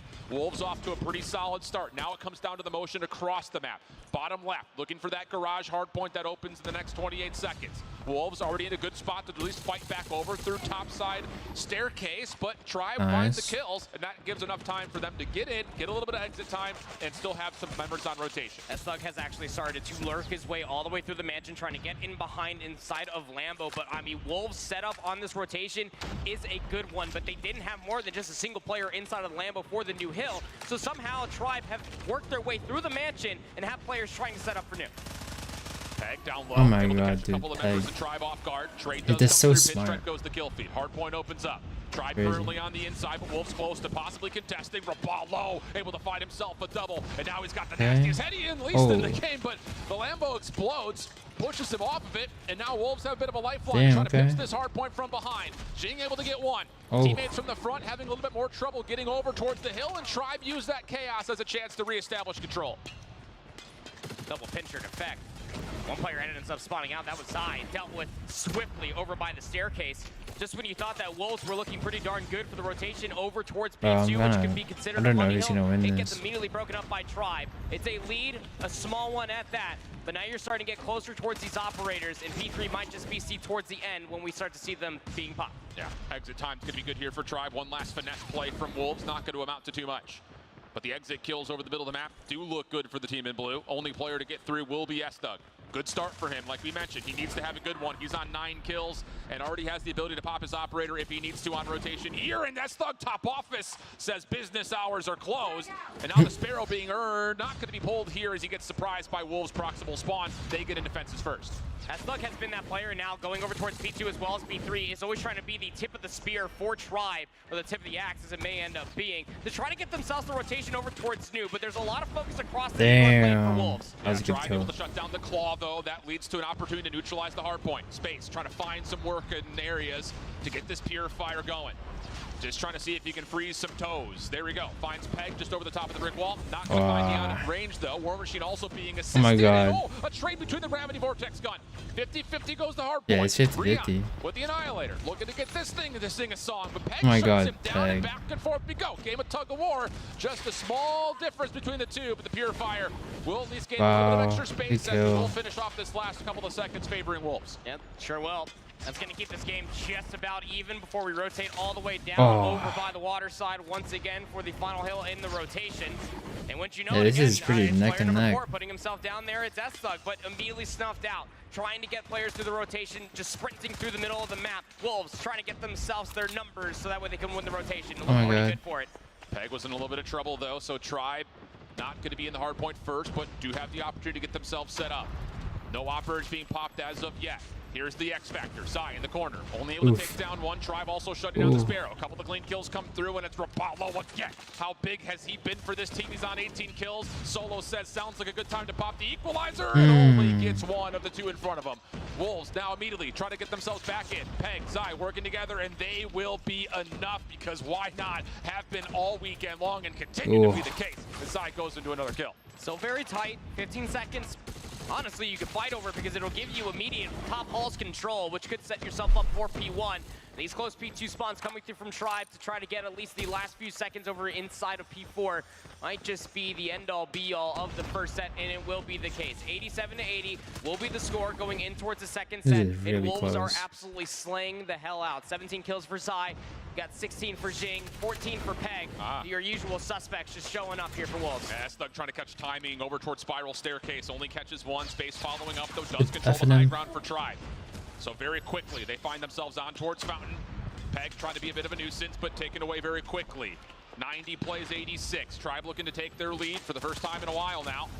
But still in their way. Wolves keeping things mixy. And these SMGs for Wolves just don't seem to die. They get a kill, pop over, find themselves a little bit of safety, and that safe haven provides an opportunity for more. And with that, Wolves still want a chance here to keep this thing pretty much 50-50 all the way through Fountain. You look at it, of all the kills. Rabal was Oh on my 24. god, Wolves. Hunter Killer Drone will be invested, has the operator should he want to use it. Claw now invested here for Zai up towards the top side of the staircase. These are massive kills on the rotation over towards New. 10 seconds is all that remains over by P1. Just a 7-point disadvantage that Tribe find themselves on. But oh my god. kills that are found at the utmost right times, like Zai's 3-piece there. That's just Bro. the rotation over towards New. Plus the left-right combo makes this rotation for Tribe extra laborious. Now around the back, Hunter Killer Drone trying to sniff out the spawns. Follow, War Machine out, gets shut down by the Preg Missile, also called in. Tribe still spawn in, but they do lose a pretty key operator. Sparrow used to try to break. War Machine there to answer. Trades go back and forth between the two. Now it's on to the last two members of Tribe. Damn, this is so neck and neck. And that will work out. Good kills again from the SMG line. Wolves quick to try to find a way to rebuttal to this, and the Purifier will be spent, but Peg only getting one will not be enough to swing the color of the hard point. Still, the battle rages on. Smoke making things a bit disastrous as Space brings the Purifier in, looking for someone to spray down, and finally Tribe will establish control. The Wolves were still spawning close there. Both teams were, in fact. So if you are Tribe, specifically Space, you felt that you needed to invest that Purifier just to be able to swing the 20 seconds. It's a big one to have for yourself, but you still have close spawns coming through from Wolves. 10 seconds left here on P2, and the rotation also needs to be required. Wolves have the easier opportunity. I mean, it's pretty OP close range. Numbers to try to get in towards this old hill to be able to get themselves this 10-point lead, but it's looking like Wolves are going to have to set up once again here at 3. But no operators to help this setup. On the other side, Tribe have already popped the equalizer, trying to use this as a way to break. Rehan also at the ready in case he wants to pop his op to try to get this thing into the favor of Tribe more convincingly. Backside fence being cleared out. Solo just spamming everything down, looking left, right, up, down, inside, out. Able to find at least 2 kills, but the trade does come out. Wolves from the front have to try to find a way to break this. Rehan trying to keep them at bay with the Annihilator. Slid on, but doesn't matter. Rehan hits the first. Now a chance to either establish control or take this into the spawn of Wolves, which has been flipped over to the backside at fences, but it looks like for Wolves, they're going to be late on this break attempt, and Tribe are going to be getting a lot of the time because of it. And keep in mind, this is supposed to be a recontest of all things for Wolves. They were my first, God. but the operators that were being invested for Tribe is going to be the spearhead, the catalyst, if you will. This is nice. Here at P3, 15 seconds left. It's close. Wolves might just When's the next video? Soon, bro. Soon. Just to try to battle for the Waiting last for 10 seconds, getting inside the hard point, which is perfectly fine. Now it's Tribe with a 30-point lead, and they have players rotating over towards New. War Machine at the ready. Rabalo's got streaks also building. 34 kills for Rabalo. 31, pardon me, for S-Thug. 2 key players really having it their way right now. Zai up top. Found himself a ground. He's going to use this to lock down rotation.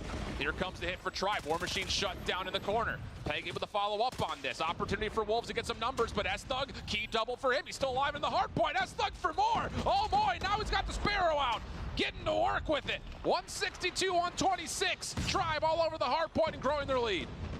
Now they have the reads for the spawns coming through from the Lambo side. One player does spawn out. It's going to be Zai there for the pinch. Has at least one player spotting in towards the boathouse.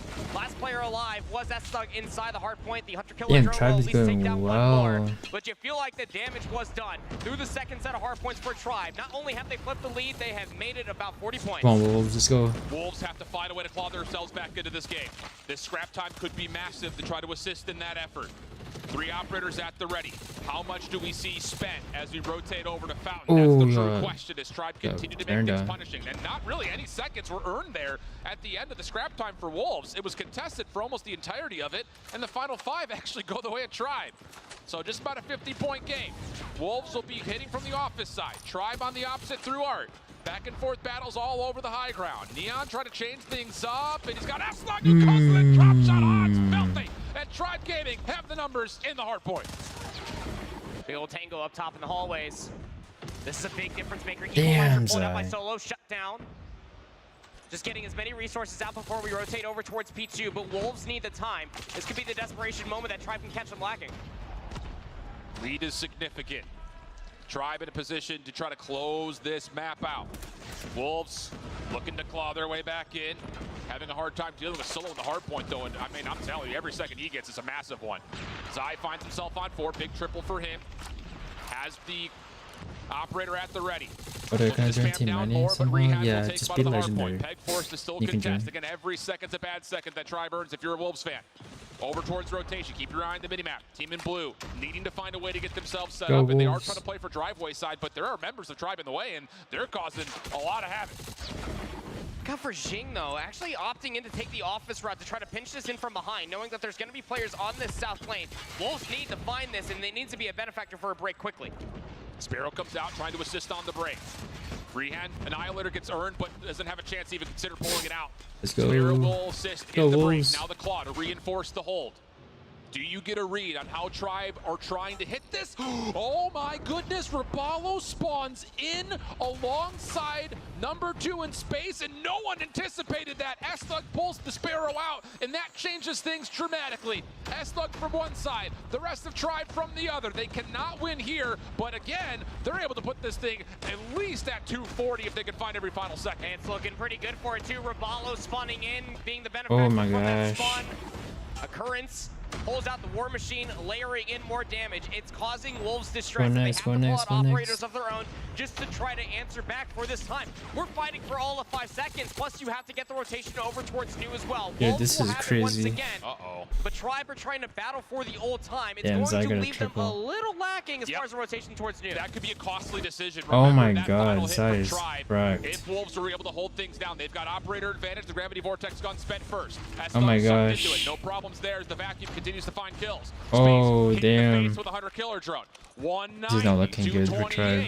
Tribe not really putting together any semblance of a setup here for a break attempt. This is not Everyone's looking getting good for picked Tribe. one by one. Wolves are starting to make this happen, and players are earning streaks on top of it. This is how a breakdown can happen. 30 seconds still left to fight over Tribe. Oh my Close it out if they god, can find the bro. break, but there's no They're point of getting interest to be able spawn to work their way in. trapped. One player does spawn out. Revolver They're needs to getting find value in this spawn spawn once trapped again, but hard. still kills. Going back and forth, Predator missile also Oh being my used by gosh. Leon. They are keeping them at bay. Tribe is losing complete composure. Everyone's trying to solo chow this. No break comes through, and we have the possibility of Wolves getting a lead They're swap. going crazy. Taking himself out of the picture. Final attempts here for Tribe, and it's all in pieces. What has gone wrong for Tribe? The major lead starts to all of a sudden battle against them. We rotate to new. 7 seconds till the hard point opens. Rapallo's going to be there first, but he gets gunned by Shig, and now Wolves will have numbers and a chance to fight. Spawns for the boathouse. 2 players strong. Ravallo and Space are going to be setting up for the pinch. At least some trades to speak of. Tribe have found themselves in, and Solo pulls out the equalizer. Oh my god. Lifeline from Solo. The equalizer gives him a double.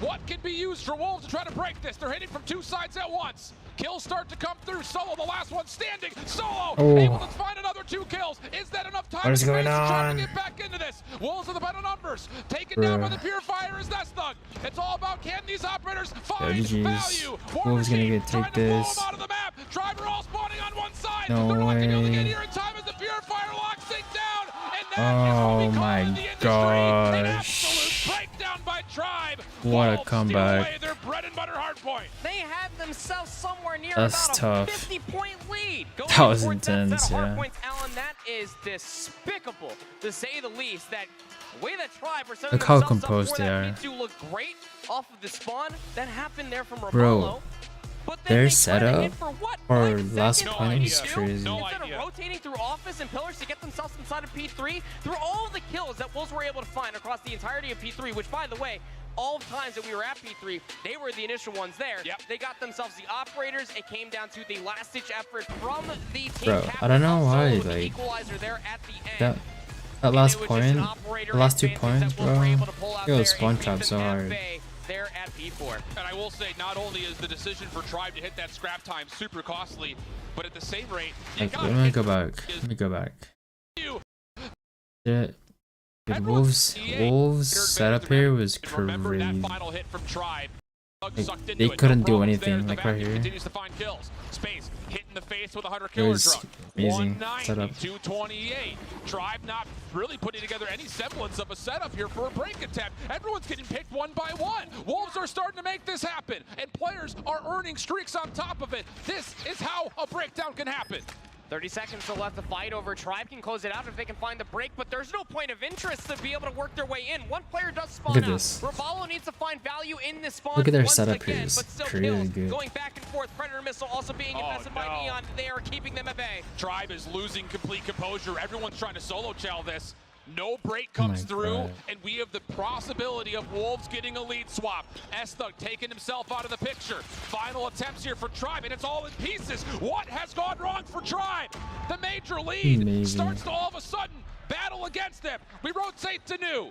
7 seconds till the hard point opens. Rapallo's going to be there first, but he gets gunned by Shig, and now Wolves will have numbers and a chance to fight. Spawns for the boathouse. 2 players strong. Ravallo and Space are going to be setting up for the pinch. At least some trades to speak of. Tribe have found themselves in, and Solo pulls out the equalizer. Lifeline from Solo. The equalizer gives him a double. What can be used for Wolves? Wasn't that on point? 2 sides at once. Yeah, Shing got like 3 kills. Solo able to find another 2 kills. Is That's that enough so time tough. and space for Tribe to get back into this? Wolves are the better numbers. Taken down by the Purifier is Thug. It's all about The Purifier and the War Machine went crazy. Trying to blow him out of the map. Driver all spawning on one side. They're not going to be able to get here in time as the Purifier locks it down. And That's what we crazy. call in the industry. That was amazing. That we did see yesterday Well played. versus Well for this played. Wolves roster where they I thought the Fennec guy was gonna nuke. blew Bro, Kajentra no out one's of the nuking. water. 7-2 was that final scoreline in recency. Not to mention, I mean, let's just call a buck here. it is S&D. This is Wolves' wheelhouse. Yeah, absolutely the case. And that was the one thing we for sure knew coming into all this was that the Chinese teams were going to be a major threat in search and destroy. They value it a lot higher just in their format and play style than what we see out west normally. And then that said, you know, there's a mixed bag of results here for Tribe. I'm just kind of going through the canals of my brain here, thinking back to Tribe in particular on this map, and it's either hot or cold. And it's not just by instance of them playing it. Sometimes they have a super hot first half and a super cold second half. So it's not a convincing map for Tribe in any form. It's their most played, sure, but there's nothing out there that has me going and saying this is how Tribe for sure win this map, especially against a Wolves team that has looked really solid on it as well. Well, take it as what happened yesterday even. This was the map number 2 when they were facing off against Luminosity in the Swiss stage. Yeah, and LG's always had their number on this map. Absolutely, like, yeah. But it was still tied 3-3 at the half, but then once sides had swapped, Tribe were nowhere to be found. It's again almost feels very similar to what we just witnessed there on the Hacienda map number 1. They had just choked at at the least end. An even game, a little bit of a lead, and they couldn't close things out, let alone find some semblance of consistency to be able to win that map. Yeah. Here's the thing. Here's the John Madden comment. They have to play 2 good halves of Search and Destroy here. Boom. Have to have it. Fist bumps are out. Map surely loading. Wolves, huge advantage in the mode. But does Tribe find something over all of the reps they've had on this map to merit the selection, the pick, and a chance to even up this series? Because I'll tell you flat out, if this thing ends up getting to 5, and you have to play up against Wolves on Tunisia, yeah, whew, good luck. Call the doctor.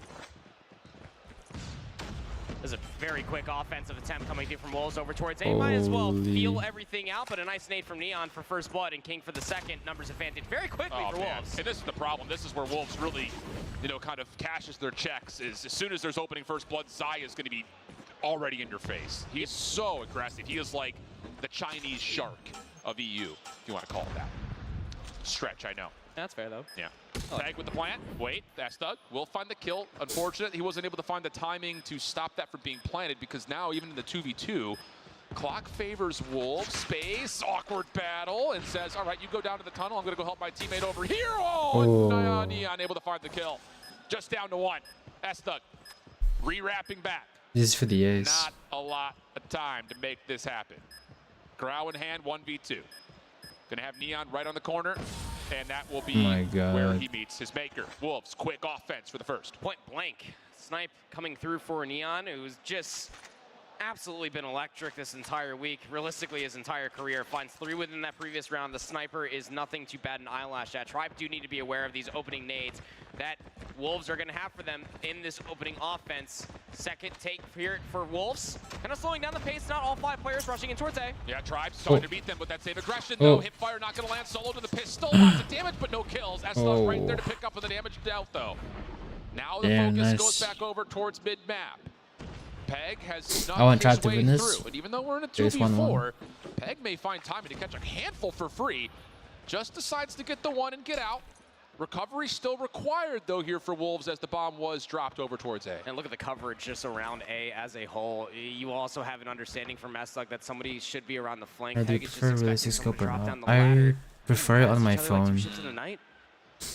I don't use it on Veto. His only responsibility is to watch this cross. Peg trying to find things in the backside of the Tribe spawn. Nothing yet. He's going to try to re-approach this from mid. Oh, but King sees 1. Nice little adjustment. Snaps out of Rabala for the headshot. 2v2. Tribe is completely isolated. Here comes Peg. S-Thug has to hit this if he decides to commit. Meanwhile, other side of the map in the 1v1. It's a sniper battle. Who's hit first? Pistol out for King, and in the same moment, Peg does cross with that Thug and still finds the kill. Wolves 2-0 up. Very interesting to be able to find yourself in a 2v2, and the answer is, well, let's just completely separate from each other and just find ourselves clearing different sides of the map rather than trying to conjoin over at A. It works out for Wolves. They have a 2-0 lead now. Going back to their first round strategy, this time 4 players strong inside of A while 1 watches the mid scoop. Same hit from both teams. This time Tribe kind of paying back a little bit of respect, but that told, that Thug still drops. Wolves full control of A. Is he gonna win this? This is how LG needs to do. Hit him with aggression, and if there's no answer defensively, just keep doing it until they figure it out. And with Neon collecting another elimination and the bomb being planted, it's looking good for Wolves again in their post plan. Realistically, all going to have to either come through mid or through the front of the defensive side of A. You don't have the numbers to try to do it. What throwables do you possibly have in your arsenal to try to work your way back in? Rehan looking for jump peaks. He's been tagged. King also gets a read in the player mid-map. That's good information for the post-plant defenders inside the site. In particular, it's Peg. Meets it head-on. More play from Rabalo. Jake now looking for a bit of a cross-up. Oh my and god. easy kills come through, and this is just... It is better. For Wolves. Tribe have to give us an answer right here, right now in round 4, or the search may be out of hand. Crazy call Man, for a they're strategy. really good If you SMG can't team. figure out our aggression, what are you going to do? Just continue to be aggressive. Yep. Why not? It's been working out. Where are these nades going if you are Tribe off the rip to try to stop this? I've been trying to get stuff down over towards A, but it just has not landed. Smoke out towards mid. Different hit for Jing. Trying to get deep, and uh-oh. In trouble is Rabalo. Down to half HP, trying to finesse his life, but there's nowhere to go. There's no help anywhere either. I mean, Tribe, they're all statues. They're planted in cement. No one's moving over to rotate to assist in any form, and now the B site's wide open. You've got players in your spawn. If you can't tell by the candor of my voice, it's just embarrassing. Wolves are making an absolute feast out of this Tribe defense. I mean, Wolves just completely catching Tribe lacking the mental game. Yeah, of the what are they SMD, doing? Thinking that they're going to go over towards A. They just completely bulldoze them over through the middle of the map, take the player down on the B heady. Numbers favoring that for Wolves. Nobody was surprised, looking for round number 4 in a row. And I'm lost on options in terms of what do you do to crack the code here. At the moment, it's just down to can you make an individual play. Solo gets some real estate, but it's not for sale. Bruh. Now down to S-Thug. He's stuck up creek without a paddle, without a boat, without floaties. Nothing. Nothing's keeping him afloat. 4-0 up our Wolves. And oh boy, this is getting real ugly real quick for Tribe. Cement shoes almost coming through for Tribe as far as this water joke is concerned. It almost has Everyone's just so mean, bro. Like, 5 players stack something defensively, and if It- they're not at that bomb they're site, so just trying to mean. flip map, because these nades at the beginning aren't stopping anything. Wolves are, again, switching their effect, not going over towards A, not hitting mid or B very quickly. They're waiting for the information in the nades to come through before they decide where they want to go. Bit of patience here for Wolves overall. Tribe, I'm sure, is going to be happy to see all 5 members last for more than 15 seconds in the round. I feel like they gotta They play use that slower as an than opportunity to get themselves on the he's board getting here, though. picked Lots off. of doubt, I'm sure, starting to creep into the defensive minds. Tribe having not seen anything at all yet. You got Rabalo, who snuck a little bit forward over towards A side reactor. He's going to make sure no one enters. Space is the one trusted to watch this cross. He gets smoked out. So now you look over to Solo. Rabalo, can they rotate in to even contest this plant? Or are Tribe just going to play full retake? Nades over the top will work. Okay, good discipline from Space to get the first blood. That was a good Seems that nade. the full-on retake might just be the case. I mean, look, if you That's are the worst Space, you Wolves, are watching for this real. with the sniper rifle, you know you have, should have at least one player trapped, but the 1v1 Oh my God, down Peg. low goes in the way of Peg. And just where one domino falls, the soon after is another. Rabalo falls, 3v4. And if Peg is feeling confident to slide shell into one-dimensional angles like that and still come out on top, dirty. Yeah. So Space still playing Sniper's Nest, just trying to see if anyone crosses over towards middle, but it doesn't make much of a difference. You've got a double stack of post-plant offensive players inside Reactor and the generator building. Jing can get forward, just play a 1-for-1 angle. Peg on the flank. I mean, Damn. it's just all turning up This aces is for Wolves. crazy. This is the fall-on-your-face moment if you are Tribe, trying to play this reactionary to what Wolves are This is constantly throwing crazy. at you. They're trying to make proactive decisions, but Wolves can play just as patient and try to flush you out of these different angles and win the gunfights, as you just saw from Peg. Last round of this half, Wolves going back to the old tried and true. Get your trophies down, get your nades out, run on in towards A, and no one for Tribe could do anything about it. Plant should surely come in quickly, waiting for a couple of defensive delayed nades to make sure that the planter stays safe. So Tribe using a lot of utility, but not finding much with it. They're going to have to do this the old-fashioned way. Counter-offensive nades being tossed over towards middle. And keep your eye on number 4, Yellow. King is deep in towards mid at the moment. Does he check this corner? No, not quite. So a bit of hesitancy here from Wolves have actually kind of given a lifeline back over to Tribe now 5v4. And they completely cleared the entirety of the site. However, being able to clear away that B lane meant that Rehan can hold that angle, take down Neon. The 3v5 in a post-plant situation, but that you have to try to retake the site if you are Tribe. Crossfire for at the front doors at mid. It goes 2-for-1, make it Oh 4-for-1. my Are god. you What is kidding me? going on? All it is an SMG crossfire. Tribe trying to hit it with numbers, and it comes up absolutely ineffective. 1v1. Rehan taking on Shing. And it's just Riyad's got no intel at all. Not a lot of time. And Zing is just going to sit here and say, defuse if you want to. I've got the sound cues at my favor. Oh. Riyad wins the gunfight. That's the round. There we go. go. Okay. Your money has been so low, man. It's good That that you round go. shouldn't even been in a 1v1 in the first place. Even in a post-fight situation, you had a 2-player advantage. It's 5v3. And your decision was to one-dimensionally work your way through a narrow choke point into an SMG crossfire. Yeah. Sure, why not? At least you got yourself on the board. Still trailing by 4. Sides will swap. Now it's Tribe's turn for an offense, quickly rushing towards B. And I will say, just to kind of breed a little bit of confidence for the NA side of things in this conversation, we've said that Tribe sometimes plays one half of the map terribly, the other half great. Oh, good point. Not looking good here, though. Okay. First 3 kills quickly tallied by Wolves on this adjustment over towards the B defense, and the follow-up is perfect. It's just, you can tell there's just the coordinative level between these two teams is, there's a big gap between the two. It's an Atlanta-sized Walmart in between these two teams. Oh my at the moment, God. As far as this meltdown, search and destroy is concerned, Wolves will put themselves up on map point. And if there's one thing you have to always try to take away from this Wolves roster, we saw this yesterday in their Swiss matches. We've seen this periodically through the past calendar year. Their retake potential is insane. They have no qualms giving you the bomb site for free and maneuvering through the map off of the slightest bit of information. Is that what a cow does? Grenade. Oh. Anyway, sure. Throw all the hay bales. Wolves, this is the we're better than you strategy. We're just going to run. They're literally just running we'll at trade each them. other out, so that'll be now 4v4, but the map is vastly in the hands of the Wolves defense. Tribe are pinned up and bunkered down in front of the B site. They will commit Raballo to get the plant. Wolves will allow this to happen, but there will be a lot of second guessing in terms of will this defense try to wrap around the back. Responsible for that is Space. Everyone else focused on mid or the front. King will make first contact. Sees the player still standing on top of the bomb site. Can't quite hit the snipes as of yet, and that will be enough for Zai to say, okay, I know where I need to go. Let me get there.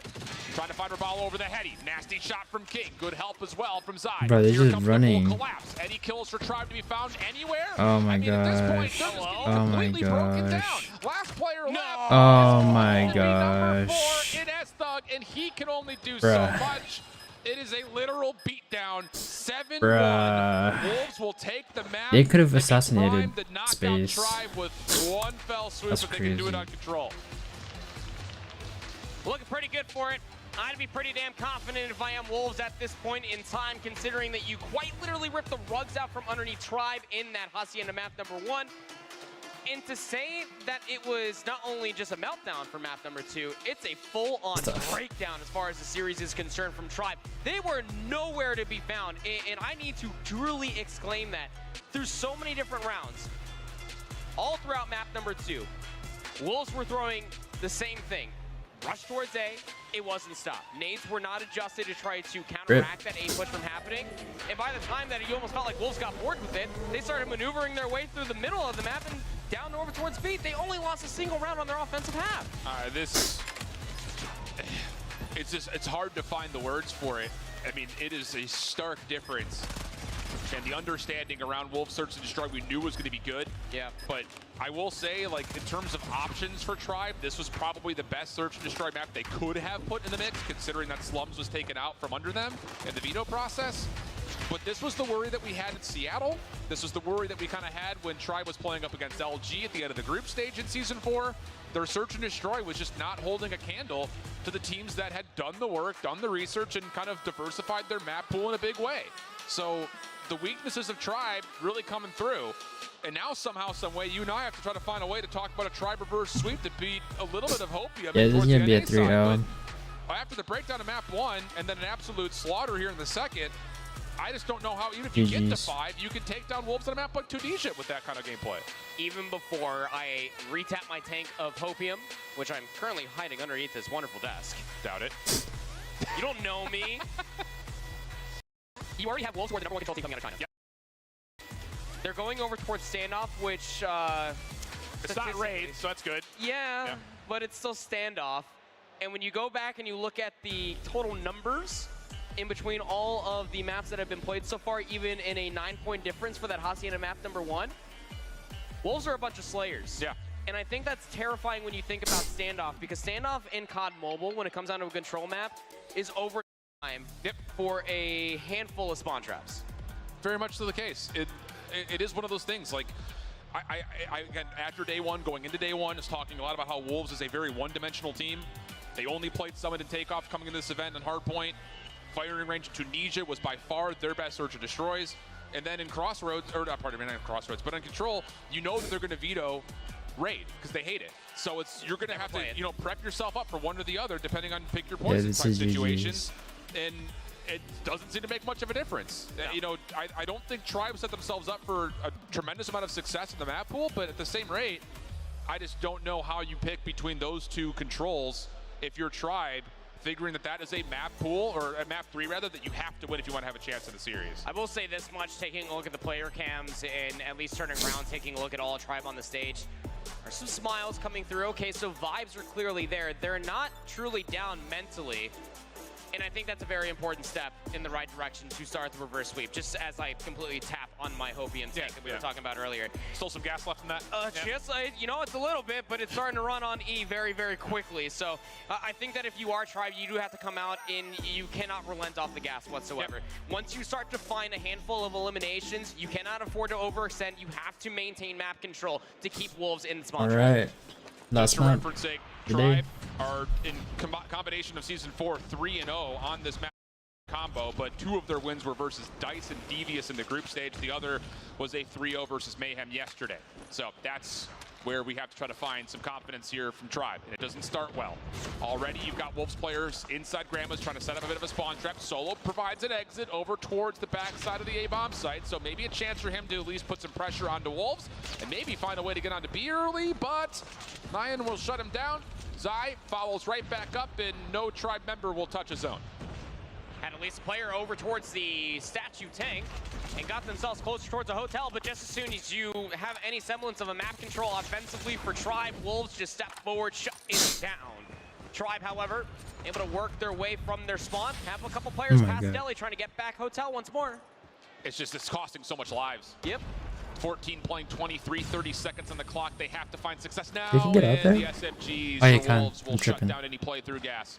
And look at the spread defensively on the minimap. You've got players at mid and cafe. You've got a double stack over towards tractor, players at gas station. There's nowhere for Tribe to go that's not a choke point right now.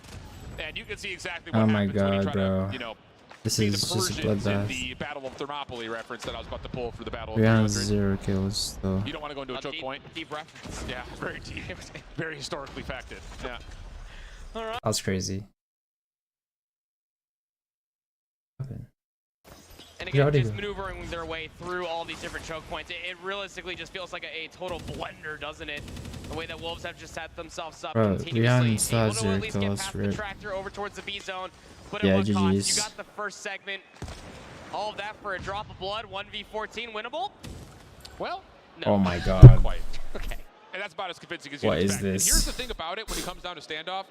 You start off on defense, you're going to build yourself a huge advantage in the operator costs if you do rounds like that. Yeah. If you're on your next offense, which Peg's already earned his. You would imagine with his 10 kills that Neon's not too far behind, and then Zai would be right after that.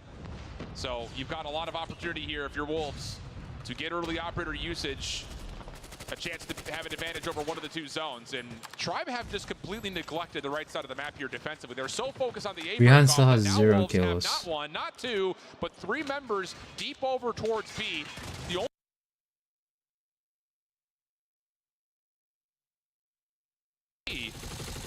and well, it's not where you want to be trying to reaggress from. Raballo shut down, and Wolves will get the first tick of progress on the B site. That is not exactly what you want to see whatsoever if you are Tribe, expecting for the push to come over towards A through the middle of the map, over by Deli. Nuh-uh, not going to be happening. They try to push over towards the tractor. They're able to get that first segment over at B. Still has 0. Finally, he has a kill. Control is just a fickle monster that always comes down to the opening breakoffs. And once you know it, Wolves, both defense and offensive like, have one set opening breakoff. Peg there for the equalizer, just completely putting them in the dirt. 21 plays up against 13. And the clock has stopped the entire time that these kills keep coming through. So it just makes matters worse here for Tribe's defense. They have called in a couple of operators, but you can kind of tell by Estug, he's not 100% sure where the hit's even coming from here for Wolves. I mean, that's just a bunch of Sparrow shots that get thrown into the abyss. While Wolves are, almost going to be able to lock down the A zone. Just a fraction of a segment away, but Regain comes through. Raballo making a little bit more punishment happen with the War Machine out, and a bit of regain here from Tribe defensively.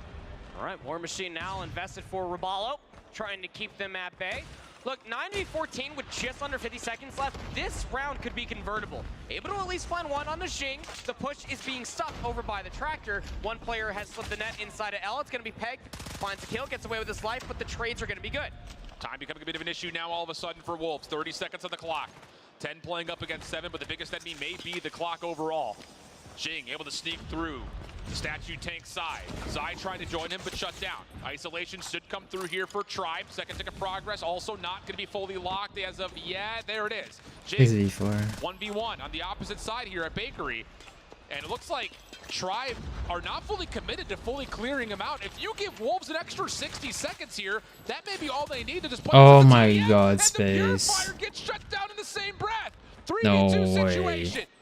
Minute 27 on the clock with that capture at B. Shut down on Raballo, who tried to find the exit of Xing. Now down to 1.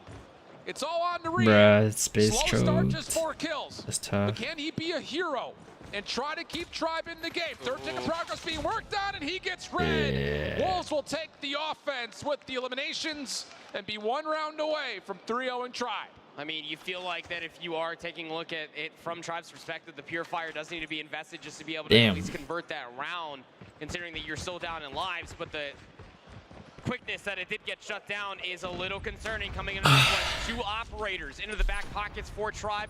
Nothing on the board. The Annihilator's already popped for Zai, just starting things off as hot as he came in towards this series. It is a damn near flawless opening once again for Wolves. And now you've got lanes locked down. You can start to move forward into this potential spot trap, especially with the Annihilator out. Oh my god! Headshot through the hay bales. Space will eventually shut it down, but I wouldn't even call it a silver lining. Xing with the Gravity Vortex gun also trying to get forward. He also gets put back to respawn, but it's a 6 life advantage and only 50 seconds for Tribe to work out a spawn with. It's not looking likely. 17 points up against 25 operators, not even around the corner, already being invested by Solo, trying to work his way closer towards some of these objectives. Yeah, they're gonna get 3-0'd. Some semblance of control around Hotel inside the courtyard, trying to keep these players at bay.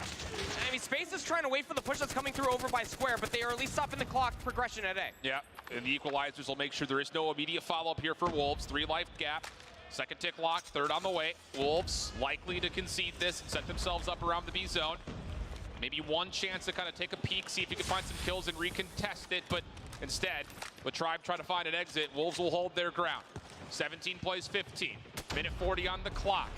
Tribe trying to find a transition to B, but the long flank from Wolves will kind of keep them in place a little while longer. Good kills come through, and that breeds at least an opportunity for Tribe to get through mid-map.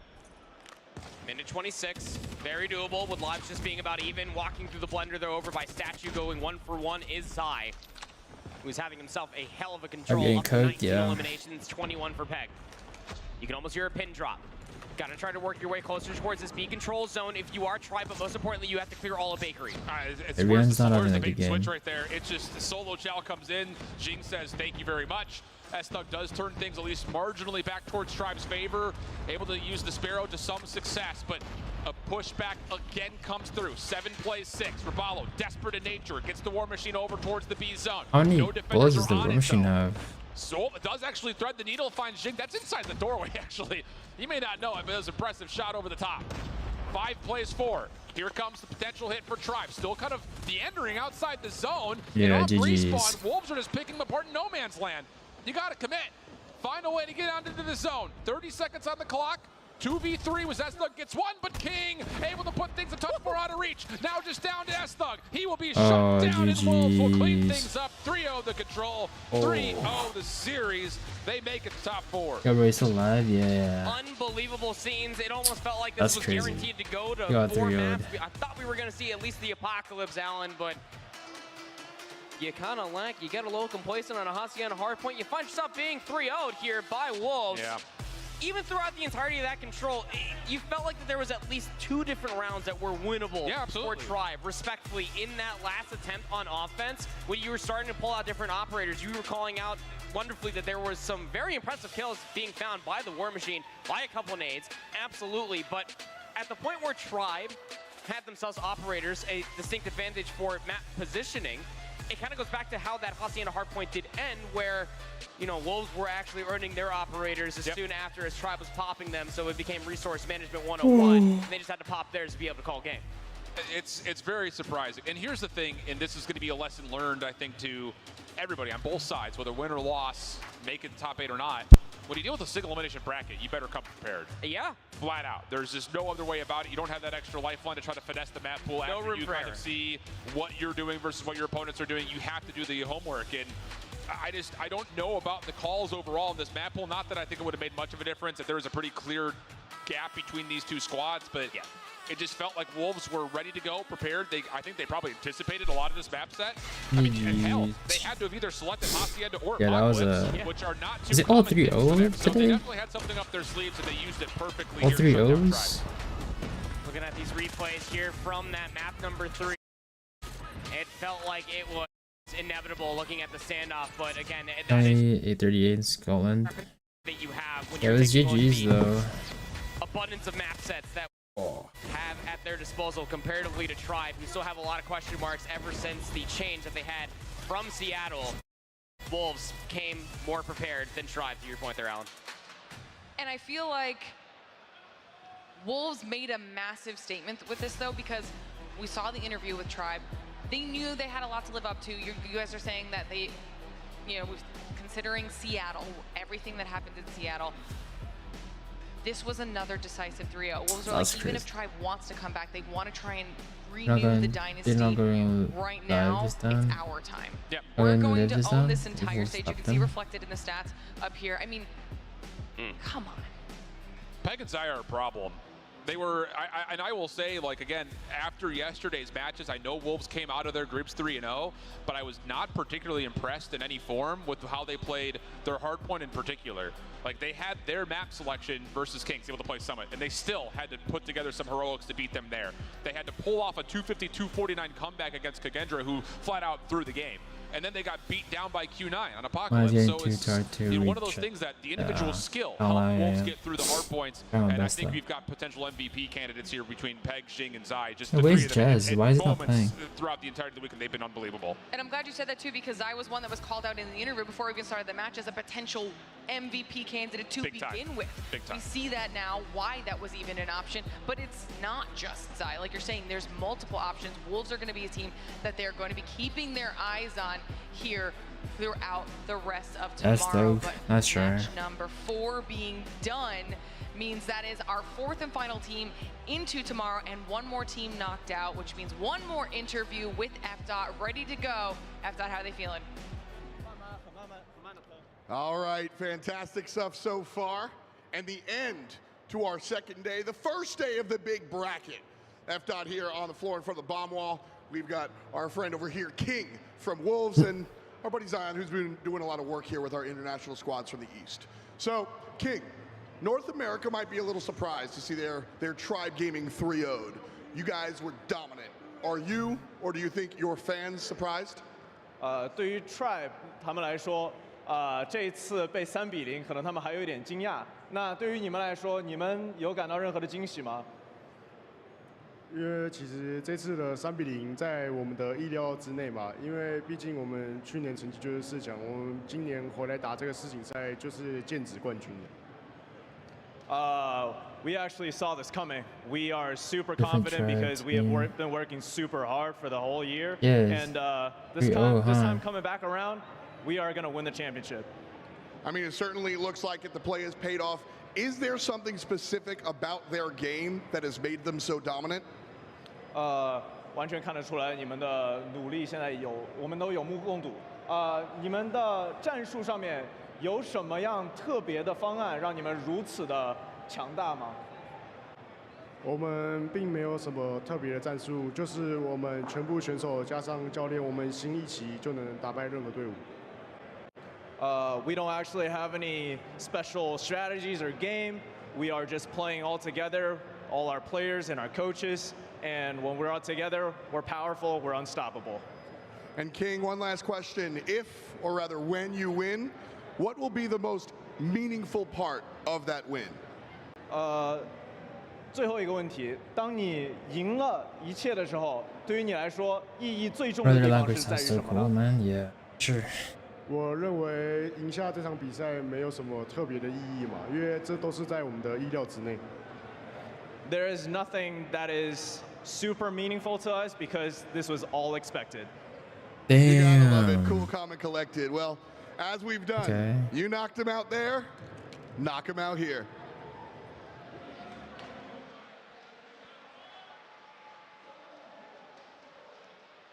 I am here for that level of confidence. That was kind of just crazy. I mean, Diamond's under pressure? Like, dang. If it doesn't point for these It's probably a dudes good for thing that real. Dot was holding the mic. Otherwise, I felt like they If could Q9 probably and gonna drop Cruz it on play the floor. really nice, that'd be pretty sad. I would love to see them. Yeah. Oh yeah, no, Exciting. absolutely. But it will look cool. We'll see. Let's see. It's really hard to put into words what happened today, flat out. I think overall, the biggest thing about it is the West slept on the East this year. I think there was a lot of this. LG's going to be a super team. Sure. They're not going to sweat anybody. LATAM still has Inco. They were going to be like the big hope for LATAM to elevate above. Well, first. Inco had like That's really come true to players this point. missing. The only hope really now rests with LG. The only Western team left around, and flat out, the West got handled by the East all tournament long, and that did not stop today. 3-0s. All day. All day.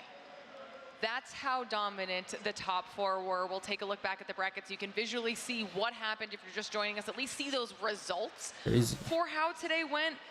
It doesn't tell the full story, but Oh, your it's top Q9 four versus Wolves. heading into tomorrow Damn. are Luminosity Gaming, Godlike, Q9. Yeah, it's gonna be Wolves, Luminosity again, bro. Is this the top Luminosity's four gonna you destroy Godlike, and then No one had this. Wolves gonna win, and then Luminosity and Wolves gonna go neck and neck, and Luminosity's gonna win.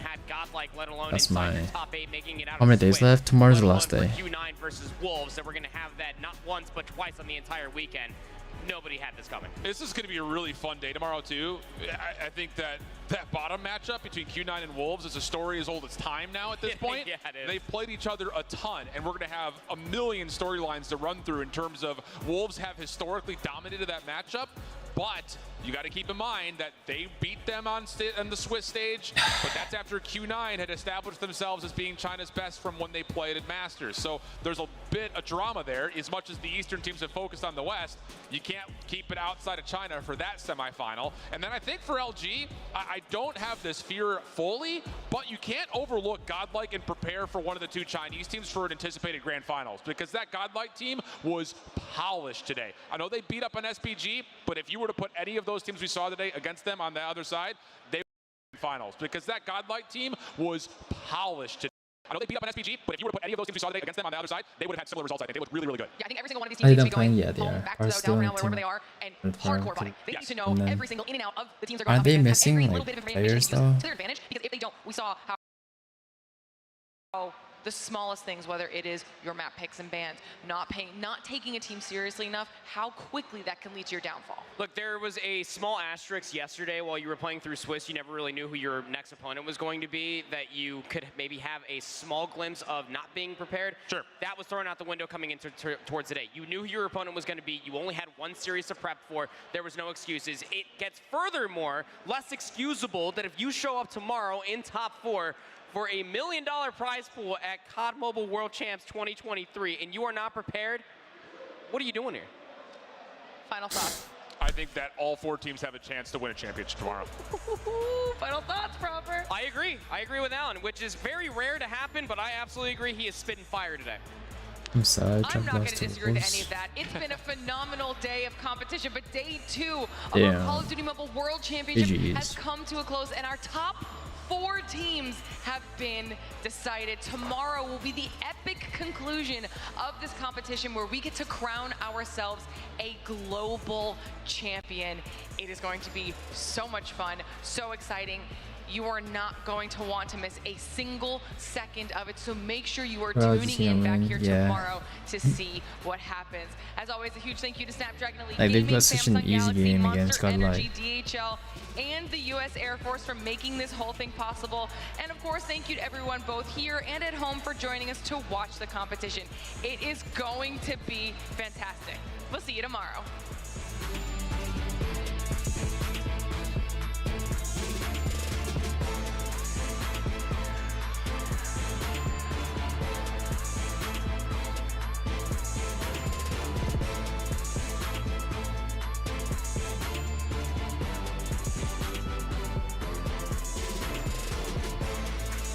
Big and decisive. That was world champion.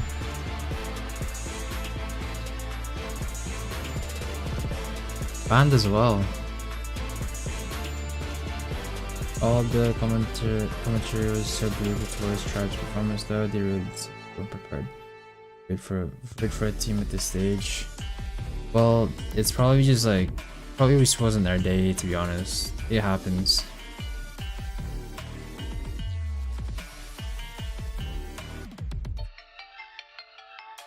Alright, GG's. Alright, chat. Yo, thank you.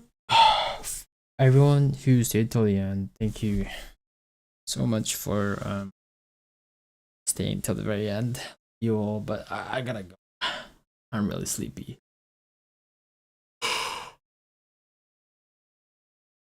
But much love to COD Mobile for sponsoring the stream. Thank you, and again, thank you to all of you guys for watching this. And keeping me entertained. But I gotta go, guys. Love you all. Bye bye. Bye bye.